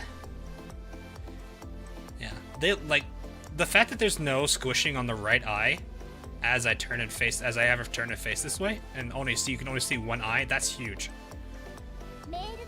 So it shows that there was that they at least accounted for that on the tracking part, because Reno still has that issue, and Reno's skin was recent. So they learned something pretty decent, or they had the artist do a little bit more work or something, or whoever's handling their live 2Ds did a little bit more effort into something here to make it better, which is good because that just increases the quality of it and actually really makes it look like it's a much more polished skin. Not that there's anything wrong with squishing and squashing. It's not generally something people are going to notice. It's usually going to be people that usually animators will see it. So if anyone actually does like animation work, then they'll definitely catch it. Especially not live 2D, 2D animators, less 3D animators.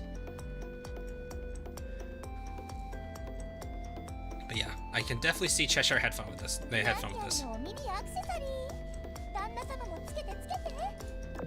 Here, I'll let you guys see what she's saying. I think that's the exact same head pet sound though.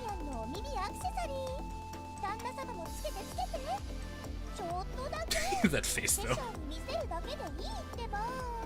A lot of fun. They had a lot of fun with the animations for the facial expressions, which is great.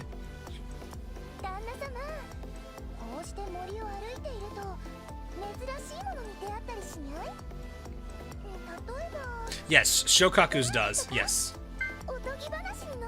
I'll let you go ahead. Sorry, Cheshi. Shokaku's does as well. So actually, I'll go ahead and show that one too then, because I do have it.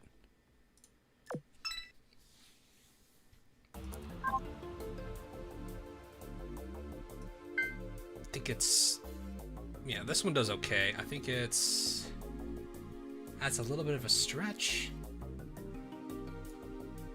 It's a little squashed right there. It's not too bad though. But yeah, it's a little bit done here. I don't remember. Oh yeah, there's really, okay, that's really bad squash. That's really, really, really bad squash. That's, my chin is gone.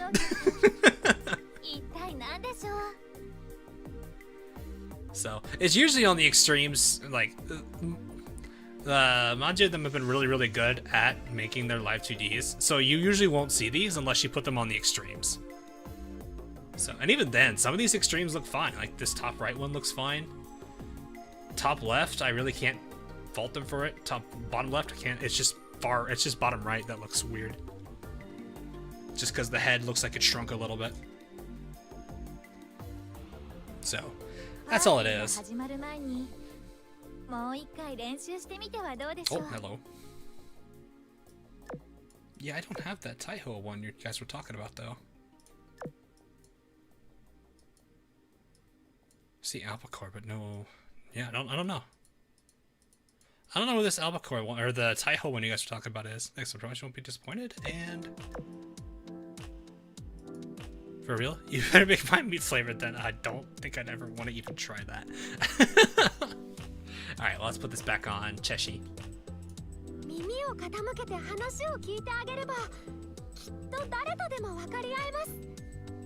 Actually, the way they did Shimakaze's was actually... You know what? I might as well just rent it, because I don't think I'm going to try the other ones. Malins, I have another... I know somebody else that actually has that. I wasn't interested in Katsuragi's and Huan. Yeah, I'm just going to run this one again. So I'll show you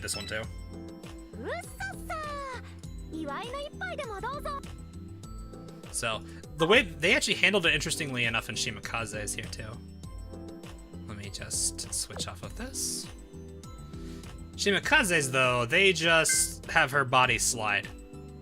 So, they still have her rotating a little bit, but there is absolutely no risk of like the squish or squash because her body's doing most of the actual rotation. So. Oh, and of course.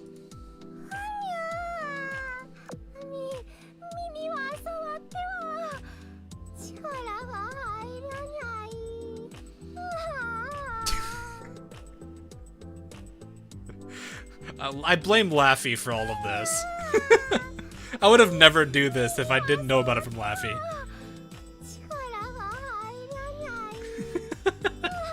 But no, they did a good job with this too. Like, this is actually a slightly reasonable way to avoid dealing with squish and squash. Or squish and stretch.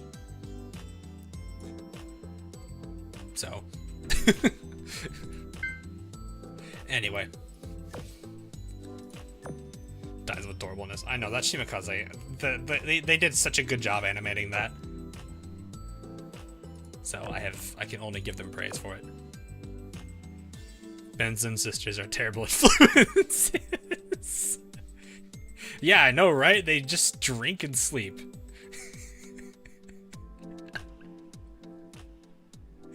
Actually, I don't think Bailey has anything wrong. I don't think Bailey has done anything bad.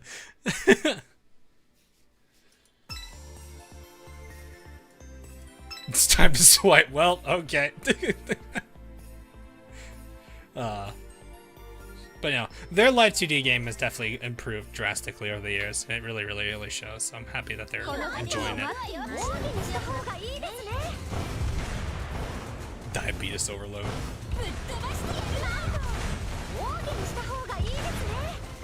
See, it's funny because like Ibuki's live 2D, Akashi's live 2D, like the head pat for both of them is absolutely adorable.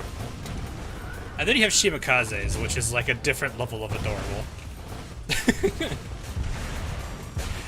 I really shouldn't be doing it, but she's so cute when she does it.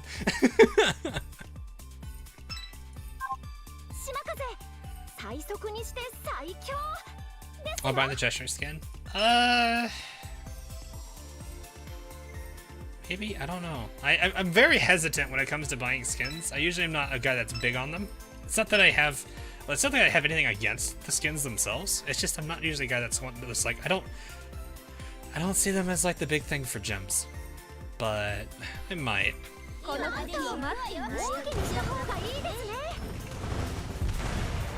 She knows just so much and really?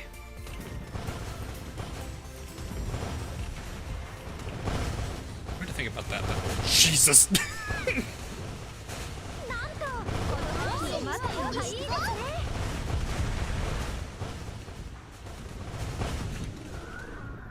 They probably had more time to really think about, to really kind of improve on her character, I guess. Maybe they changed the way she behaves a little bit.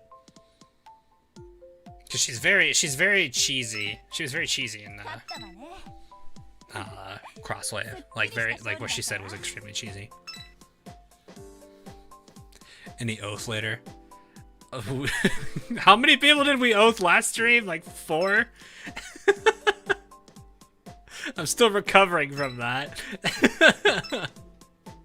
Let me give the characters I just recently oathed a little bit of time before we oath more, guys. Let them bask in that a little bit.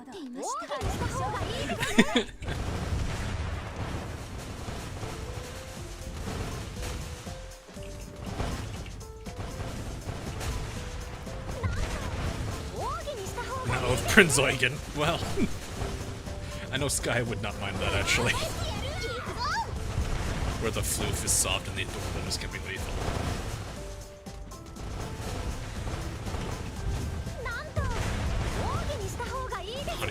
That, I guess if you want to call it that, sure. Give him at least a little bit of time to enjoy it. Gotta sip harder. Nah. Isn't that like the ultimate though? Because it's like, You oath the character because you like them a lot. But you don't want to oath another one because you want to give that one that you've just oathed a bit more time. That is like hardcore simping for that one single character, right? Or is that not how it should be looked at? I don't necessarily know here. Didn't you buy every Ibuki skin? Okay, well, one of them... Actually, no, both of... Okay. 2 out of the 3 of them came from bags. So that was not a decision I completely made on my own. Oath Silver Ash. No, you guys, I had to... Gavin, I have to extend the bloodline.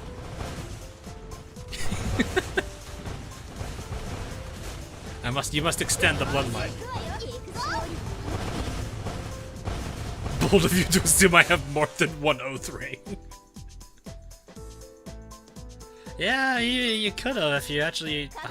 yeah, that's unfortunate. If only you had, like, logged in just, like, a couple weeks ago, you actually would have had 2. Because they give one for free every anniversary, and the anniversary was last month.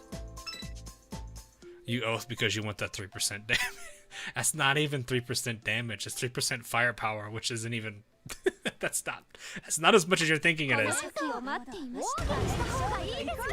Like a 25% increase to firepower and a 25% increase to damage. Damage is gonna like be orders of magnitude more than firepower. Yeah. I will say though, Nuclear, just since you're new, if you want to save your gems, the the premium currency, that red premium currency is on the top right. Every so often, I can't give you an idea as to how long before the next one or how short before the next one, but they will do what's called ring packs, where you actually get a decent discount on rings. So if you want to save 980 gems for 2 rings, because normally a ring is 600 gems. So 980 for 2 of them is kind of nice. I would say hold on to 980 gems for just that ring pack. Ring packs are amazing. So that's just for future reference. If you're not that worried about it, then go ahead and spend your gems on what you want to, whether that be dock upgrades, upgrading your dorm, getting your academy up, whatever you want to do. There's a lot of things you can use those gems for functionally that are really, really, really worth looking into. High carrier fleet.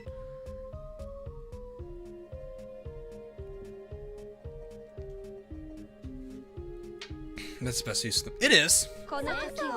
So, one of the best things that you can do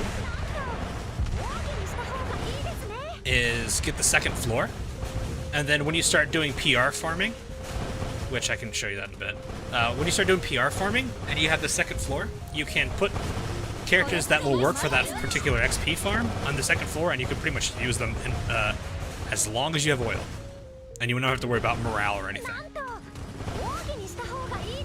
Okay, well actually you will if you do, what is it? If you do auto search and you're also using that one the high efficiency combat plan, which is an item I don't think you even I don't think they give to players just starting out. But yeah, getting the 2nd floor, yeah, the dorm is probably the best investment for gems. If you're a collector type, you're going to be wanting a lot of, there are a lot of sirens here. I realize that 50% damage debuff, so that makes sense. But dorm is the best thing you can do. Outside of that, you can unlock 1 slot in your academy, which will give you the ability to train 3 people's skills at the same time, which is only really great if you have a stockpile of books. I'm trying to think what else that would be good. What else you can use gems on? Dock slots are great. Probably would say the next big thing after that probably would be dock slots, which is all collector based. It's entirely based on how you want to play. But then again, you can also join a guild, which helps a little bit with that. I'd like to see them actually raise the caps on those more. Because I'm sure there are dorms there are guilds that have maxed out like everything now.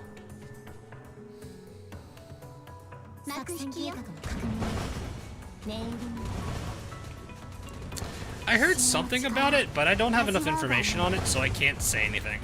I don't want to, you know, talk about something I have no idea about it. I'm not a guy that keeps up to date on that kind of stuff that well. 味わうがいい。はて、うちの時間やな。 And goodbye.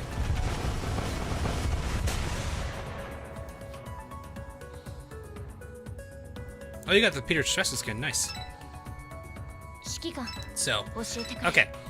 I will talk a little bit about here.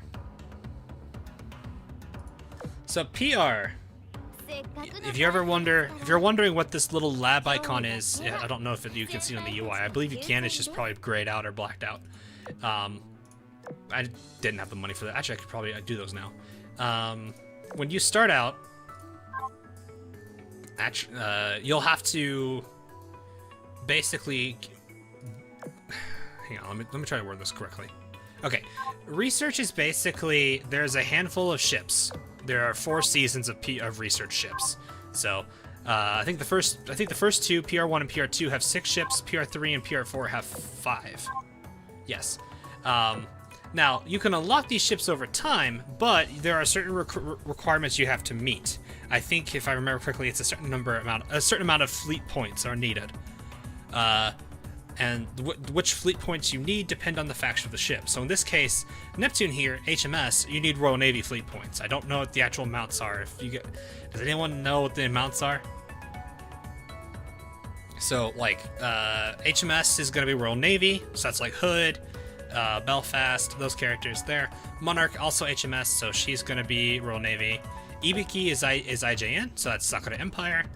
So IJN, Sakura Empire, KMS, this is Ironblood, and then FF and F. I think this one uses like a bunch of different factions combined together, or something like that. I think actually it might be that, something like that. But anyway, I'll go ahead and skip over to PR3 so I can show this part. So once you've got enough fleet points, which I'll talk about fleet points in a second here, you can research characters. What you'll have to do is a series of little quests here on the right. These can range from just doing enough research projects, submitting retrofit blueprints, which I can talk about those if you need to. And then the one's going to take most of your time is sorting XP. So what you basically have to do is you have to use a certain type of ship. So in this case, for mains here, I need to use Ironblood Vanguard. So that's anyone from a cruiser to a destroyer in the Ironblood faction specifically. And with them, I have to get 1 million XP just from fighting. So just use them until you get 1 million XP, then you finish this. There's a second one too, it's 2 mil. And that's pretty much where a majority of that is. Now, fleet points. Gotta balance you. I'll take care. Alright, see you, Richie. Nice stop by, man. So, fleet points, the way you get those, there are 2 ways to fully unlock them. Or to get fleet points. You can check it here, but it's not really gonna help you or anything. The first one, I believe, is acquiring the ship itself. That gives you some fleet points in that regard. I think the second one is max limit break, and then I think the third one is hitting. Is it level 100 or 120? I think it's 120. Let me find someone I know that's 120. Warspite. Yes. So you get the unlock, max limit break, and level 120. So these are the 3 ways you get this little icon here, this little T with the planet shape around it. That's your fleet points. So basically, if you want to unlock a specific character, that is, let's say HMS, you need to get enough HMS ships. Not only do you need to do that, you also need to get them to level 70 to max limit break. If you want to go for 120, it's fine. You don't have to do this one to try and get the fleet points. That's probably going to take you more time than it would be to actually just max limit break another Royal Navy ship, to be completely honest with you. So, if you do this one, though, hey, more power to you. Not a problem at all. Actually, you might want to look in that later on, but I would say for the start of research, don't feel like you need to go level 120 somebody, because that's a lot of time. So, it's really going to come, at that point, it's going to come down to who you want to research first. Since you're starting out, I would definitely vouch for you going in PR1. And whoever in PR1 you can do. The reason I say PR1 for now is because PR1, once you unlock the ship, getting them to dev level 30 is a lot easier than it used to be now. So, that was totally what I would do.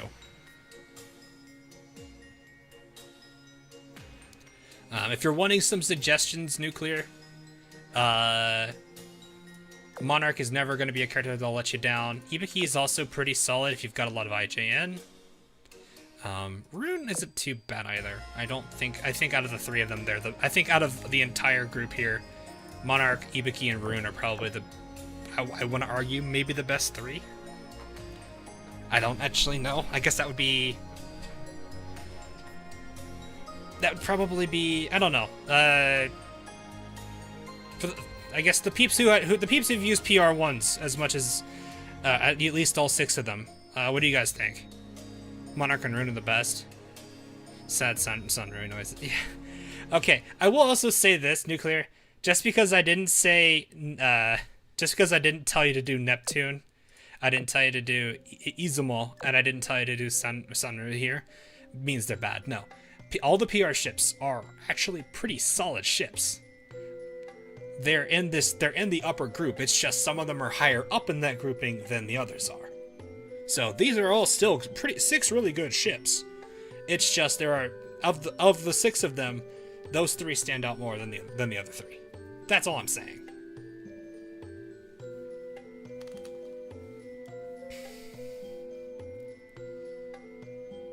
Maybe he's kind of is considered niche. I guess most people kind of have Sakura Empire or Sakura Torp memes though, and people do kind of still use it. I think PvP. Well, okay, PvP probably isn't going to be using a heavy cruiser. Late game may use it, but again, might just use heavy cruiser, especially since I think Jinsu and Noshiro both have good AA stats. So, but yeah, it should be who you choose to work on. It's entirely up to you. Don't feel like you need to pick one of the 3 I just mentioned. You can, if you like Neptune a lot, go for it. Bottom line is though, I would start in PR1. These characters are easy to get to Dev 30 because instead of having to get blueprints, which is what these are right here, this little icon here, all you have to do now. Actually, I can do my 3K for today. Who is it? I think it's actually Neptune. You can just pay coins. Oh no, she's Fate. Wait, are you max Fate Sim? Wait, so I have 4 max Fate Sims now? I didn't pay attention to the Neptunes.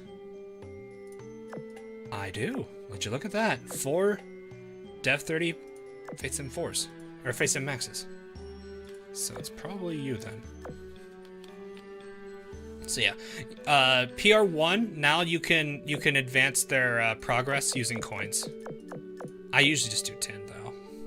Because it's relatively cheap for the first bit, but here, I'll go ahead and show you. Like I'll do 3K, which is perfectly fine. That's 10. I wouldn't go any higher than that. But once you start getting past 15, they get pretty expensive. And I wouldn't suggest doing it at that point. That does refresh every day, so you can put 10 prints down on them a day, and it's pretty cheap. Surprise flexing. I didn't mean to.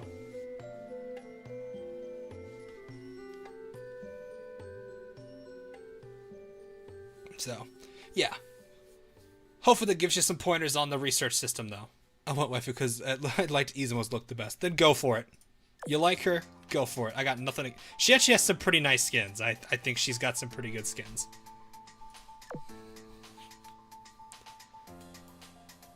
Actually, I think she's got isn't it like the Gala skin? I think she's got a handful.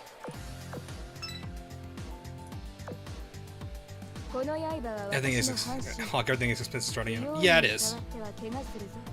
That is true. But coin starts becoming a lot. Oh yeah, it's just this one. Oh no, man, I don't remember when this one appears. It's not a bad one. I think it's a pretty good one. I could have sworn she had another. Man, she needs one now.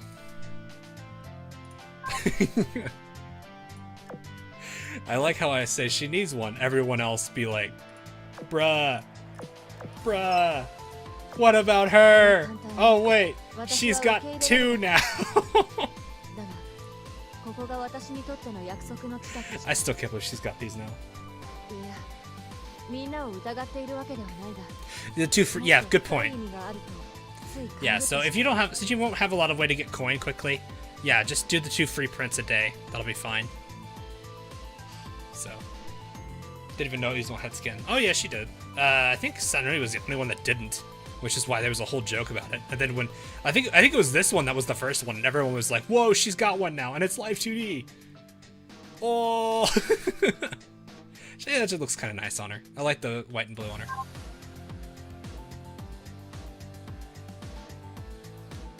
Hey, Fusion. Not much at all. So, but yeah. Trying to think any other major pointers I could think of about that. I think that's really all I can say for PR. Anyway, back to your regular scheduled programming.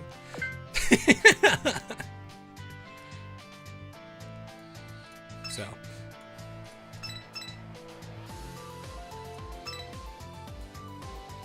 But yeah. Now the joke is mains with no skin.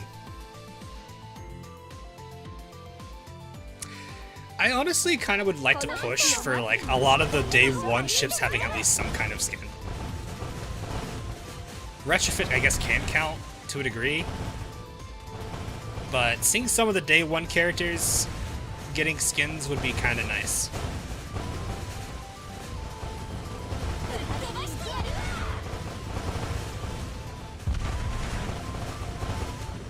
As to who that would be, though, I'm not sure. That's a lot of commons and a lot of rares that I don't think a lot of people care too much for. Struggling to get a drop on D3. I mean, it's D3. It's the SR drop. That's like very hard to go for.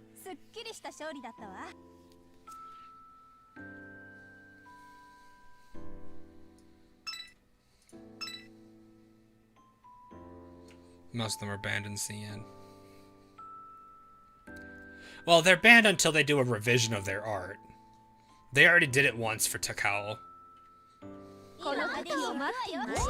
So, I mean, it sucks because the artist that probably commissioned them, like if it was, I think the one that did Repulse is gone missing. So if they had any of them that artist did that got removed, they're going to have to find someone to either completely redo the character or tweak the character slightly, which is kind of hard to do if you're not the same artist.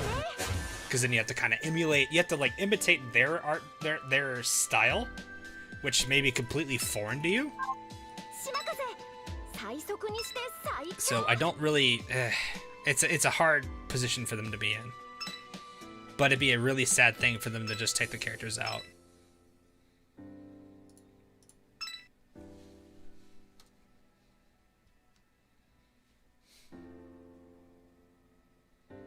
So that's why, like, it's like as much as I want to repulse skin, I know for a fact that since the artist is gone and kind of missing, I don't know if that's even possible, which is sad. If they get a new artist, by all means, that's fine, but we're all going to have to accept the fact that they're not going to entirely look the same. Then again, artist styles do change. I think Yudachi is a very good example of that, because Yudachi's character kind of went more moe blobbish. Not a bad thing. Yudachi is adorable. I said renowned. Oh, that would make sense, wouldn't it? Granted, I don't think we're gonna have problems finding for certain ones like, well, I don't know. I was about to say dishwasher. I was like, I don't think that's probably the best artist to probably refer to here. Not saying their stuff is bad at all. It's just I don't know how busy all the artists' schedules are, which is kind of what that does throw a wrench in their plans.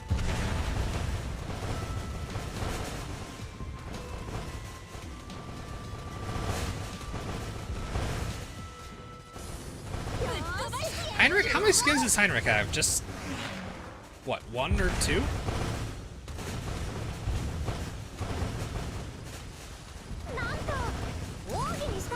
I'm trying to think, how many skins does Heinrich have? Just one? I was thinking I'm pretty sure it's either one or two.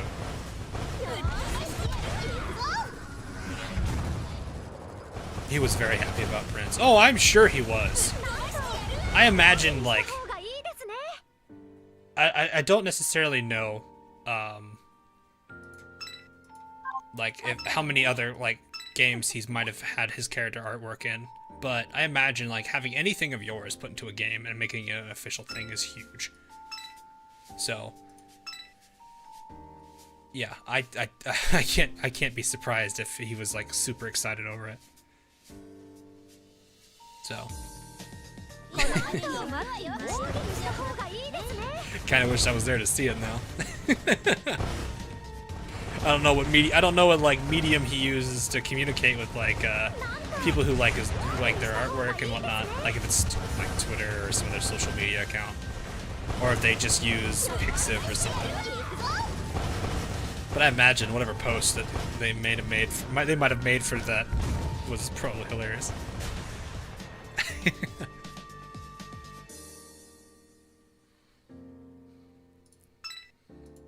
Has done several skins. So what you're telling us is, if you want to see potential skins of Prince Heinrich, just go look at Dishwasher's artwork. One of those there's a chance one of those skins may actually turn into be official ones.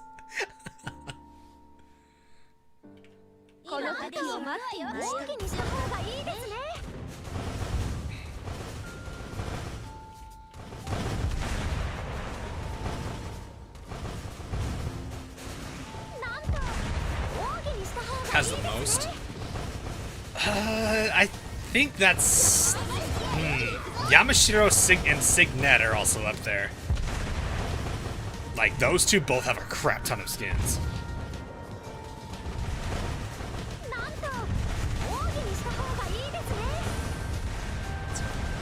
But yeah, I'm sure like those artists definitely had a lot. You know, definitely enjoy having their characters show up in game now. If anything, it probably gives them a lot of motivation to keep working and trying to make new outfits for them. Yeah, I don't know how many. Actually, how many does Saratoga have? I'm pretty sure. I don't know if Saratoga is gonna. Like, I know she has a decent number, because she's got a lot of freebies. I think I might have missed one of them too, if I remember correctly. I might have missed one of these. Yeah, I think it was this one.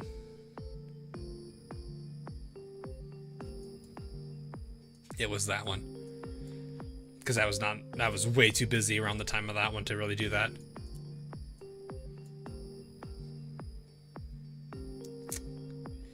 Yeah, she has a holy crap, actually. 4, 5, 6, 7. I do count much of it. 7, 8, 9. I guess if you don't count the original, because it'd be 10. That's a skin shot. Oh wait, I'm confusing something. I knew there was an event one. I think I missed somewhere. I missed an event one somewhere. I don't know if it was Saratoga or if it was somebody else. But yeah, I know Yamashiro and let me find Yamashiro here. Because Yamashiro and Signet would be the two I would think that would contest her. Actually, I'll just go to Yamashiro right now. Now look at Lexington skins, don't remind me. Alright, 1, 2, 3, 4, 5, 6, 7, 8. She's 1 shy. So she loses to Saratoga by 1.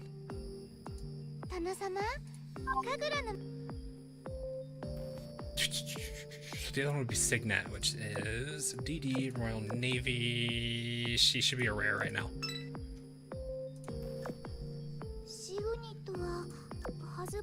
Oh, okay, 1, 2, 3, 4, 5. Oh wow, she has less. Never mind, it is Saratoga. I was sitting here thinking Signet had a lot. Because those are the only ones I can remember then. I keep forgetting this is a filter too.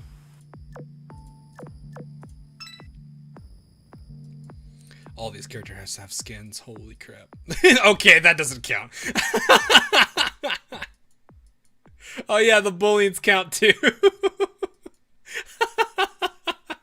Man, all these characters have skins. Look how long my scroll bar is. Pulls up to punches.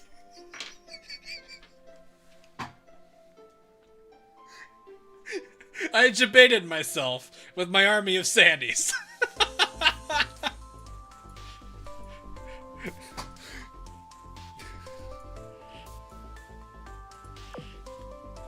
Yeah, and I also realized, yeah, it has skin. Yeah.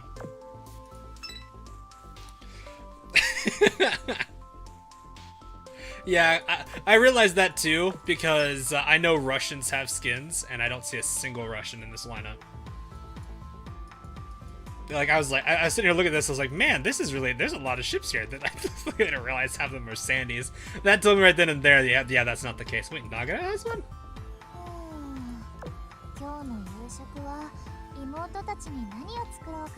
I'll use that.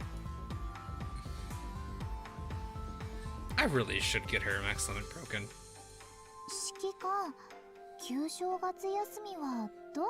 Isuzu's sister at least needs some love.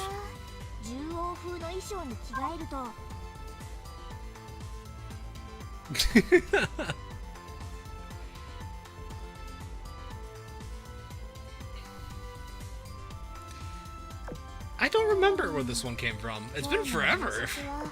I'm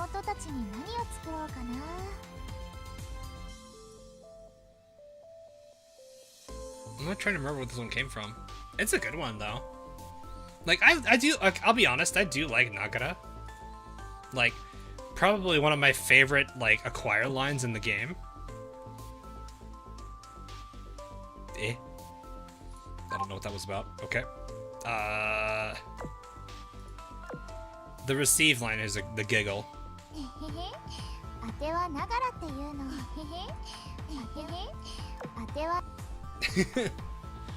So, but yeah, anyway, now back to our regular scheduled programming.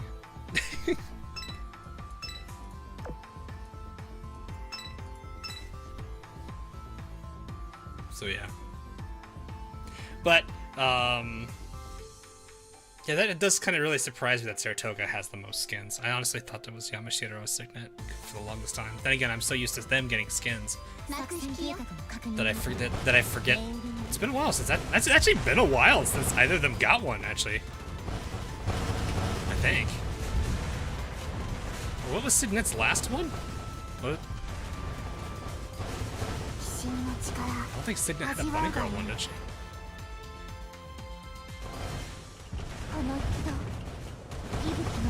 Nine counting retrofit or without retrofit? Just 12? Oh god. This guy's only free of fighters with that many Sandys. Exactly. Trying to make the entire ocean a no-fly zone. Hey, the Sirens can't use their carriers if the entire ocean is covered by San Diego's. So, is that really all of the dialogue, though? Just those two?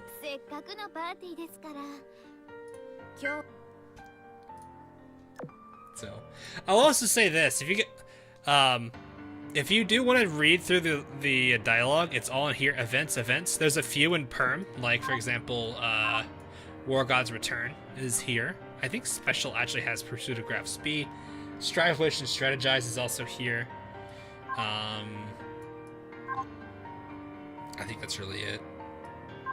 I guess there's Sundered Blue, but we don't know where that goes. If you're looking for Operation Siren, it's right here. Make sure you click records, not memories. For some reason, they decided to separate them. So, I don't really know why. Kind of odd to me.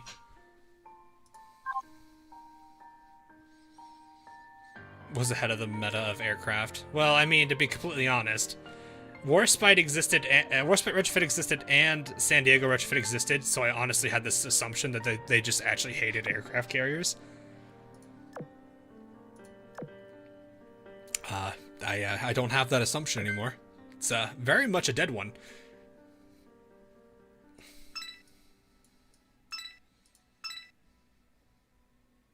Paimon, why are you here? What, are you talking to Goloso? Dereko.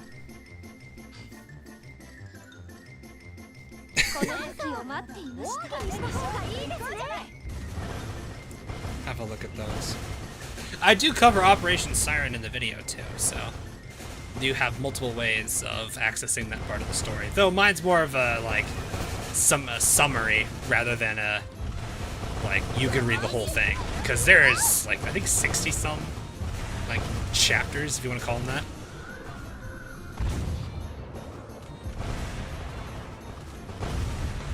So shoot, heck. Don't worry too much about it right now if you're brand new. Just start like pick a handful of characters that you currently have and just work on them all together. Don't be too worried about which skill I should go first for. Just work on getting them all.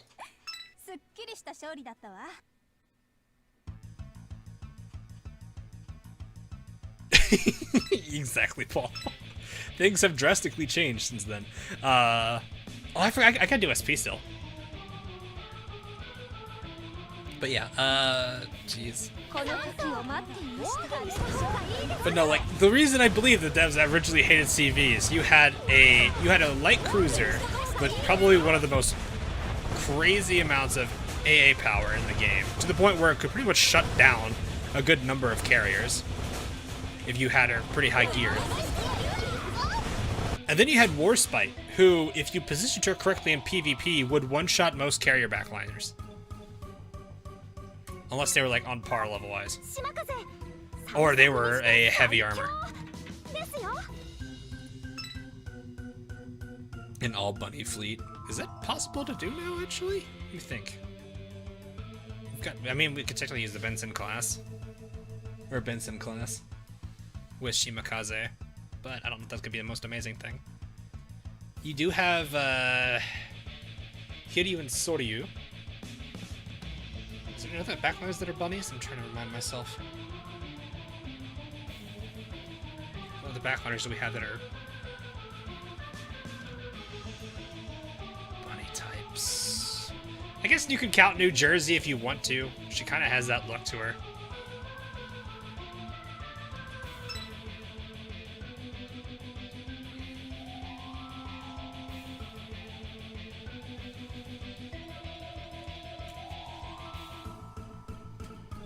That actually is a good point, Ajay.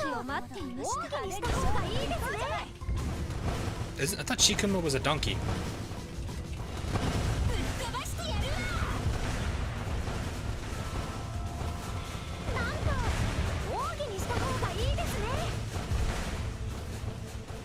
Pulls away from pity. Oof. You guys are making me want to pull, and I don't know if I want to pull again. Especially since I know I've heard the rumors of another UR, and I don't know if it's a rerun or if that's a completely new UR. Which is kind of concerning.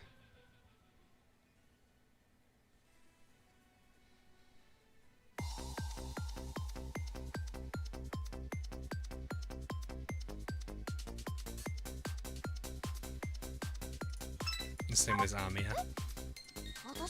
Oh, so not really. She just looks like a donkey.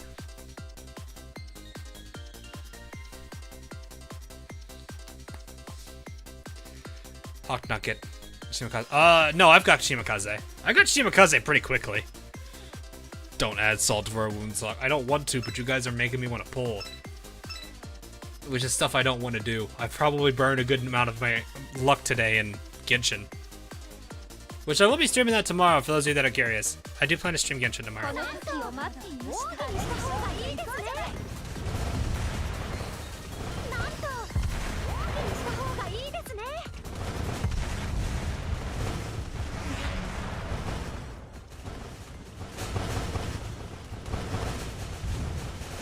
The ammo still jokingly calls her a donkey. I wasn't sure.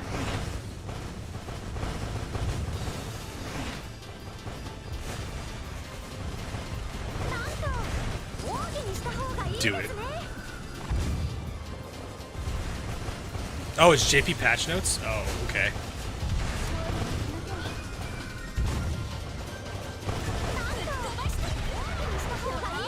Okay, so I guess there is another UR coming then. I haven't I haven't been able to keep up to date on that stuff, so I can't necessarily say. Girl Cafe Gun. I don't think I have. Never heard of it, actually.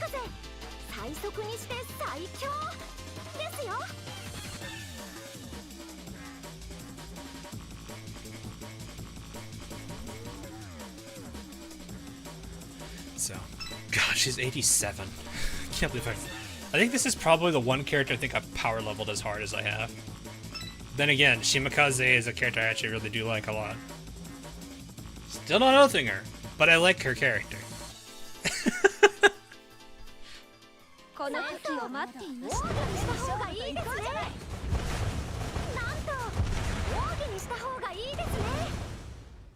Wait, patch notes? Hold up.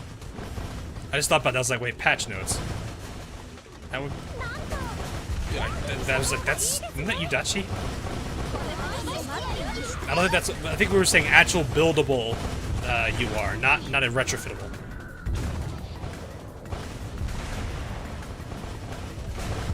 Suzuki's not bad though.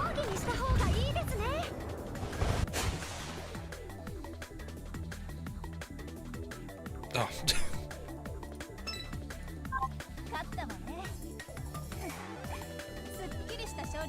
That's not a UR, it's a retrofit. It's a retrofit into a UR. Is an SR going to a UR? It's about as... It's, okay, it's not a true UR in that sense, but then what... Okay, then what do we consider decisives UR? Do we not? Like, where is the line then? Because the game considers decisives as UR. The game also considers retrofits as UR. I don't consider the same thing. Okay, fair. If you want to be that way about it, I guess. The game, I just follow the game because the game classifies decisives as ultra rare and also just classifies SR to UR retrofits as URs.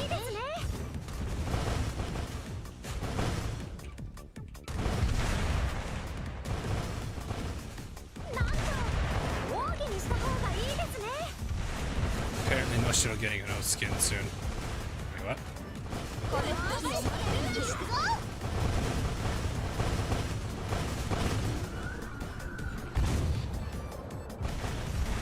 I'm so confused right now.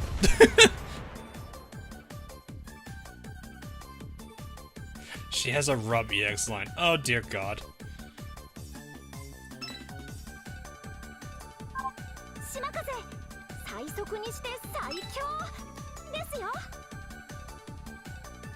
The next main event will have a gacha UR again. So my assumptions right now for events, story-wise, would be something that continues off of this, which is a completely brand new event which we would have no way to connect to any previous events. Enterprise at one point said that she was going to go to the Northern Parliament. She has yet to do so. So it could be a Northern Parliament event. The Sardinians were also attacked in a city by near their capital. That could be a Sardinian event. There's also the possibility of a Scapa Flow being something if they decide to add that one in. But that would also be an event that happened midway through. It's not unusual for them to do that, considering how the timeline goes, but lately they've been kind of chronological. This year. Well, Urabasque, we're into September, going into October. It's gonna be within the next month or so. We got a pasta and Russian event this year, though.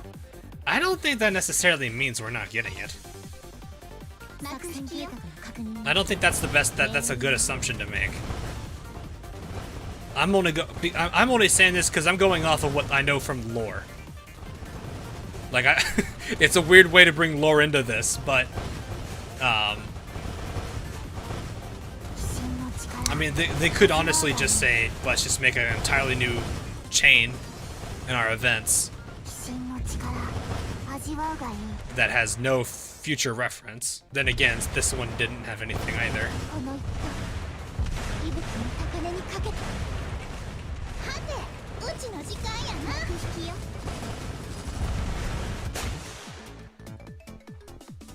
I mean, here's the thing too. The Sardinian event also could include Royal Navy, because Illustrious wasn't sure what to do at the end when they heard about the attack on near their capital.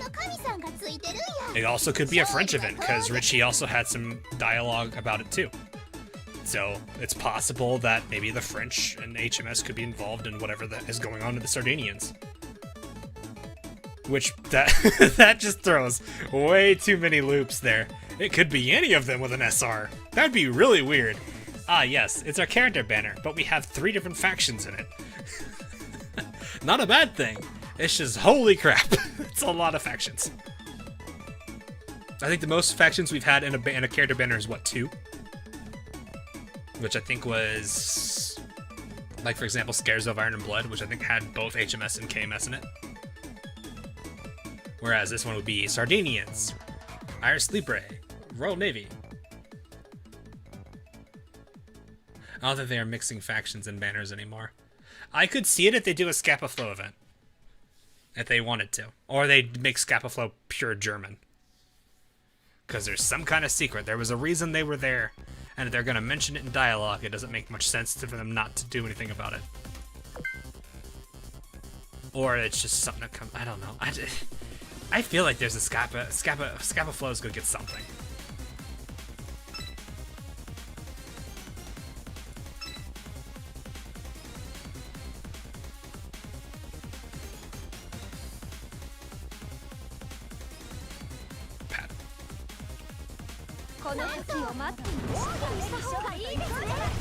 Because the implication about the whole, like, the Royal Navy is hiding something from the Iron Blood really is an offsetting thing to think about.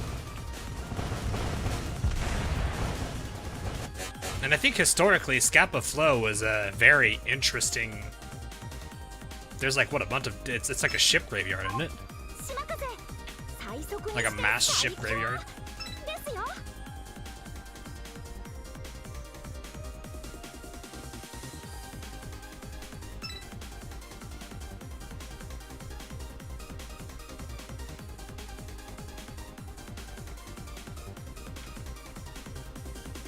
Which we already know the Iron Blood have a good number of blank slate ships. Heinrich being one of them.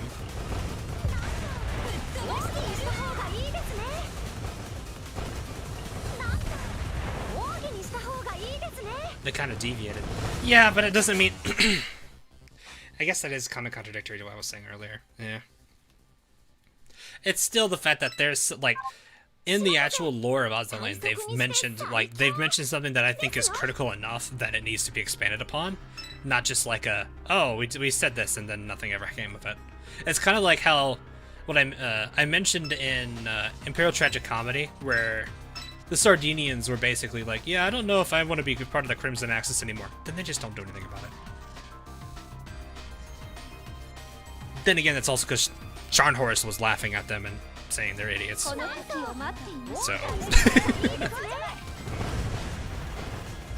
don't think it's a concern anymore, considering they're kind of all unified right now. Though, not a true unification.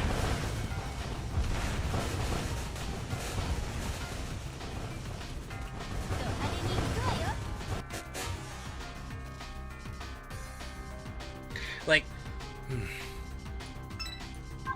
there's enough. I guess actually, now that I think about it, there is enough. There's enough going on with KMS that I could potentially see it, because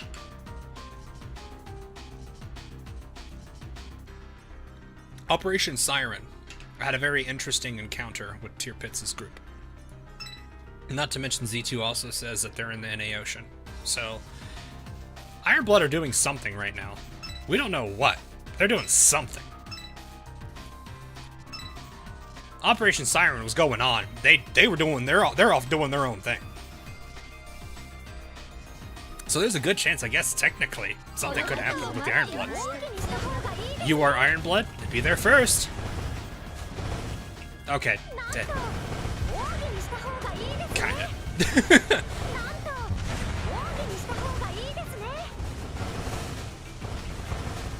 Some people don't. I guess I guess it would be there first if you don't consider Friedrich. So you think that is a Chekhov's gun? It could be. Cause like, okay.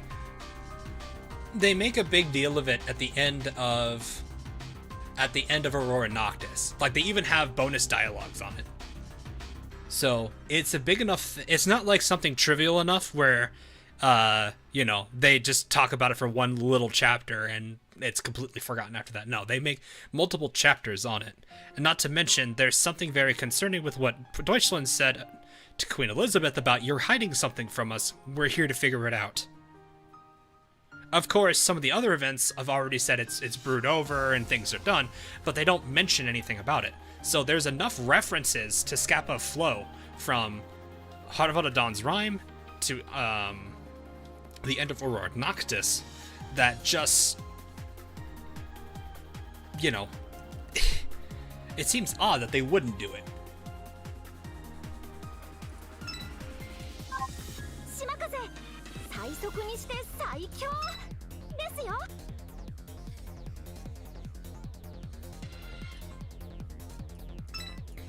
So I'm not really sure what is going to come of Scappa Flow. My assumption is they've got to do something for it, or it's just going to be one of those things that just sit there and forget about it.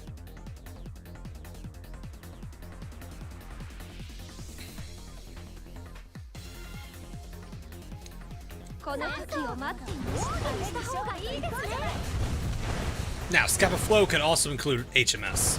So we have at that, like, it seems likely that if it's gonna be, if they're gonna do that event and that's the UR event, it's gonna be, I mean, it makes sense for it because we do not have a we have what, 2 Sakura Empires and 1 Eagle Union, like, gacha UR. We don't have an Ironblood or a Royal Navy yet. And if Scappa Flow is a major event, then it makes sense. Granted, who would be the UR?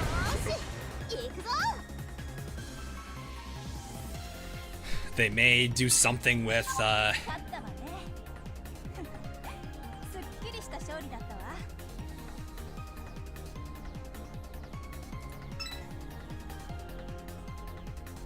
KMS UR might be a sub, annoys me.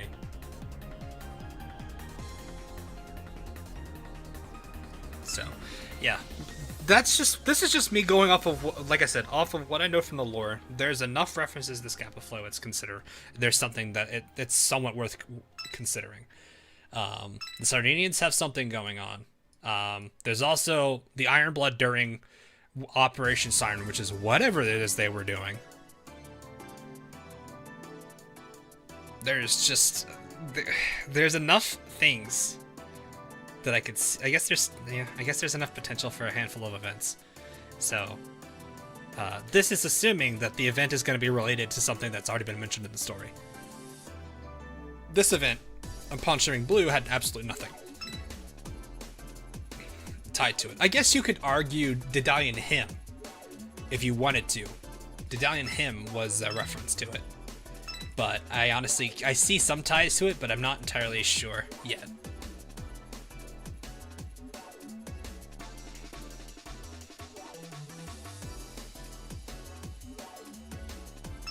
I don't even know what let's just go for the sleep.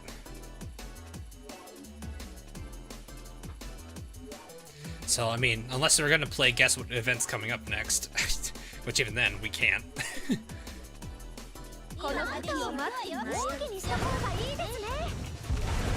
But yeah, even then, like, it could be anything. We don't know who the UR would be. If it was KMS or HMS, I mean, there's a lot of options. KMS, it could just be an edited ship that never existed, or one that existed in the past. I think Friedrich de Gross had something, so they could go off of that technically.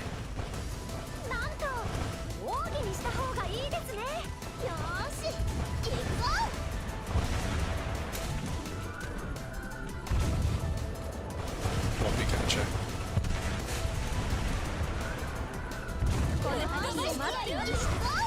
There's also the removal of the Sakura God Stone. Well, Tatsumi, yeah. Does the Ironblood have it? It's either right now in the possession of the Ironblood, or it is with Akagi. It's one of the two of them. I don't know who has it right now. We know that it was replaced with a fake, which is what Ember found. But outside of that, we know nothing else. Besides the fact that the Iron Blood know of it being in Akagi's hands, and Akagi had it. It could be one of the two of them right now. The bigger question I have is, who is it? Who came from the Watatsumi then?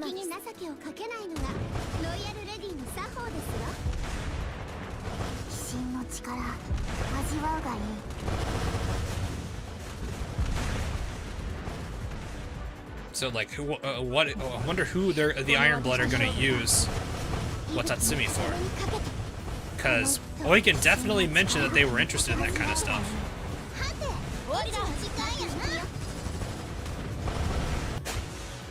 So it could be that maybe the UR is KMS and it's something from Watatsumi, which could be a whole bunch of things, probably.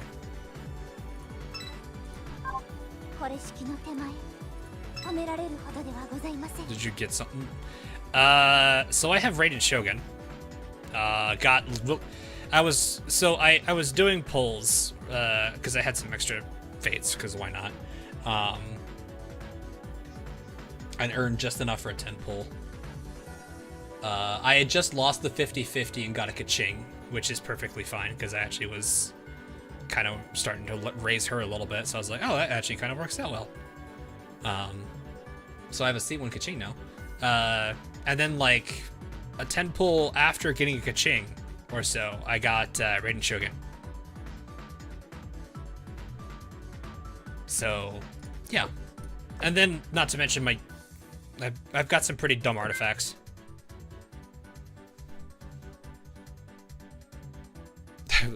I wanted to get either the 5-star after Kokomi or Yay.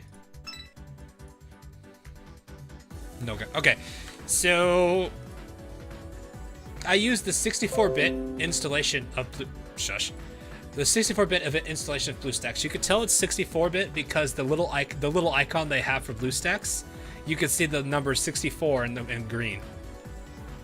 You need to also be using Nogant 64-bit. If you're using 32-bit, you will have some pretty hefty frame rate loss. I don't want to really tell the difference. Don't ask me the difference between the two of them. I know the answer, and I don't think I want to explain it.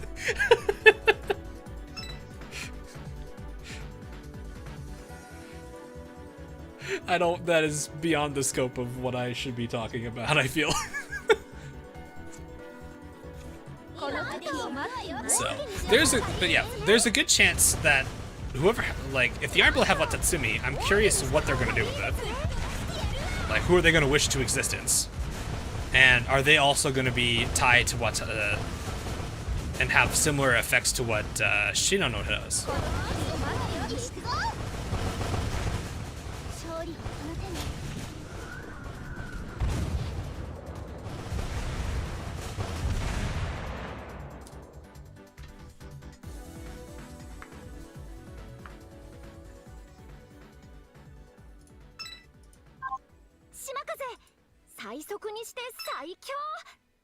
Friedrich von Amagi, what? And stress are animated through Watatsumi. I don't believe we know the origins of them. Besides, I feel like they'd be a bit more special if they were, to be honest with you. Cause like, you know how Shinano has like this whole dream thing that she does, right? That's believed to be technically connected.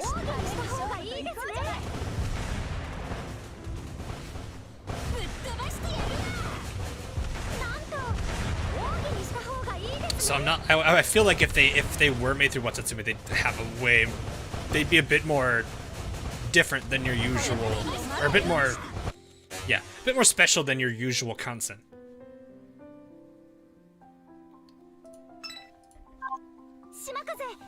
Also, if that was the case, man, they had a whole bunch of blank slate ships that they have.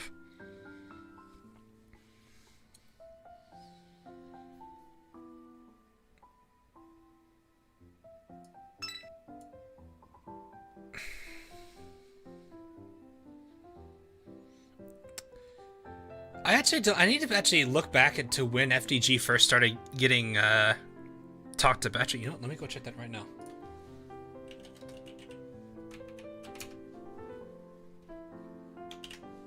Go check my... I can't spell Friedrich.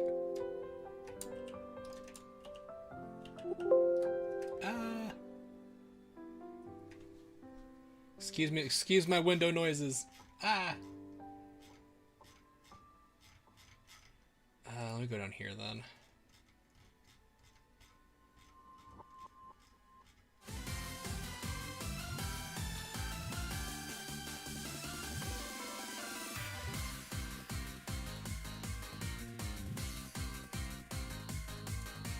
Hey Jen, how are ya?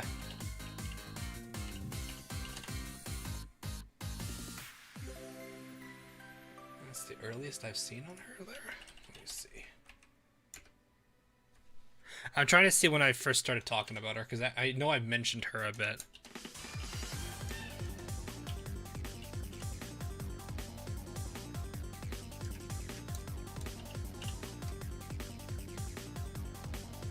Because I think the earliest we know of Friedrich, I think, is... I think it's Aurora Noctis. That's the earliest I think we've heard of her.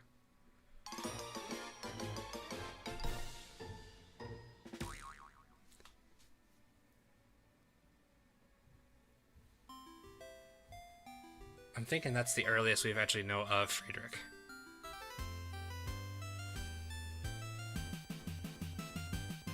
Send the Wending Lottery ticket.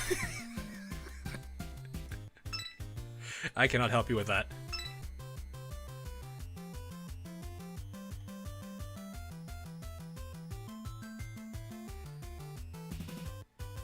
We don't understand the Shinano Helena meta connection.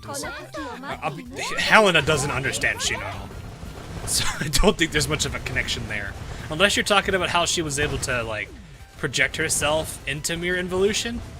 That's something related to Watatsumi, because that's where like all of her powers came from, or all of her abilities came from.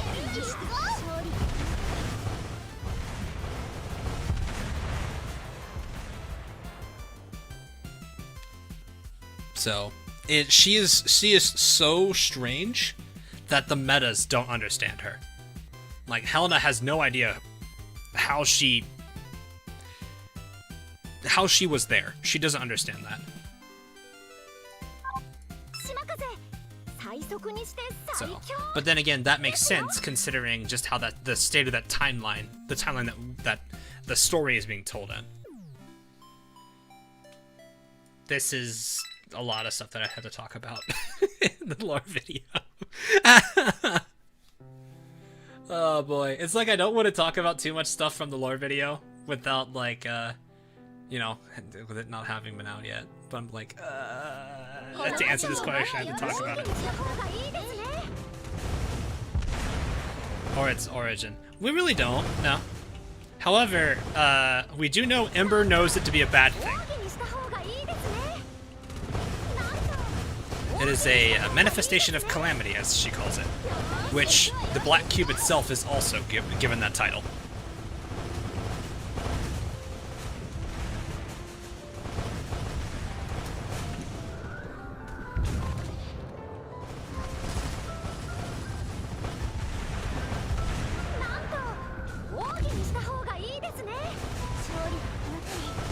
Yeah, we still have a lot of questions. I guess I probably should have thought about Watatsumi in that, because I actually realized I don't think I really talked about it after that.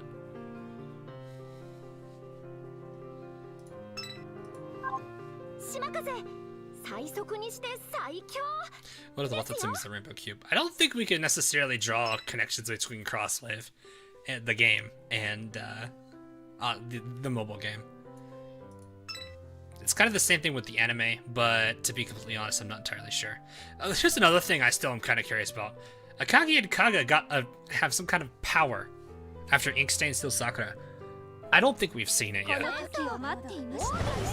Whatever that special power is, I have no clue what it is.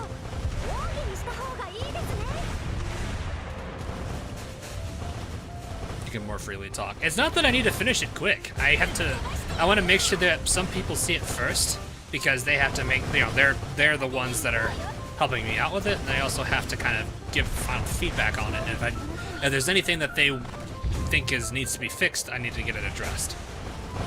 If it's not, if that's all good, then we're done, and it goes live.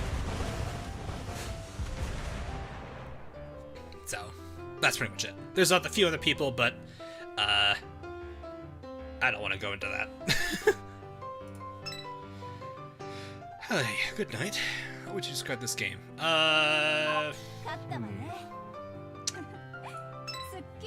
Okay, I guess the bigger question is how familiar are you with like gachas and everything, just to make sure. Smaller size bits.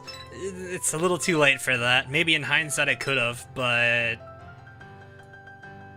I kind of feel like at this point, with how much lore there is that's already established, it'd be best to keep it all together. Which is why I broke it up into like chapters and everything. Yeah, so that's all it is. We're just waiting on. I'm just waiting on some additional bits of feedback, and that's it. Get a new skill somehow, maybe.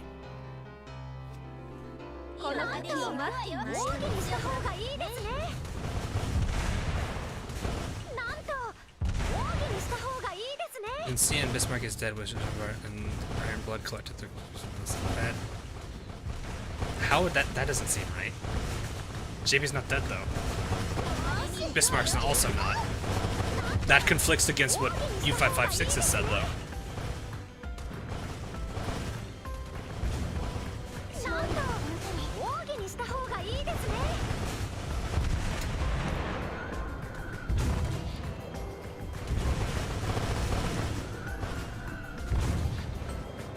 Hey, can I? But yeah, U556 says something about, like she's not angry about it, but she's like, oh, I have to make, well, at least I'm glad I'll be able to fulfill my promise again if needed, something like that. I forget what the exact line is, but it's basically like she states that she might have to live out that promise that she gave, which kind of implies she lived it out the first time, which means she saved it. Not to mention, there's the whole first dialogue in Skybound Oratorio where Jambar and Le Terrible are both talking. Wouldn't make sense for Le Terrible to be talking to a corpse, would it? She's in repair. Yeah, she's in repair. She's recovered though. As to if she's fully recovered, I'm not sure. There are two parts to a consent, just to remind everybody. There's the rigging and the actual ship girl itself. The two can be separated.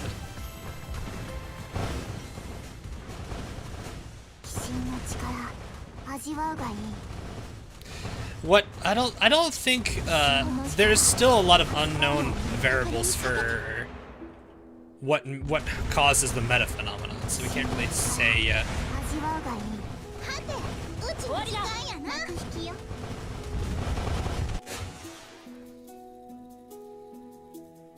Have had food. Does anyone get really shaky if they haven't eaten? Yeah, it's because your body doesn't have, your body has to your body is malnourished, doesn't have all the vitamins and nutrients it needs on a day. It can pull some from your reserve fat on your body, but that's not going to be anywhere near as nutritional as from like actual food. So, yeah, you having shaky hands because you haven't eaten all day makes a lot of sense.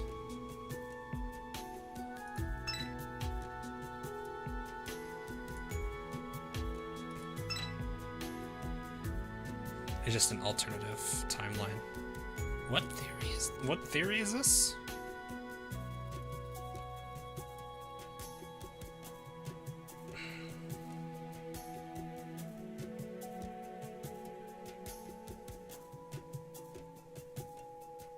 The butterfly, yeah, okay, fair enough. No. My personal theory I have towards meta phenomenon is, so there's a lot of concepts, there's a lot of talk in this game about evolution.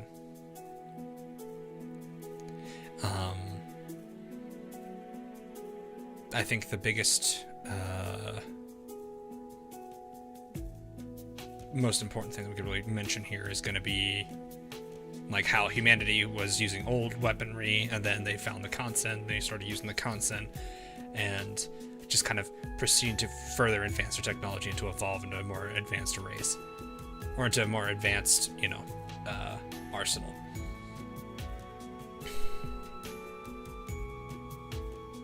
And even then, the ship girls themselves, they believe they have limits. They can only go so far, which led to this research onto the concept of what a cognitive awakening is. Now, we don't fully understand that either, so there's still a lot of questions as to what that is.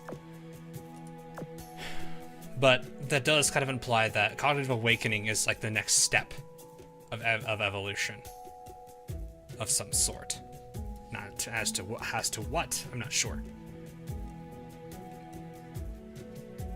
But there seems to be, like I was saying though, there's this huge implication that evolution plays a lot into this, and meta phenomena. I'm trying to think, what was did I have a quote on that? I'm trying to see.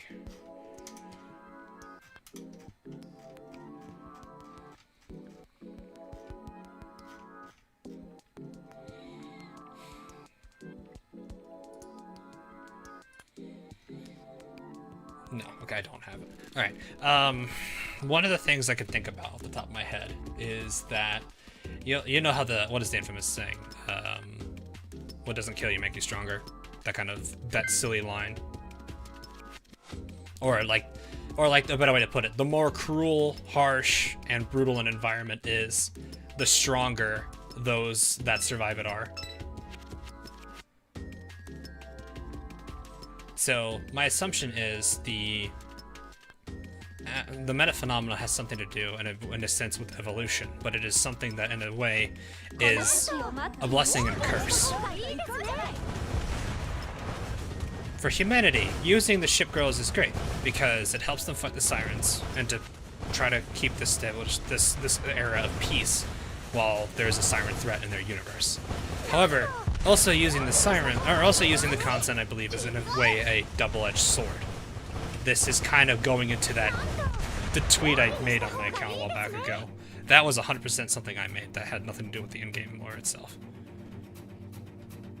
Where I feel where the Azur Lane as a story could go really dark is that by using the consent and forever continuing to subject them to war, losing their friends, those they care about, like a Magi, or just putting them through a lot of harsh conditions.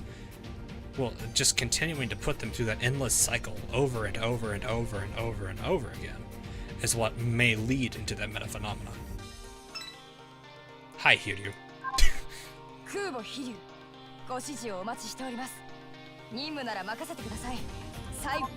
It's kind of what Mere Involution, I think, was kind of alluding to a little bit.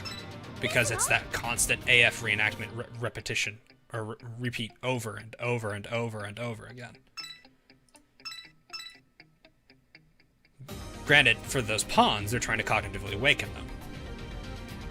So, not really sure. But my assumption here...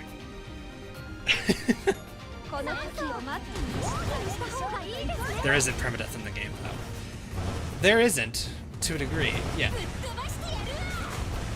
A ship girl can still sink, but if they're saved quick enough, yeah, they can be rescued. I guess graph speed would be a concern, because I guess I need to actually see where the pursuit of graph speed takes place, because I don't necessarily think a reenactment has to be a 1-to-1, because you can fracture reenactments.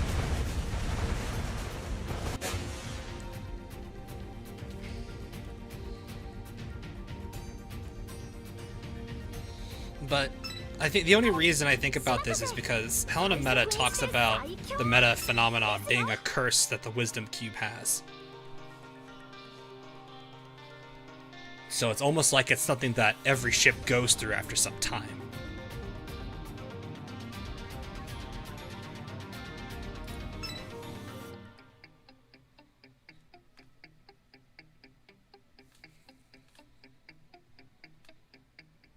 Slow screen. I'm sitting here thinking about like where the story is going all of a sudden. Oh hey, look, fan service. Oh, Lopez. Whoa. 指揮官は明石にこんなに良くしてくれて I don't know actually what the もし currency か is. し I たら apologize. 明石 But thanks for the 100指揮 there, 官の dude. 神 Holy 様な crap. のかにゃ Post-traumatic shit disorder.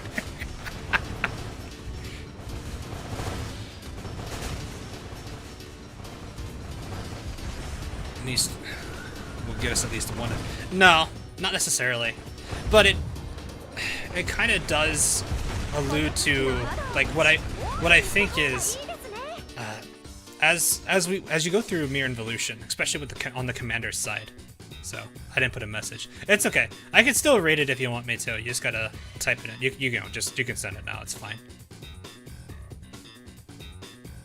But I feel it is gonna take that dark path with anything meta related. If you watch the KC movie, you know what I'm talking. Oh yeah. KC is also dark because permadeath actually is a thing. There's no just rebuild them. There's no just rebuild them, Lamau.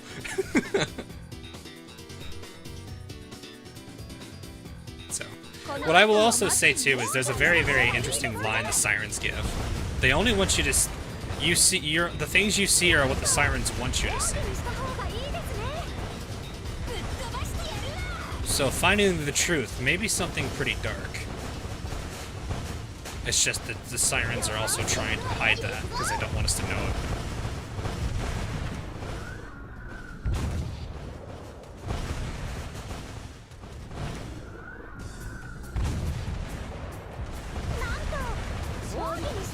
I don't know. It goes...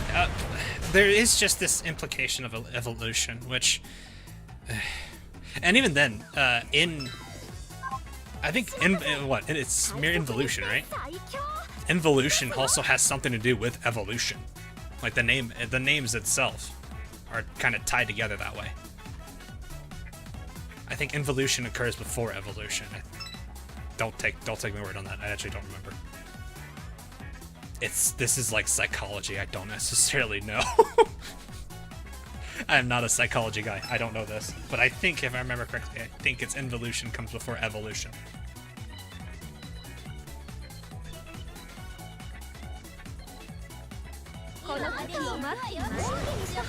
I just found this game. I don't know anything about it. I'm gonna go look my Milton, what?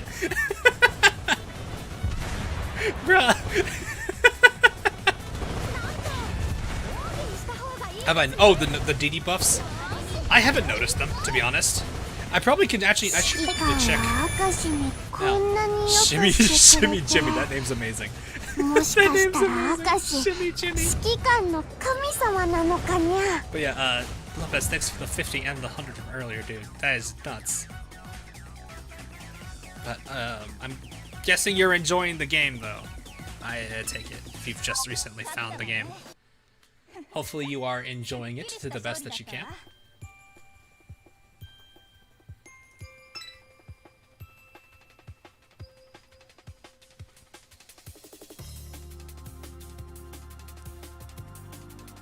Also, for the DD buffs, I don't know. I haven't really... Let me actually check these. Because it's like, when they're limit broken, they have one of many effects that can happen, right? Oh yeah, here it is, Javelin. So she gets 30% more of that.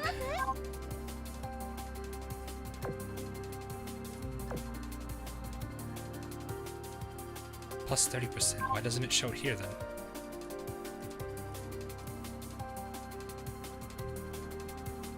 Should have like 2100.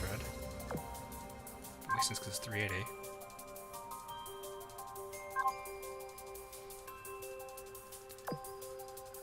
Javelin, where are you?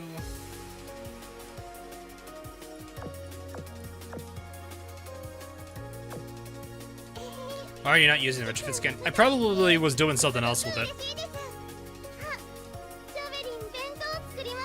Oh yeah, I think I was using this. I like this one better. But I guess I could use that one. Not sure yet, actually.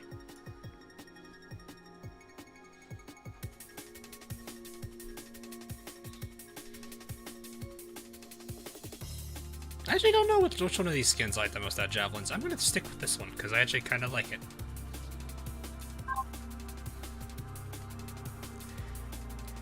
I don't know, it seems interesting, though.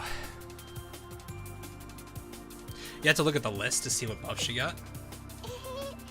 Oh my god, that face. Oh, weapon efficiency. Nope, nope, nope, nope, go back.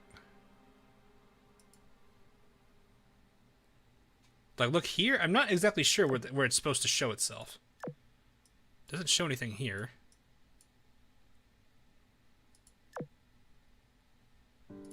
So does this change, like, everything else, too? Like, do I get more torpedo stats?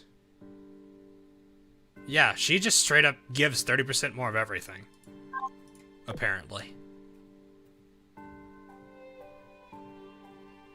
I'm not entirely sure how that works.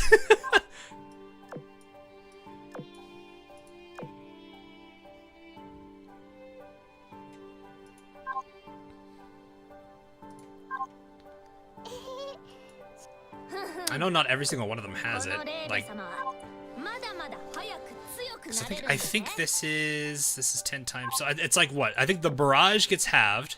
There's like 3 of them. The auxiliaries are slightly more efficient. The all-out assault times takes to fire, or it takes to proc it is halved. Or it's a torpedo buff. I don't see. I think 10 still seems pretty normal.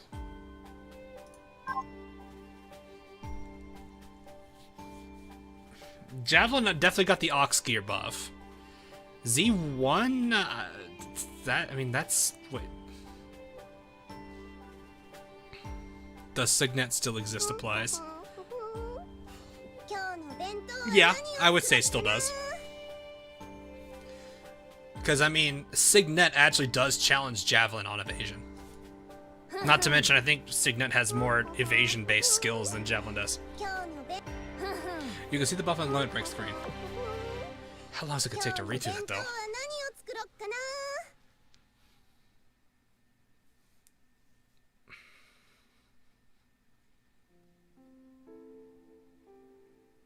But it needs to scroll the text. Yeah, there's the plus 30%. Okay. I'm actually curious. Let's see. Because I have a lot of destroyers actually max limit broken. So I guess I can go ahead and see. It's just the efficiency, so this should be the last one here.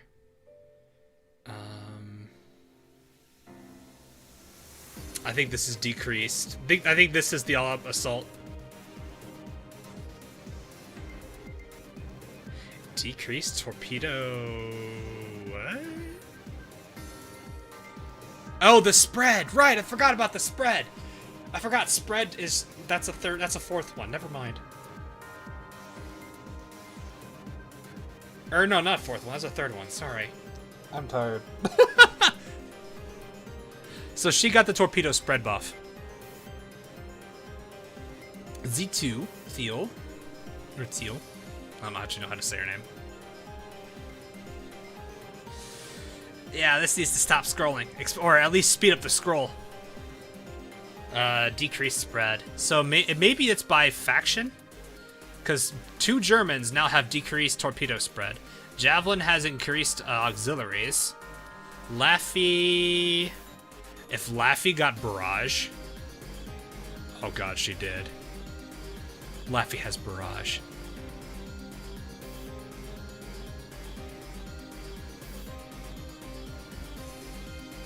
Yeah, so Laffy has the barrage one. Wait, is it like completely random? Like, my Z23 could be different from someone else's Z23, or is everyone's Z23 the same? Z23 is also barrage.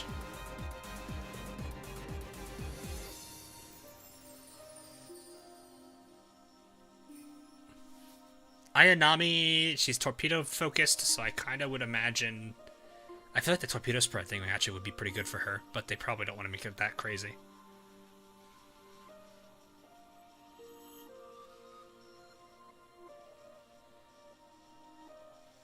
All of them are the same. I was gonna say, if there's actual randomness to the destroyers for every person, that'd be really weird. Because some people would have God rule like a God rule third trait.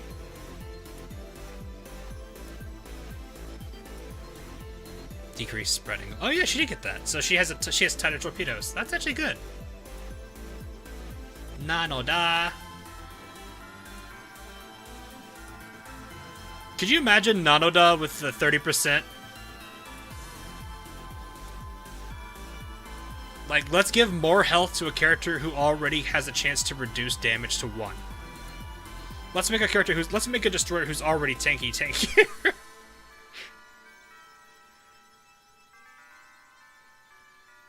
Like, her with the 30% would be I feel would be a huge buff. Shiranui, probably also going to be spread. We'll check this. I wish this was faster, though.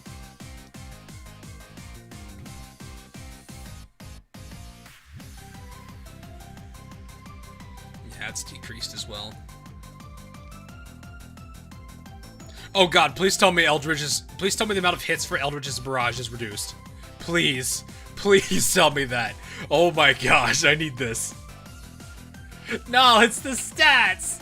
I mean, okay, sure, that's fine. She gets more health. She kind of needs that. But still, if it was halved, all-out assault. Oh god.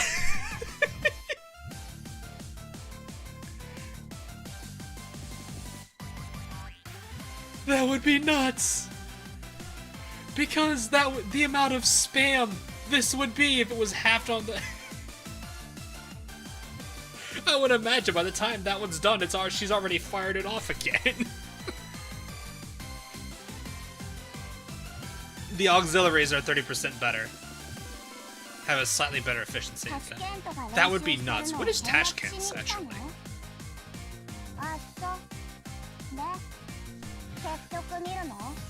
But god, that would be nuts. Like, have all-out assault for Eldridge would have been nuts. Tashkent...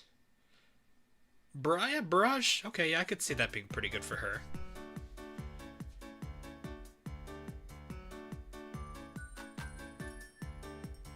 Nicholas. Nicholas is a slightly weaker Laffy. So, if she she might do good if she gets hits down. And it looks like she does.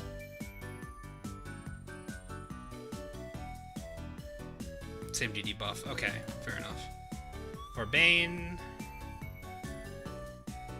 I don't remember how she's spec'd. I think she buffs herself with God, the FFNF's buffs were weird. 30% stat boost. Okay, that's fine. Because like her buff Chevaliers is weird. Yeah, it's this.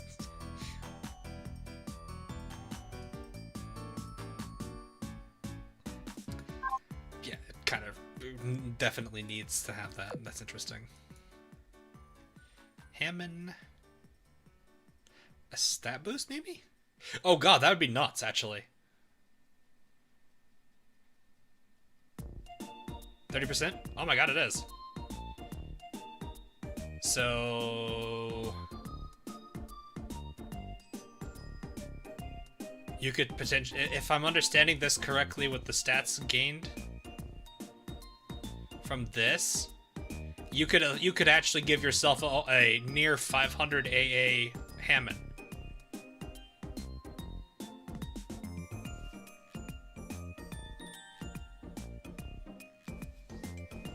$500 AA Hammond with anti-air mode and flagship cover. What's her efficiency on the AA gun? 135. Well, if you stacked the two gold AA oxes on her, that's some pretty good AA power.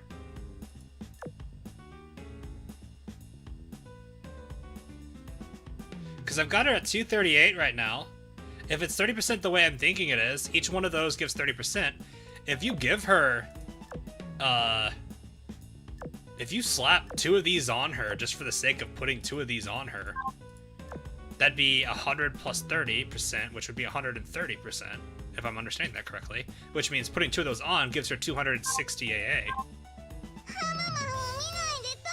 Which puts her at almost 500 AA with anti-air mode and a 135% efficiency on AA. That actually would make her pretty good against anti-air. Which is really weird to think about as a destroyer, but that doesn't necessarily mean that's great.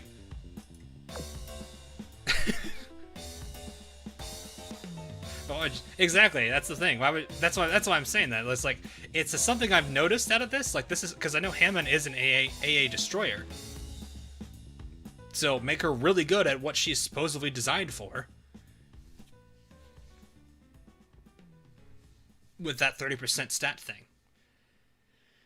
Is it the best idea? I don't think so, because destroyers are already kind of, well,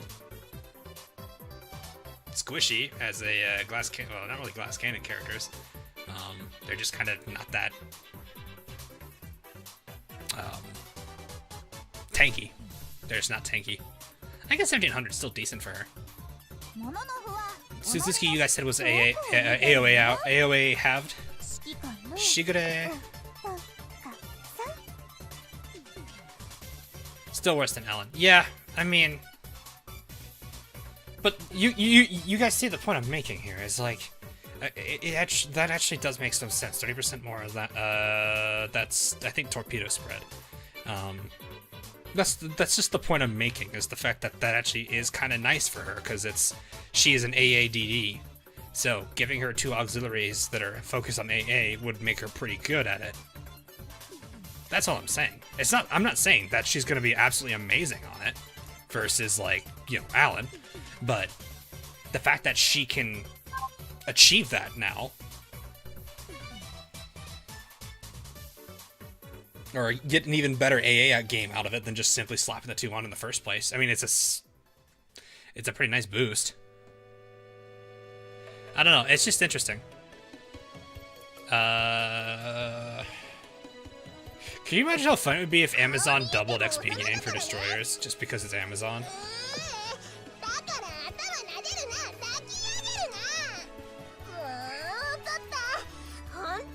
Get 30% of the speed buff. Yeah, that's not much though. Because they're usually single digits, which doesn't mean much. I mean, you'll maybe get 1 point off. Amazon with 30% stat. That's not bad, actually. Yeah, newer players will also have an easier time because of that if they get max limit breaks quickly. It's a lot more oil. It's a little bit more oil for them to use versus, you know, not fully limit broken, but that's fine. They should have a decent amount of oil gain at the start.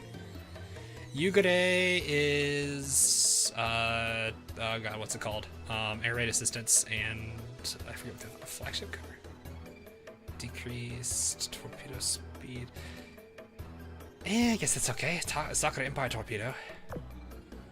Yeah, Carrier Escort, which reduces damage, and then this, which increases damage. How would you work with that, actually? I don't know why I'm sitting here doing all this right now. So +8 turns into a +10.4. I don't know if it's going to be 10.4. It depends on how they handle the numbers themselves, if they're integers or doubles or whatnot. 30% more stats, that's not bad.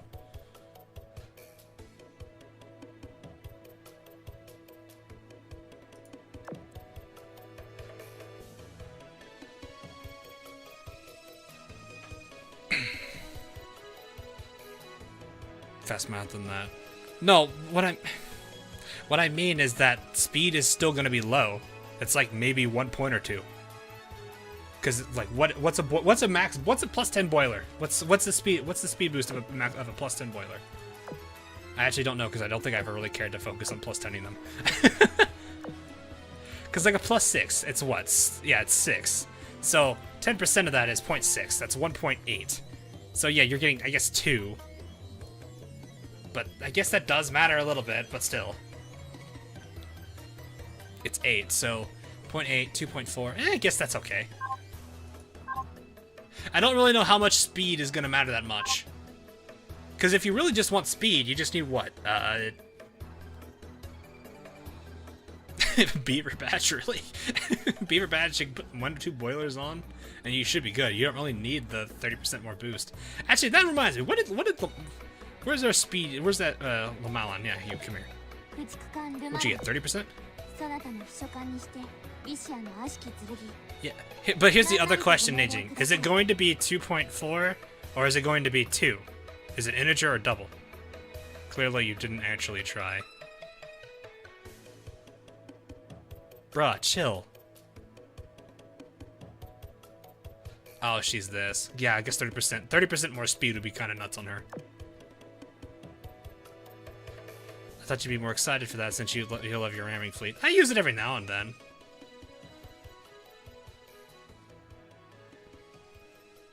But most cases I don't have to use. Most cases I don't use it. like I said in my video, it's a fun gimmick. It's when I'm in the mood for it. Yes. Other than that, eh. Ingram, what are you? You're the one that I actually was. I'm kind of wanting to actually level. Ooh, plus 30%. Okay, that's actually kind of nice. Plus 30% stats on Ingram.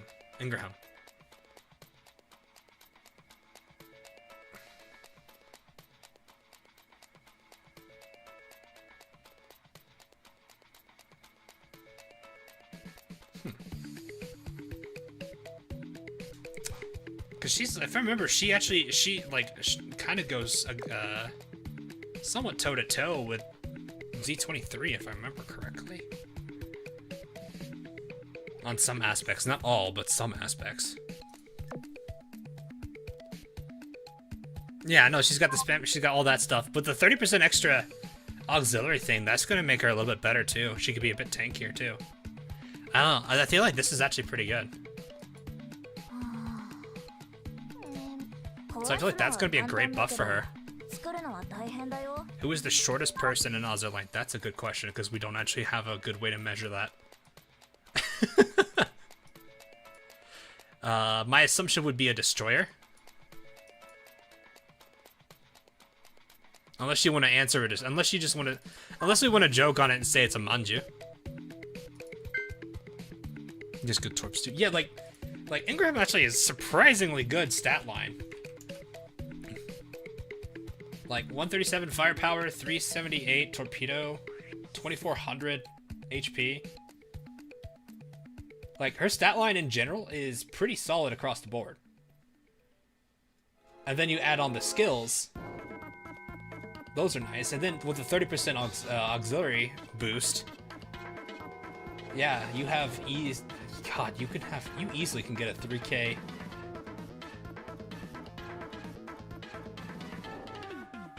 Can you actually get a 1300? You get him with a 4K health pool Ingraham. That's interesting.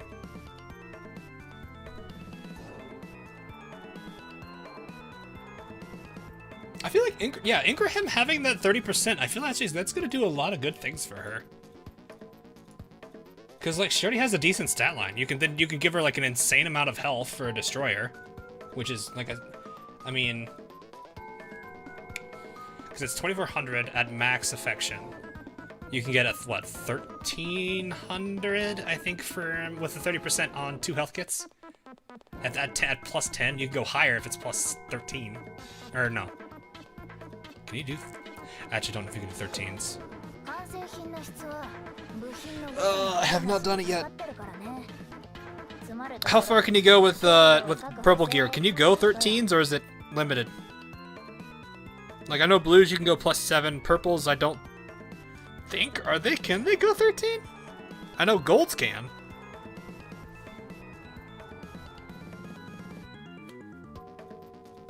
Plus 11, max is 11. So what is... You know what? Let's just go to somebody I know that has a health kit. Who is...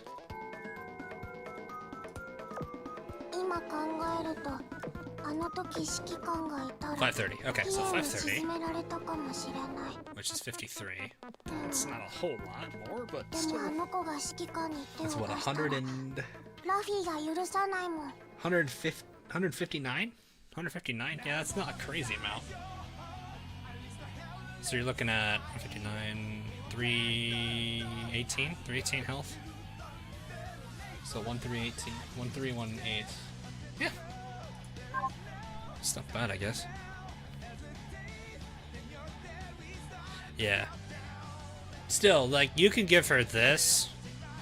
Like, the amount of auxiliaries that I think she can get away with is interesting. Obviously, you can give her a pretty... You can boost her torpedoes if you wanted to. That would put her in the... Because this would be, what, 130? It'd be 260 if you put 2 on her for some... Which you probably could. I mean, she's gonna have a decent health pool to work with it. I mean, 2400 is good for a destroyer. 260 with... That put her in the, what, 638 torpedo power? Or a torpedo?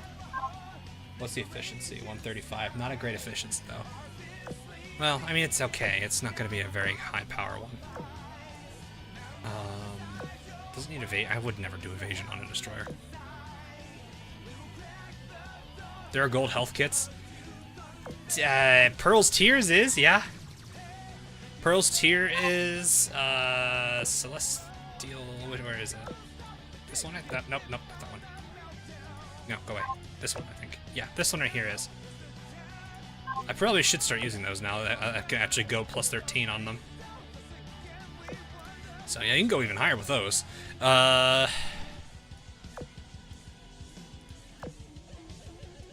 and speed, not really.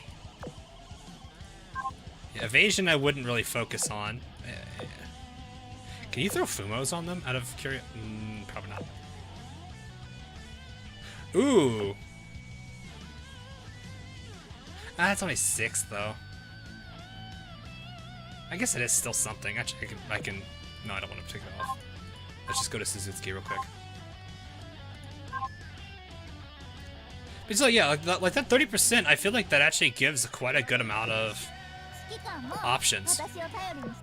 This would go to 21. That's not gonna make much of a difference. 2.1, 6.3. Okay. I don't even know how they handled decimals for that.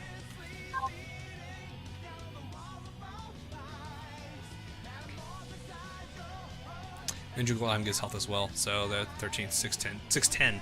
Yeah, that's good. So that's 61 for 10%, then, yeah. 183. That's pretty good. Versus 115. Or, sorry, 150. Per health kit. That's pretty, yeah, that's not bad. But yeah, like, I could see, like, a whole bunch of, is Kaga lurking on this stream? I cannot give you an answer to that. Because I am not one that would be aware of it.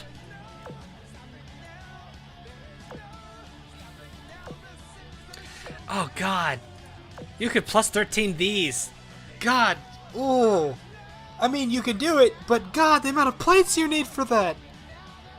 Ugh. The amount of plates you need for that. Is that even worth? Has anyone even actually plus 11'd this? Or even plus 12'd it? Like, has it been worth it? It's possible, but God, that sucks. Like, it actually sucks. I know plus 13 rainbows are a thing, but God, I don't even want to imagine how many plates you burned through on just that one item. For those that don't know, how many plates you need for these things. Oh, I can't actually do that. She's in bed. Crap. Okay. Let's quickly retire and get that. It's what, 105 for plus 11 though? Like, you need 105 of those gold plates. 105. Like, it's just... Ugh, who would... No. It's not that I wouldn't do it because it's like a... Like I don't even know if people like that would talk about meta in this game would be like, yeah, don't do that. Like I imagine the stat boost is decent, but still, ugh. It's just, that's so much resources. That plus 3% Operation Siren bonus though.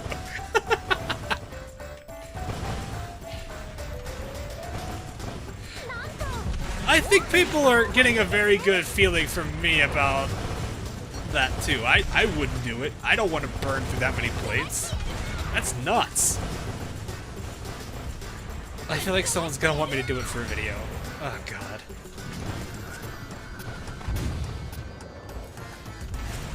Better to plus 13 a washing machine. I might actually plus 13 my I need a plus 13 beaver badge still.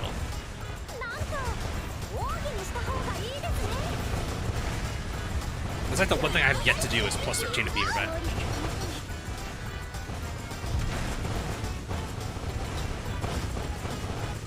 Who needs plates anyway? Everyone. Literally everyone. Like crafting. I mean, it helps, but God, Power Rule's gonna suck after a while.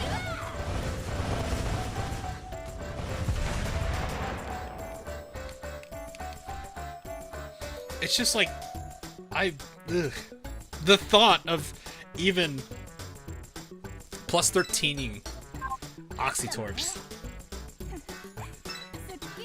Like, I'm a guy that I'm fine with overkill, but that is overkill in a direction that I do not want to deal with.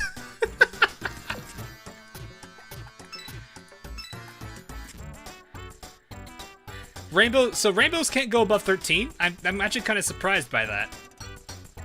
I would have thought they would have made rainbows go like 1 or 2 levels above 13 because it's a rarity above gold.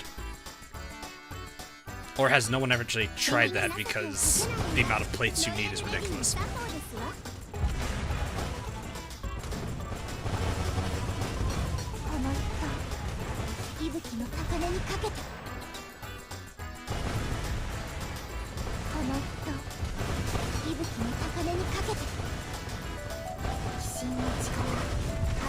Do you ship A with Morax? Morax is Zhongli, I think?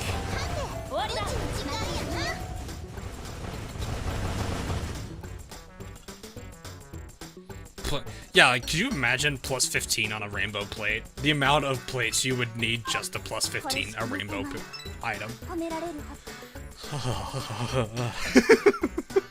I don't. Okay, I can understand a wyvern. Those things are, like, legendary. But, oh, God.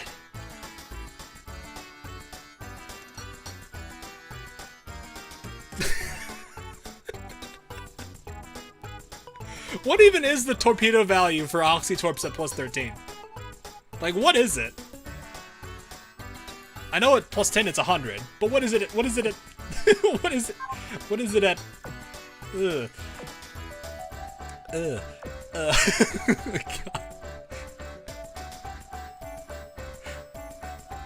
What is it? Hang on, I need to see this. Oxytorps.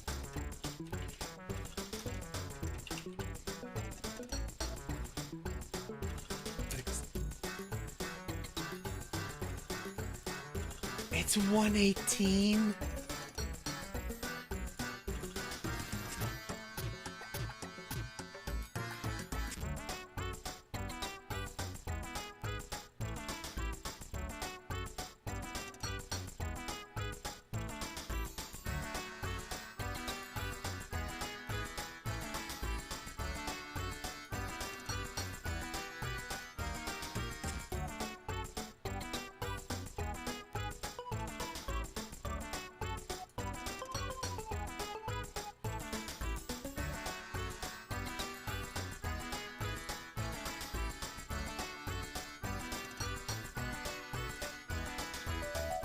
This is how I feel right now.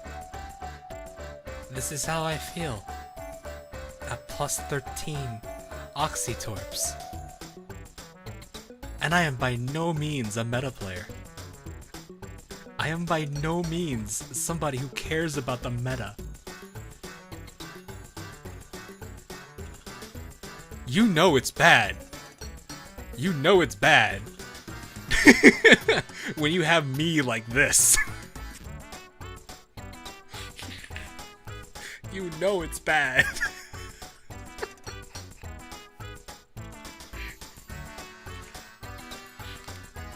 Aren't even meta.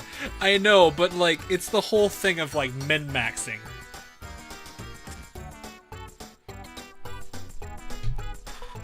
Like, if, or even then, like, if it's still, like, I would have considered plus 13 if the torpedo value, like, was drastic. Like, the change in the torpedo stat boost was drastic. Like, if it was, like...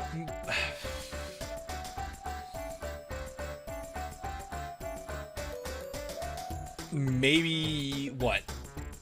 130? Maybe, no, probably one. Actually, I'd say 150. I would actually consider it. Like 150. I would actually probably consider it because that actually is a pretty drastic jump.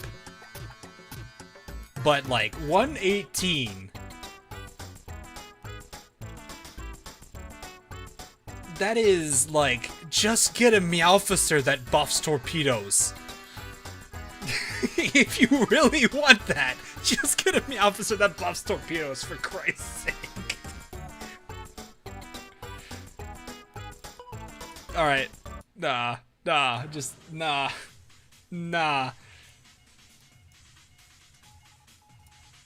It's just like, just don't. No. Don't. No. Stop it. Get some help.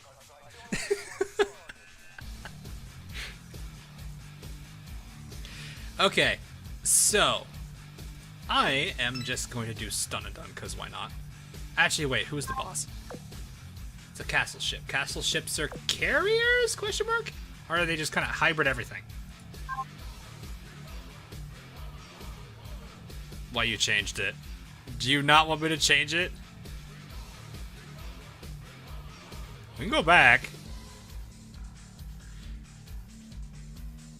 BBV. So that's probably still heavy armor, which means...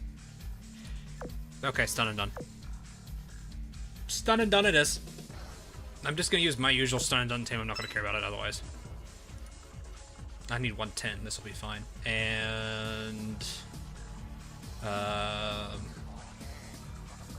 what? Stun and done rigged from the start? I like how I could just refer to them by those names now.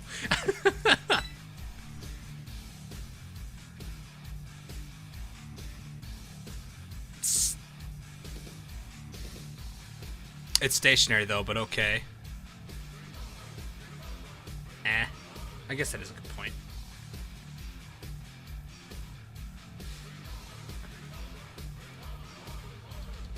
Alright, here. We'll put this back on since chat seems to want that so badly. So I'm just gonna go straight up really crazy into this. Do I want... I don't think I want you as front tank. I'd rather have Cleveland or someone in front tank.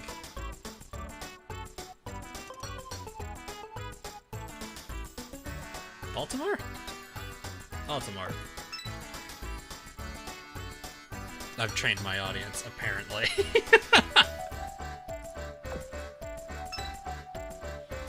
Alright. And it's gotta be an Eagle, because I've got Helena. Now we'll just go with Cleveland. Heinrich as tank. That only buffs Enterprise, though. S6 is level 100. I don't think she'll be that great here. I guess I could use Shinano.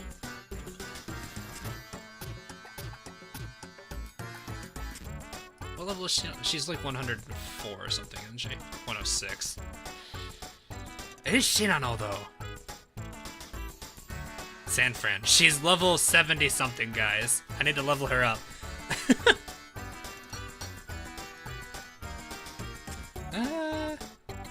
I think I'm just gonna keep the usual trio.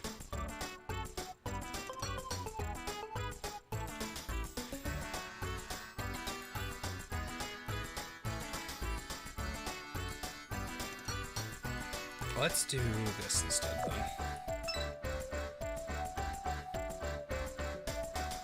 then. Triple carrier. Oh no. Let's do Ryusei then. Or has she been power creeped? She's easily been power creeped. She's just been around for the longest time. Oh well. Wait, what? I must have misclicked and not scrapped. Yeah, somehow I must have definitely misclicked.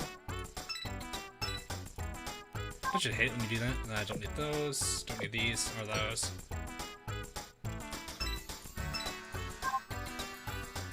Man, it'd be nice if we had gold variants of that, I guess. Actually, would people ever consider fire extinguishers if there was a gold version? That's a question. Yeah, I need to make the first slot Ryusei. Exactly. No, that's D3.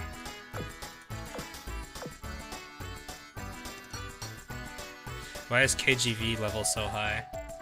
Oh, King George V. Because she's funny to use. I like using her.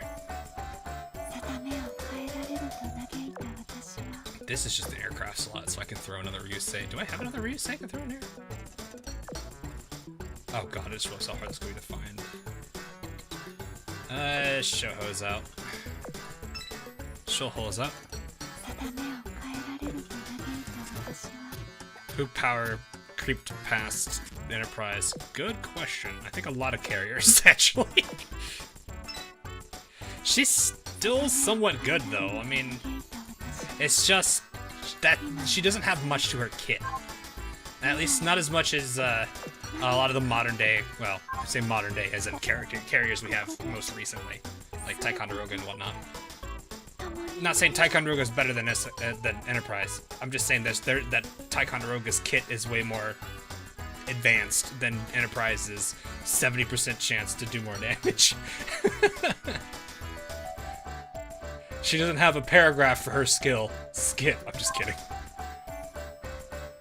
But no, she's still pretty usable. It's just there's a lot of carriers that just have kits that are better because there's more that they can do. It's more of just the seniority isn't really taking care of her well.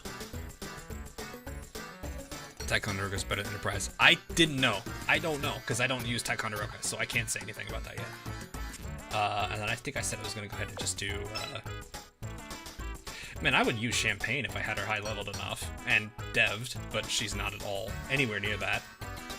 But I'm just going to go ahead and throw Perseus in there, because I'm not concerned. I'm going to run Torpedo Fleet, so they need some healing. Because who runs Torpedo? Well, I don't know. Does anyone even run Torpedo memes as mob? Oh god, Shimakaze with these two. I should try making the laggiest fleet ever. I don't know if that would be the best idea. Oh, I need to adjust this.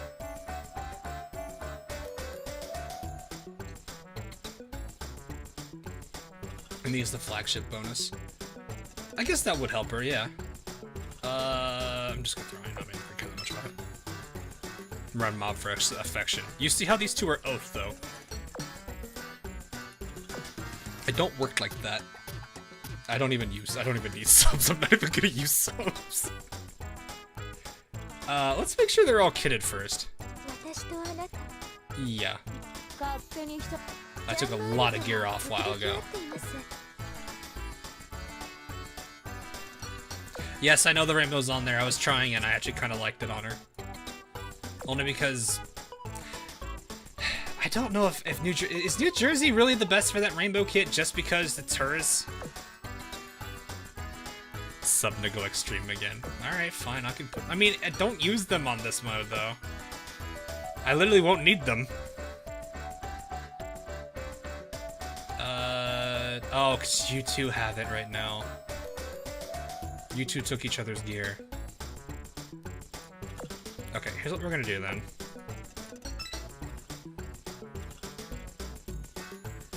Alright, let's get all this on. Get the stuff from Key and, God, I feel like I'm really splurging on Richie. plus 12 super heavy shell, plus 11 type 1 AP shell.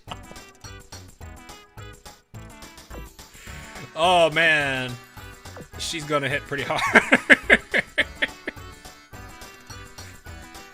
10, 10, 10.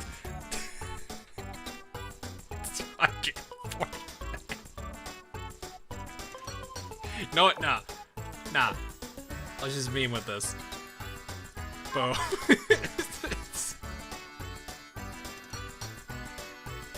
Yeah, like, New Jersey, I get it. It is kind of, it's the gun that was, like, came with her event and everything. It maybe, I don't know if it's historically accurate either. But, like, she's kind of she's what, a barrage on fire, right? So it's like, you don't want that, you would prefer doubles over triples, wouldn't you? At least that's what I've always learned about this kind of thing, is you want to use the faster firing guns for barrage on fire. One pirate girls. They're not that far behind each other in level. They aren't that far. Also, I've thought about it.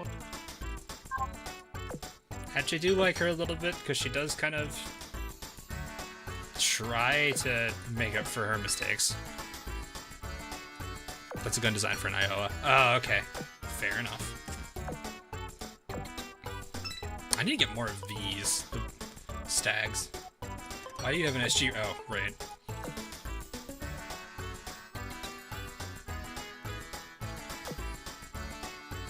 Yes, you can repair ships. It's the emergency teams and whatnot.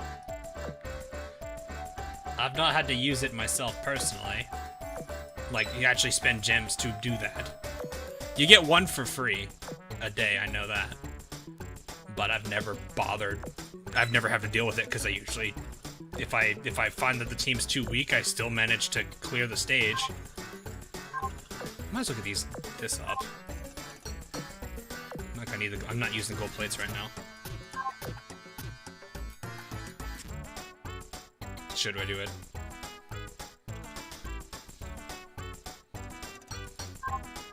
Nah, I won't do it. Also, I think someone's in there heading out. Alright, see you, Enterprise. Have a good night. Okay.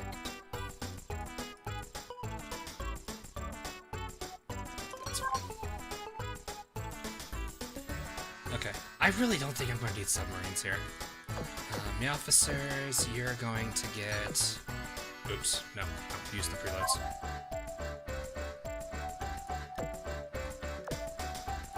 You guys...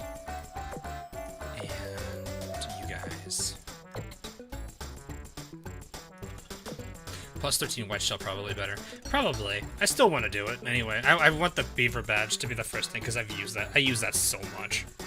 I kind of feel like I should just do that for the sake of it. Alright.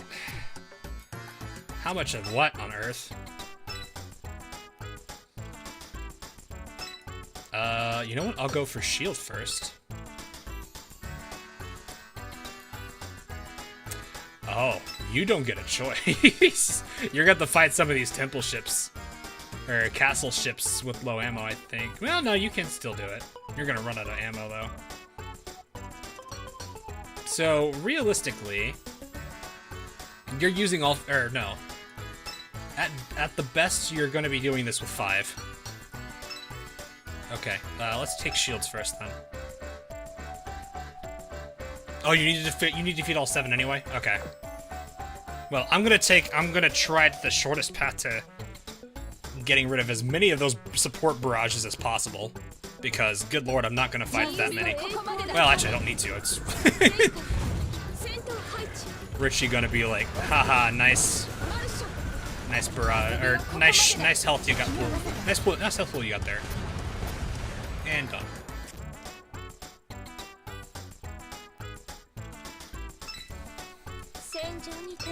No, what you probably want to do, because you don't want them to do doing this, I mean, it's probably not going to hurt that badly still, because I'm high-leveled enough, but it's still going to be good to try to reduce as many of these as possible first, before fighting any of the others. Alright, see a fusion. Nice health pool.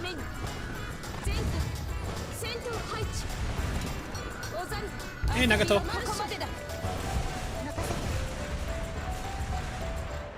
8 seconds.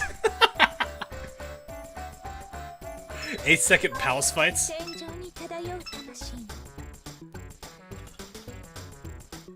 Oh yeah, I could totally optimize the fleet, but it's more fun to have 8-second fights because it's fast.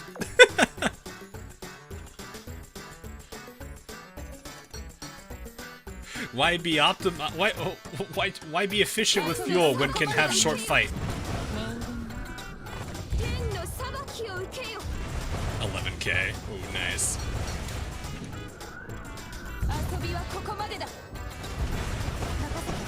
JB, I think you missed there.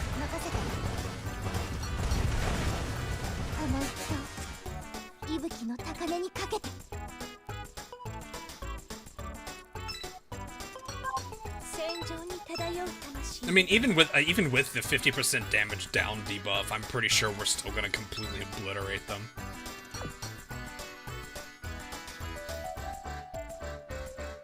This is literally preemptive strike, but the preemptive strike also wipes them out, so it's like, what's the point? Like, how much damage is it? 58... 30, it was 20 alone with just that. The barrage brought it down to 16,000. She's already done 33,000. No, 43,000. Jeez. Exterminate everything, including the FPS. Exactly.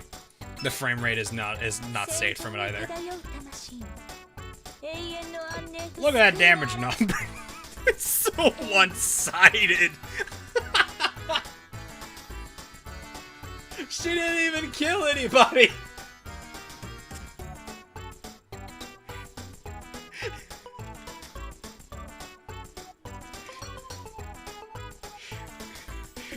Richie's over here doing all the damage and getting all the assists. Everyone else is just kill stealing. No Shiro is at least being nice.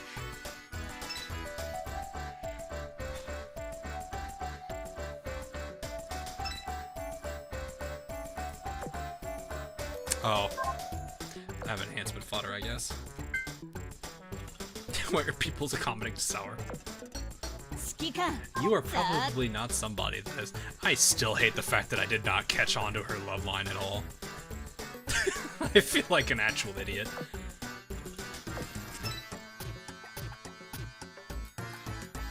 That first prize was Richie's top 10. I mean, it's literally all you have to do. I don't know. Hey, Chad, do you want to go on a date with Oklahoma?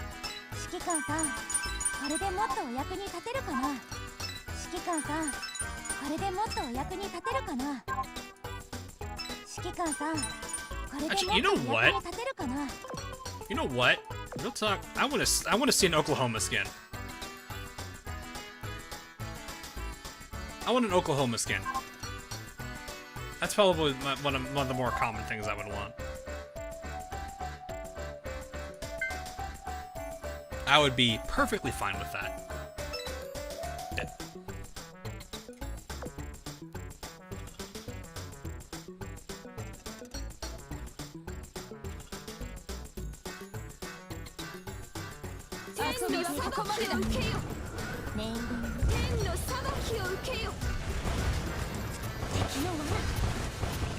Oh god, no Shiro.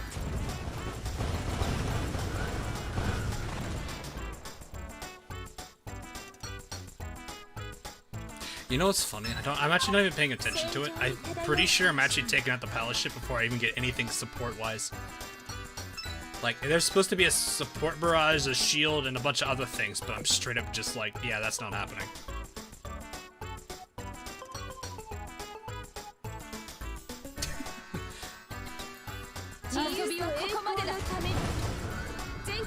I mean, it's been something I've been kind of wanting ever since we've had... Oh my god, my frame rate! It's been something I've kind of wanted ever since Cassin and Down started getting them. Or got one.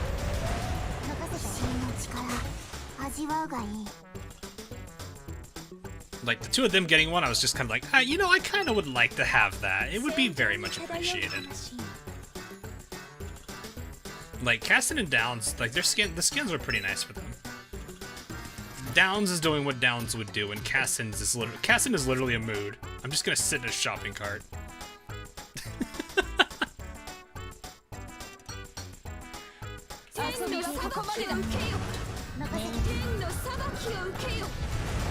Nice 7K there. You've shot the frame rate, Richie.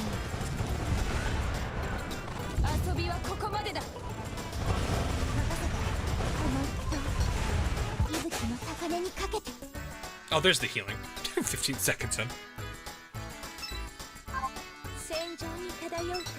The map's like, I give you the 4 blessings you have managed to accumulate. Round ends. What blessings? I didn't see anything. Alright, let's see. Is this gonna work? I hope it does. So, the only way this could be absolutely disgusting is going to be formidable. I did not know you would do that with everything. You know, I just realized I currently have 2 characters now who literally summon things and then throw a whole bunch of things out. Like Shino throws these moon phases at people. I think it's planes that are being flying. Yeah, there's planes, and I don't know what those are just more planes. Enterprise is just like, I exist. Bow. Oh.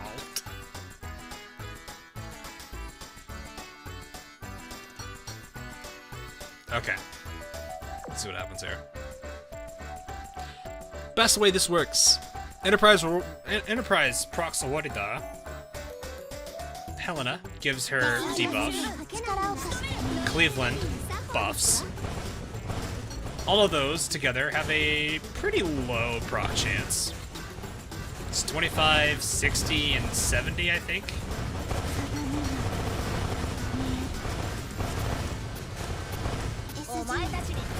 Good surface damage. Poor sub damage.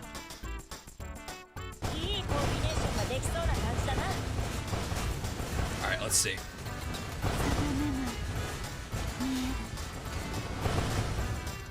I'm gonna wait for that 20-second mark.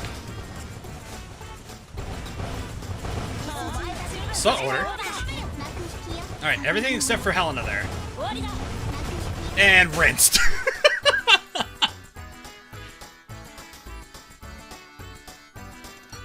Double damage plus Cleveland buff equals, yeah, that's gone.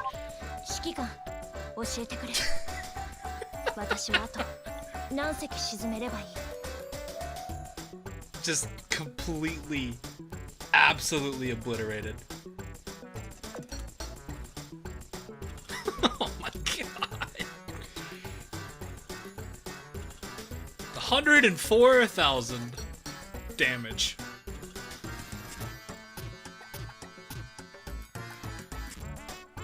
His frame's also the target. You would clear EX with that clue. Would I? EX is generally very punishing. Shinobu's in her fleet. I don't know if she would, though. She's got a faster... I mean, she has a faster reload than Formidable does, but I think she also has one more torpedo bomber. Shino, no poor thing. Couldn't even beat the Vanguards, but to be completely honest, these two kind of took it all.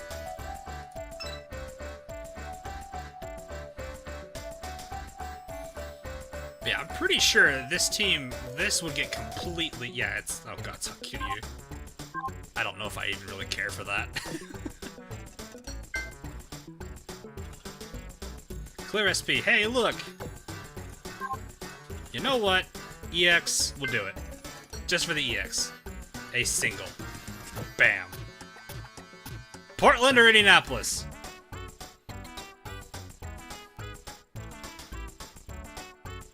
Portland or Indianapolis?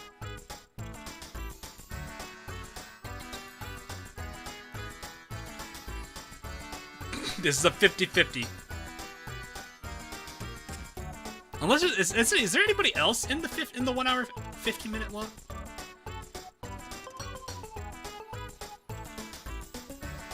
Oh hey, Night Raven.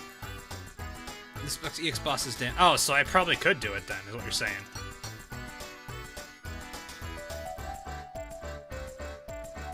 Alright. Everybody locked in?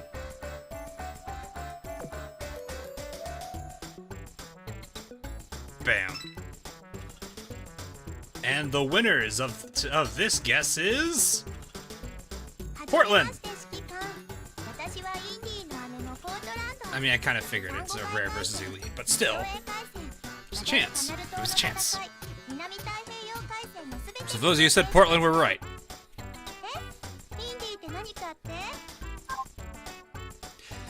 Alright, you know what? We'll give it a shot then. We'll see. I'm gonna let that load, because I don't want to race condition myself there. I think there is. I would not know. Oh, I need a battleship, though. The light cruiser requirement, not that hard.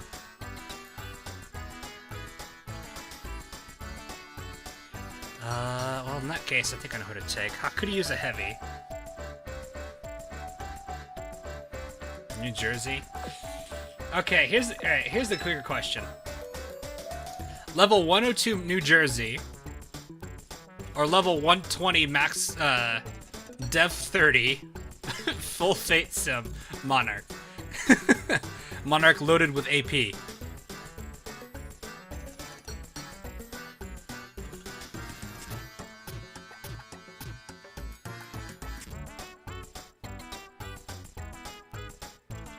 I kind of want to say Monarch.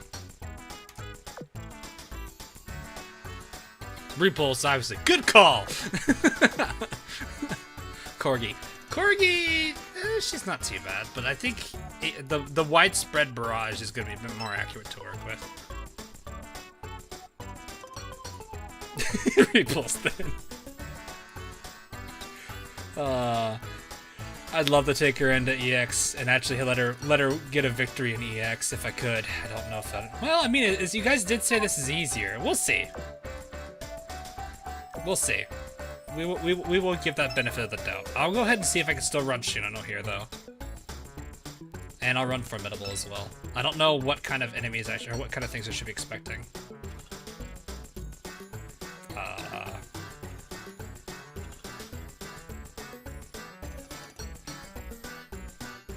Well, in that case, I don't have an eagle carrier. Prinz is only, what level is Prinz again? 105? Go for the beefy cruiser. You know what? We'll see how this goes. Beefy cruiser. And let's play RNG Simulator. If it's supposedly easy, I can just throw whoever I want on and not worry about it. We'll test how true that statement is. Oh god, I haven't used you. I still use this gun on you.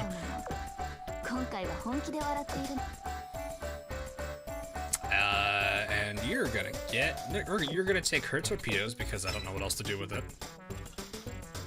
Anti-air. Let's slap a gold on. Well, no, it's a carrier. Is that gonna be a good idea? Because I don't have any fighters. Am I gonna have to worry about fighters?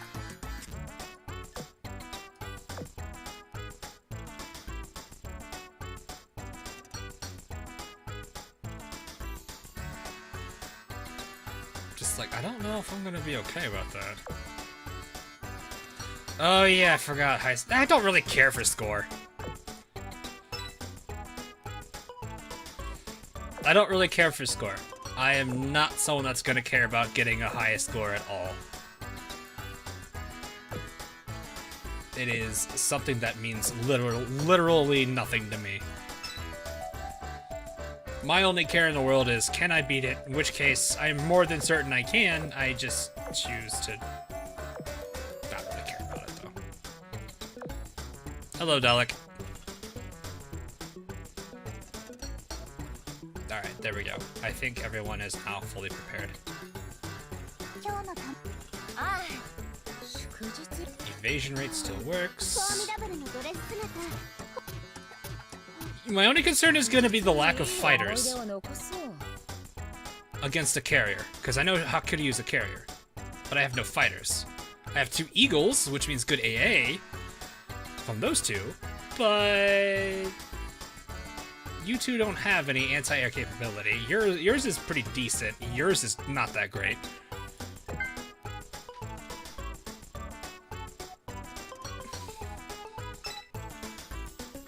I wonder how fast. I wonder if people use Shimikaze on this, just to be accurate. The Hawk cares about a lot about that 500 cognitive river. Oh yeah, you know I do. You know I totally want that wyvern. Or not wyvern, sorry, the 500 cognitive. I read someone else's comment. Doesn't seem that bad.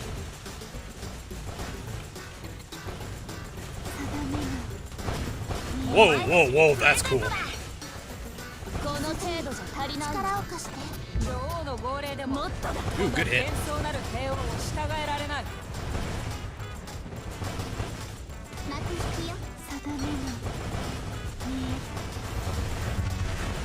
Oh no, I'm being attacked by the rock. Oh no, Fire Nation! This is... Oh, ooh, that plane! Holy crap, that did a lot of damage. Don't take a plane to the face. Those actually hurt. That sounds like very good life advice, actually. Don't take a plane to the face.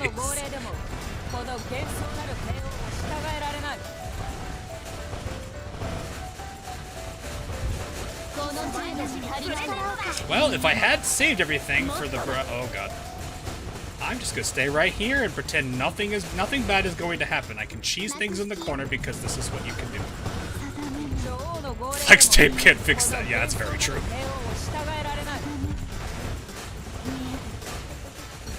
I think one more attack one more attack series, and I think I've got the win here.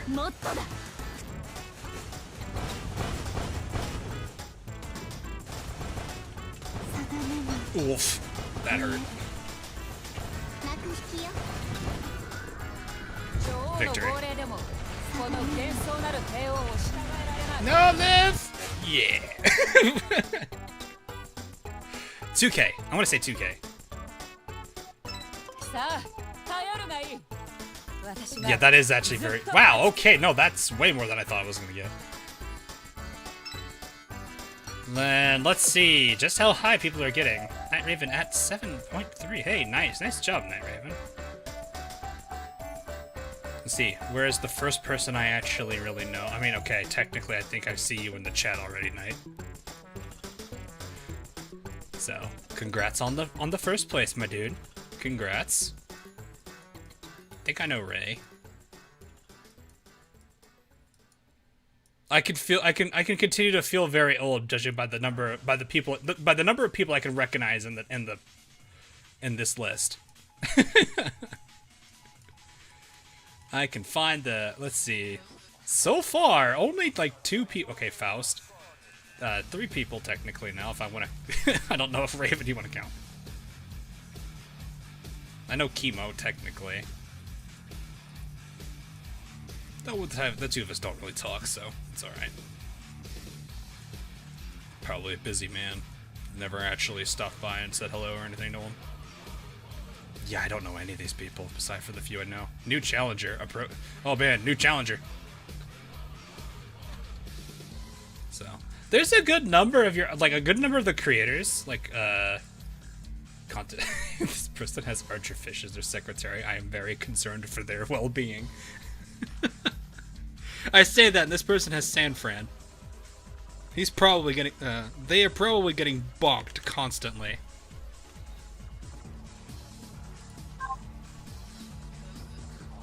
So, well, hey, cool, I completed the EX. I got it, thanks. Oh boy, 500 cognitive chips.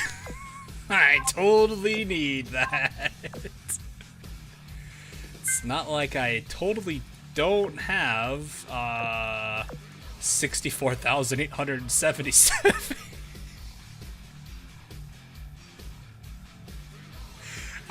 wish that you could do that. There's other things you could do with these, because they just kind of collect, and I don't even have to do anything with them. Ah, lovely. All right.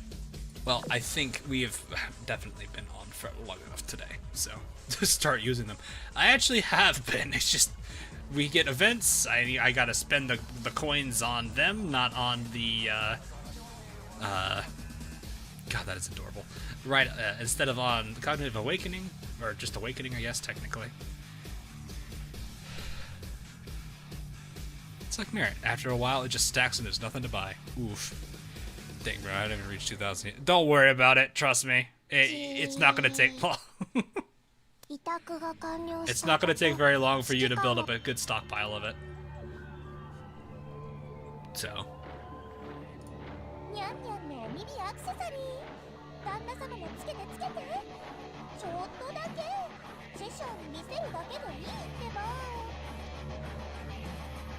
I'm pretty sure it's going to start to go away too with the with the 125 levels soon.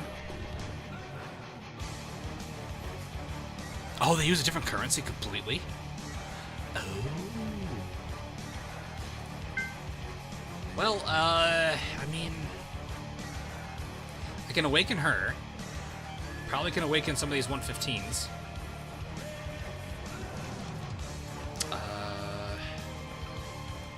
There's a filter on hand there. No, it's not.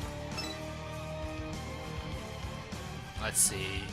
I got a bunch of 115s I can probably awaken. These 4 right here easily.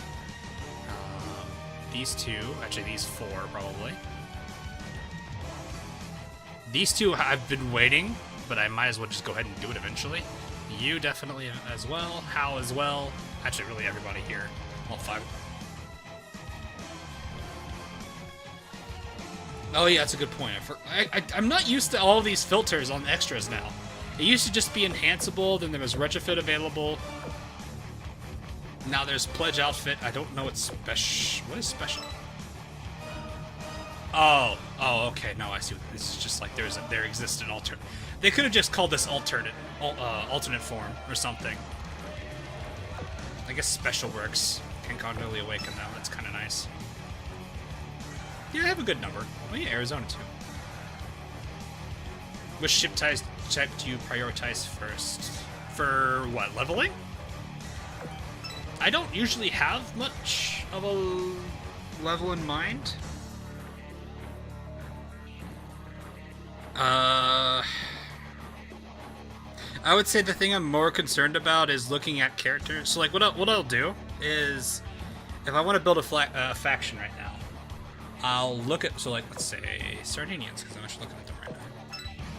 So Sardinians. My first instinct is to look at backliners, and what backliners I can work with. So obviously Vittorio I'm going to eventually work on. You can also see Aquila is currently getting developed, and I was actually looking into Vittorio as well for the other backliner. So Vittorio, and Aquila for the backliners. Usually it comes down to skills. So look at what kind of skills they have. Obviously, Vittorio here is a leader, so she's going to have a lot of buffing. Good to have. Vittorio, I think, is more barrage focused. She doesn't have too much leading, I guess. Yeah, she has this. I guess if you want to consider that as a buff. Yeah, she has this, which I think is based off of salvo fire. Yeah, barrage firing. So those two, I mean, Vittorio is kind of what I would call a lone wolf character. She doesn't necessarily buff or need to be around anyone for buffs. She doesn't need she doesn't have any fleet restrictions, so you can work with her with pretty much just about anybody. Hence lone wolf. Well, and lone wolf would make sense actually, because lone wolf implies she's by herself. I don't know which term I would use there then. So I would usually look at these two. And then at that point, it's going to depend on if it's mob or boss. Mob is going to be dependent on if there is a healer I can work with. So Aquila being Sardinian and also is a healer, can heal. Yeah. That's just where to go. So that's why I'm going to be working with her here. I need to actually look through her healing a bit here. And then frontline. Now, before all the changes with the like full limit break on destroyers, generally gives 1 of 3 buffs. I would just consider cruisers. I would only look at cruisers. So I know Zara is good, so I would probably work with her. I know Duka is actually relatively solid too as a unit, so I would look into her. Then from here, I have what I call the 1-2-3 rule. Ocula. Well, I mean, I'm using them as a mob fleet because I need them for Marco Polo. Hello, I am from Azur community in Brazil and would like to know which ship I like the most. Oh, what? Well, first off, hang on. Trevor, thanks for the $. Secondly, that would be, to answer your question, kid, that is my first oath. So, there's the answer you're looking for, kid.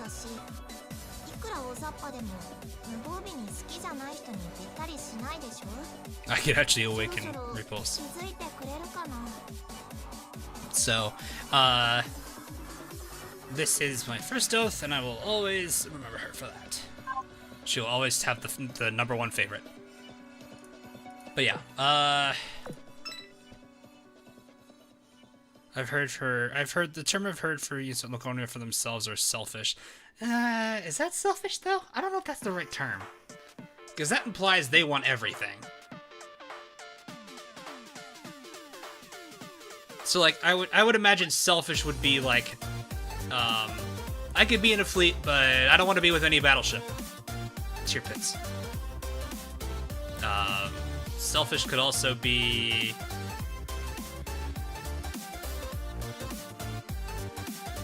I want to be in a fleet, but it has to be only people of my own fleet, or of my own, it has to be with people that, of my own faction. So it has to be all Iris Libre. That I would see as selfish.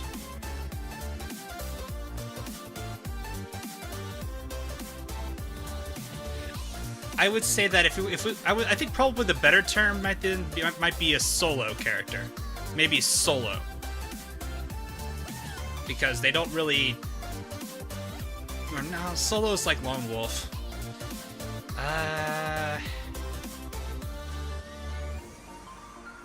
Free? I don't really know. I don't know what term. I think selfish isn't exactly the right one either.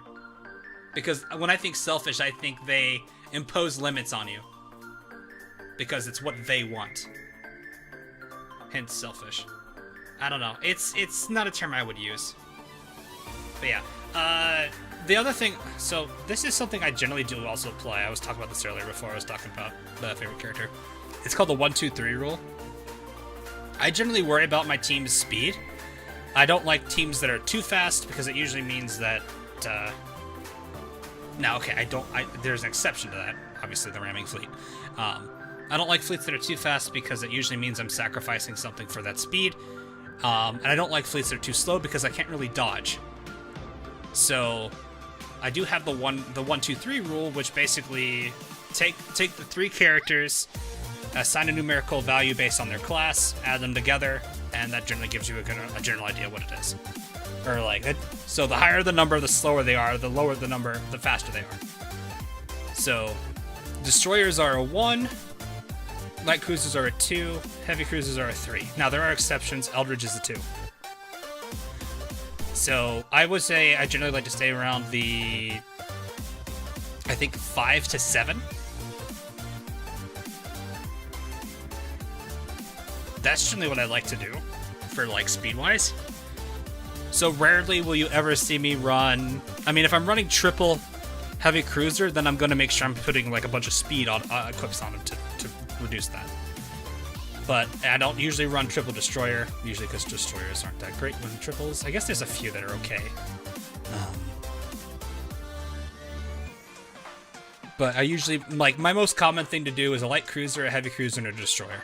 That's what I usually like to do. If I want to go a little heavier, I'll do double light cruiser and a heavy cruiser. I don't think I've ever done double heavy cruiser and a single light. I've never done that. So that's just something I do. You don't have to do that. But that's all player preference. Where do you find speed in this game? It's a stat that's not shown, I don't think. I don't think it's a stat they show. Yeah, it's not a stat they show. So it might deserve a value of 3. Fair. Okay. I guess I could see that too. Yeah, she is relatively slow. She can slow you down a lot. I've been giving her a 2 just for the sake of it, because she's still somewhat fast if you have like if you do like a full group of light cruisers, you're still somewhat speedy. So speed you unfortunately are gonna have to find on the wiki. I kinda wish they actually included it here because they have luck, which I mean actually no, the stat that I kind of feel I mean, luck is... It's not a number that you really need to know. Like, it's a number that's great. If you know what it does, then it's good to know the number. If you don't know what it does, then there's no reason to see it. Speed, probably you would understand more than luck would. The higher the speed number, obviously you're just like, oh, okay, well that means that they're faster. Or they're quicker than other ships. High luck. If you don't know what luck means, you're just like, what does that mean?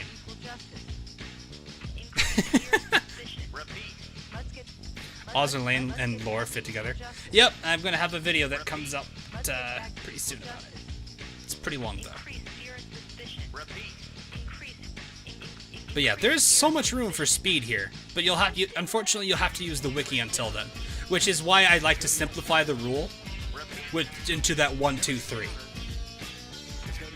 Because in most cases, destroyers are fast, light cruisers are somewhat fast, and heavy cruisers most often are slow. It has nothing to do with them.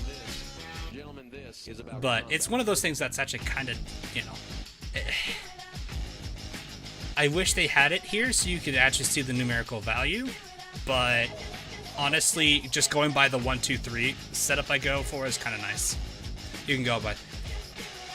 Yeah, not a lot of people know about this. Not a lot of people know you can do that. I guess I could add that into like another episode of things you may not know you can do in Azur Lane.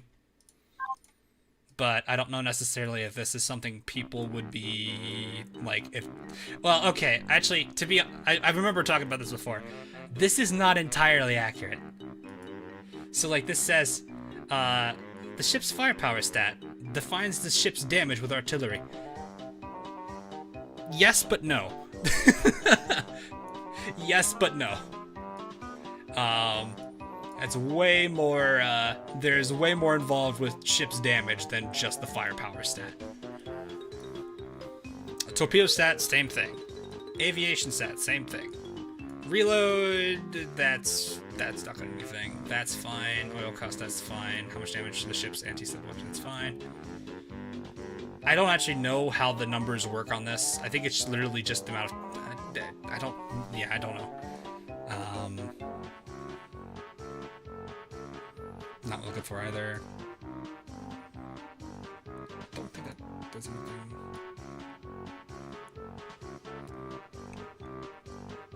Yeah, luck is actually pretty well written.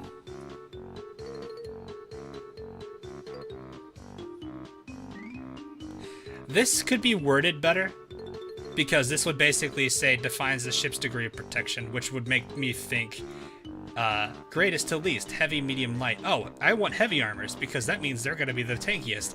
Not really. They're vulnerable to things. I think this could be better worded. That's why I'm like, this is nice, but it doesn't really... I feel like it needs to be reworded, because it's not fully clear. There's a bunch of things that need to be changed on it, I feel. So, but yeah.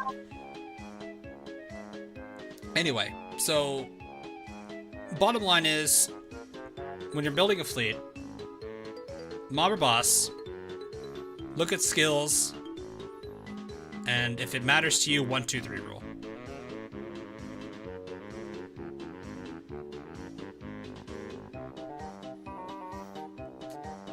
I think the screen is right and that the stat is somewhat drawn from calculations. Oh. Perfectly silly news. Yeah. So, I hope that's probably the answer you were looking for there. Although you were pretty much trying to ask me how I prioritize ships. But that point is basically how.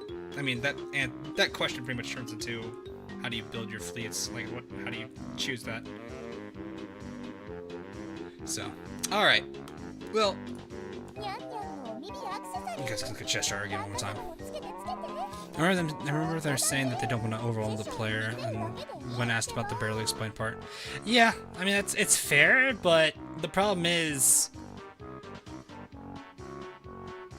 there's a balance. You need to find the right balance. Providing too much information, yes, that overwhelms the player. It becomes difficult for them to keep up with everything. At the same time, providing too little leaves them not knowing everything. Or leads them to maybe not necessarily knowing what they're doing. Not necessarily knowing how each of the stats work.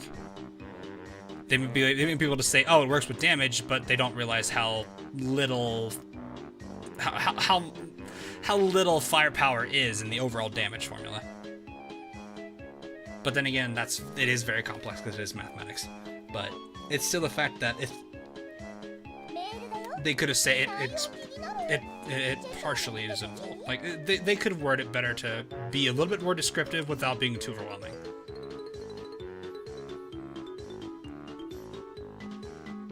So like for example, actually, you know what? Here's what I would say. So I'll let you pull up Duca. It doesn't really matter. Alright, so like for example, armor type. The ship's armor thickness defines the ship's degree of protection. I wouldn't say greatest to least here. I wouldn't say this at all. I feel like this is misleading.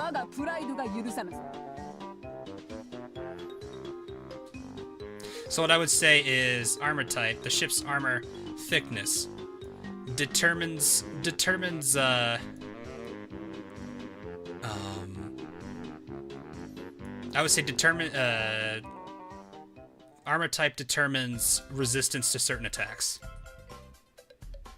That I think summarizes it. That I think pretty much would summarize it without being too overwhelming on the description. That's what I mean. It gives enough information that it gives players a much better general idea how it works, and if they want to look it up, they can. But it doesn't give them things that I feel like are completely misleading. As for these, well... Yeah, Ika, this has been around pretty much since, I want to say since day one. Well, my day one, which is pretty much since the game released.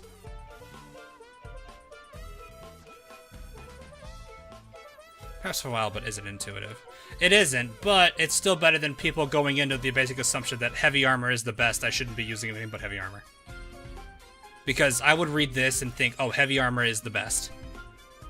That's what I mean. Like, this needs to be reworded completely. Because that gives such a wrong understanding of the problem. Or a wrong understanding of the definition. These... I guess that's fine. I can't really... I mean, if I reworded these, I would just say partially influences ship's overall damage with torpedoes.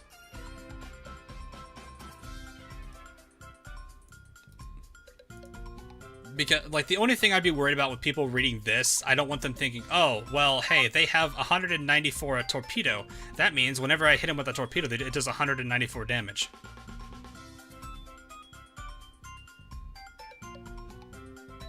That's my only concern with that. That's really it.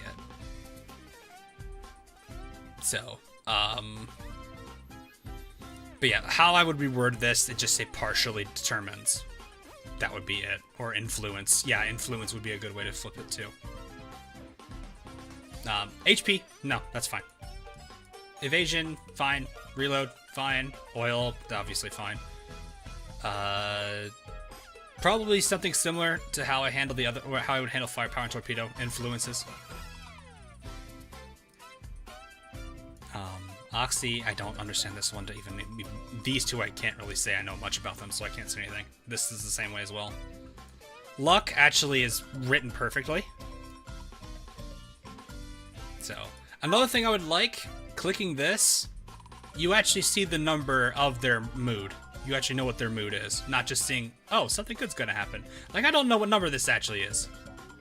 I have no clue what number this is. This could be 150, it could be 119.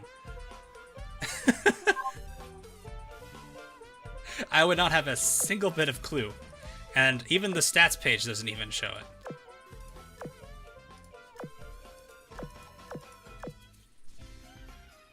So I'd have no clue. You start looking. Oh no, don't worry, Paul. So my current, I'm still trying to figure out who my 6th person is. But I'm gonna just be using Zara, Latorio, Duca, Vittorio, and Aquila. My 6th, I'm not entirely sure yet. I would like to look into a destroyer, but that leaves me with Carabinieri, Maestrelli, Nicoloso D'Areco, and Libicio, I think is how you say that one. Yeah, you can see the number in the dorm, but it's the fact that you have to go to there, which that's a loading screen, because the dorm takes a little bit to load. Just to see those numbers is what I don't like. That's probably the one thing I would say. I think 119 is the threshold for the XP bonus. After that, I think it's good morale. It's just, you know, green face. So I need to figure out between which of the destroyers I would use here. Otherwise, my other choice is going to be Trento or Pola, which they're both heavy cruisers. Which at that point, I might as well just say I'm slightly biased and go Zara and Pola and keep the sisters together.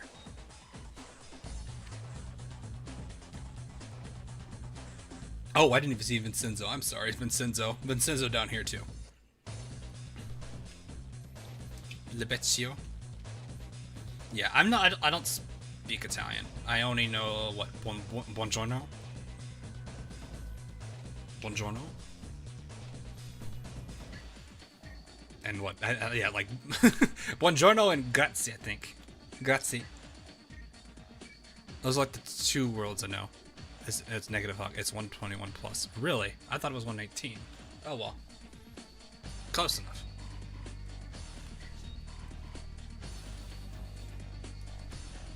So, yeah, I need to look at... Basically, I'm going to try to prioritize the destroyer first. Worst case scenario will be Pola, more than likely.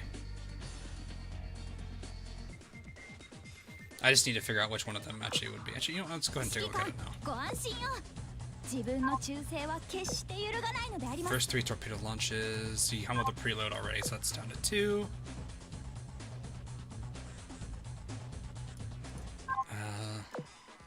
I'll probably determine this offline, but yeah, you can kind of see like this is kind of the process I have when I'm actually like taking fleet building seriously. 10% chance to increase the ship's damage by 15%. That's interesting. How long? For 10 seconds.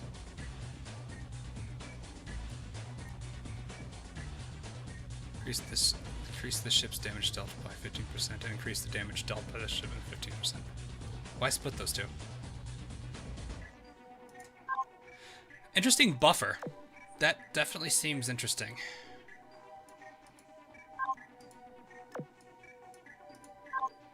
That actually doesn't sound too bad. You could probably get a really good... It's like the thing I like about this skill actually is that it's not restricted to like the ship in the frontmost position must be like Sardinian. It can literally be anybody. So if you have like a really good DPS ship in the front spot, Carabinieri then buffs her every 20 seconds.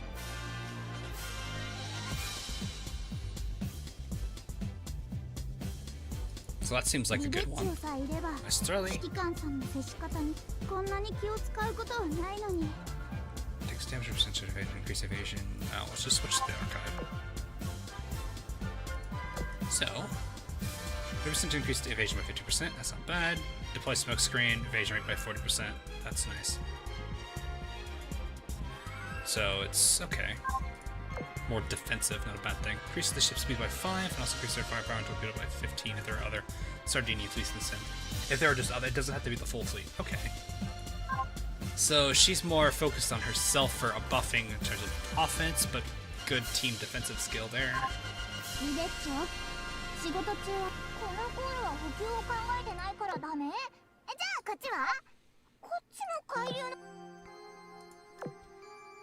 The ship's A and evasion by 5, and speed up by 5, or 15 and the speed by 5. Increase it when this ship defeats an enemy. Increase firepower, torpedo, and reload by 5%. Oh, that's nice. So it's literally the It's the Minneapolis skill. Oh, it's permanent though.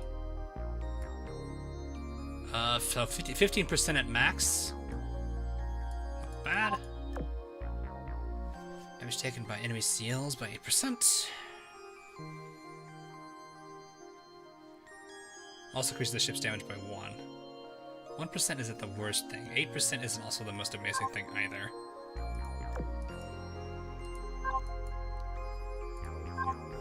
I like how they're all very, like, all of them have, they have some supporting skills, but they also, to a degree, have some kind of way that they buff themselves to be stronger. Dungeon of the Endless. Yeah. That's one of my favorite roguelikes. Increase the ship's firepower evasion by 3%. Can stack, so 15% at best. Gains 5 speed and fires a special barrage. Okay, so it's a one-time barrage. Okay. 50% chance to increase the accuracy of your vanguard by 20%. I wouldn't say accuracy of the vanguard is that vital.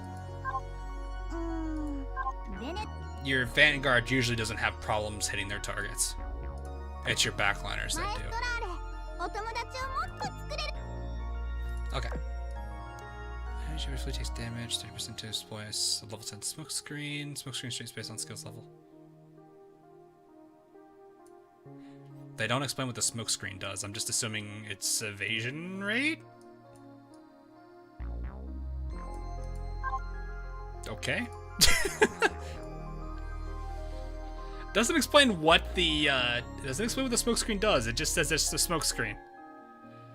But yeah, I could definitely tell. It looks like these two have, her and her sister have something together. So probably one of the cases where you want to put the two of them together.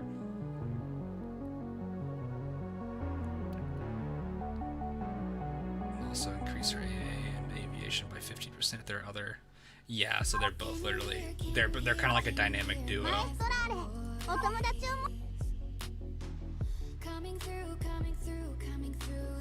I may actually try Carabinieri actually.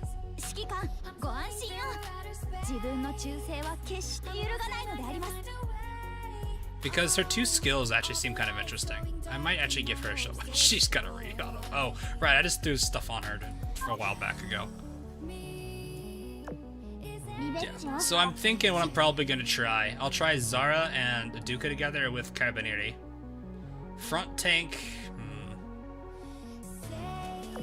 Oh, that's going to be very skewed because there's 20 level difference between the two of them. Pola might still be, or not Pola, Zara might still be front tank just because tourney.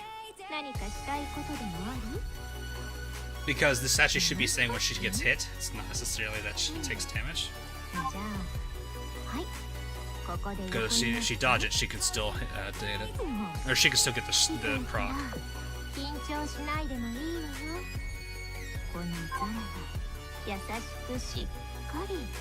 So I think that's what I'm gonna do. Zara front tank. That means, unfortunately, Carabinieri is gonna have to be in the back though for me to really apply.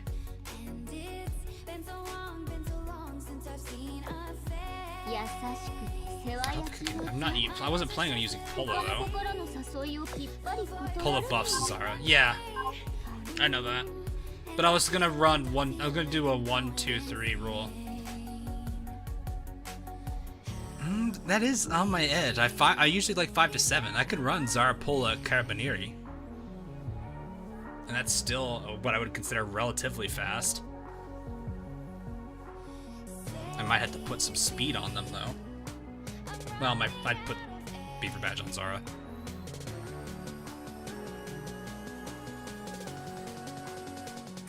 Unless, does Pola want to be in the back? If Pola wants to be in the back, that's gonna be a problem.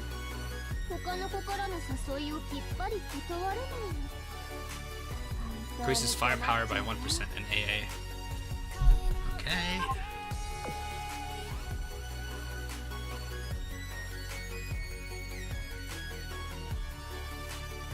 Increases the proc, so it's 40 when I have 2 other Sardinian. I'm gonna have full Sardinian fleet anyway. What is the highest base rate for this? 50, so 70% when she's got 2 other people with her. And then... Is this San Rui's skill? Increases evasion by X for 15. Is it Sunray? I think that was Sunray.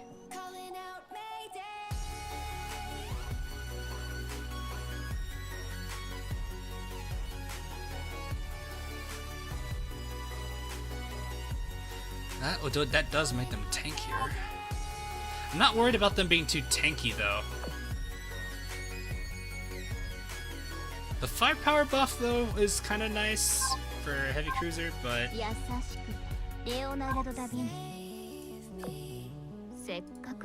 that's kind of like where I'm at. It's like I could run Zarapola.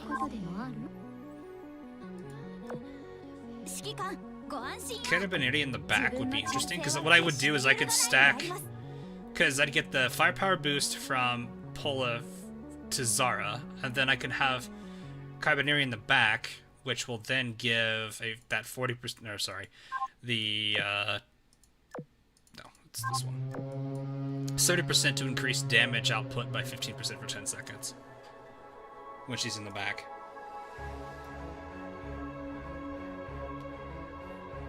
So, problem is, Carabinieri as the back isn't exact. It kind of goes against what I usually do, but it's fine. It kind of needs it for that skill. I guess I need to see what her health pool is at max. Actually, what's your max limit break? I gotta see what this is. I wish this is, but yeah, like this is how I go about actually being serious with fleets. Okay, I'll auto sell down. Okay, not too bad. So, all right. Anyway, I think that gives me my Italian team. Oh, if that doesn't work, if it doesn't feel like it works out right, I'll switch it up. But I think I have a general idea. I might try Zarapola, Carabinieri with that trio in the back as well. So, anyway, I'll probably I gotta figure out what. I got some guys coming over to look at the window again tomorrow, so I might not be able to do it as early as I'd like to. So, but we'll see. I do plan to stream Genshin tomorrow though, if it works out. It'll probably be again later towards the afternoon, maybe even in the evening. We'll see.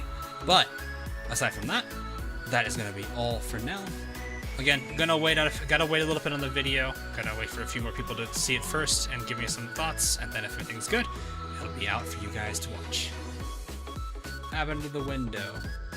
I don't really know actually. It just it was raining one night and it started raining. Or no, sorry. It was raining. Yeah, raining one night and it started raining. Yeah, raining one night and it started leaking. So yeah, I had some water getting into my apartment, so that's why. But anyway, yeah, they're going to be looking at it, seeing if they need to fix it up a bit more. Other than that, yeah, should be pretty much able to stream tomorrow. But yeah, hopefully it's an easy fix, so we'll see.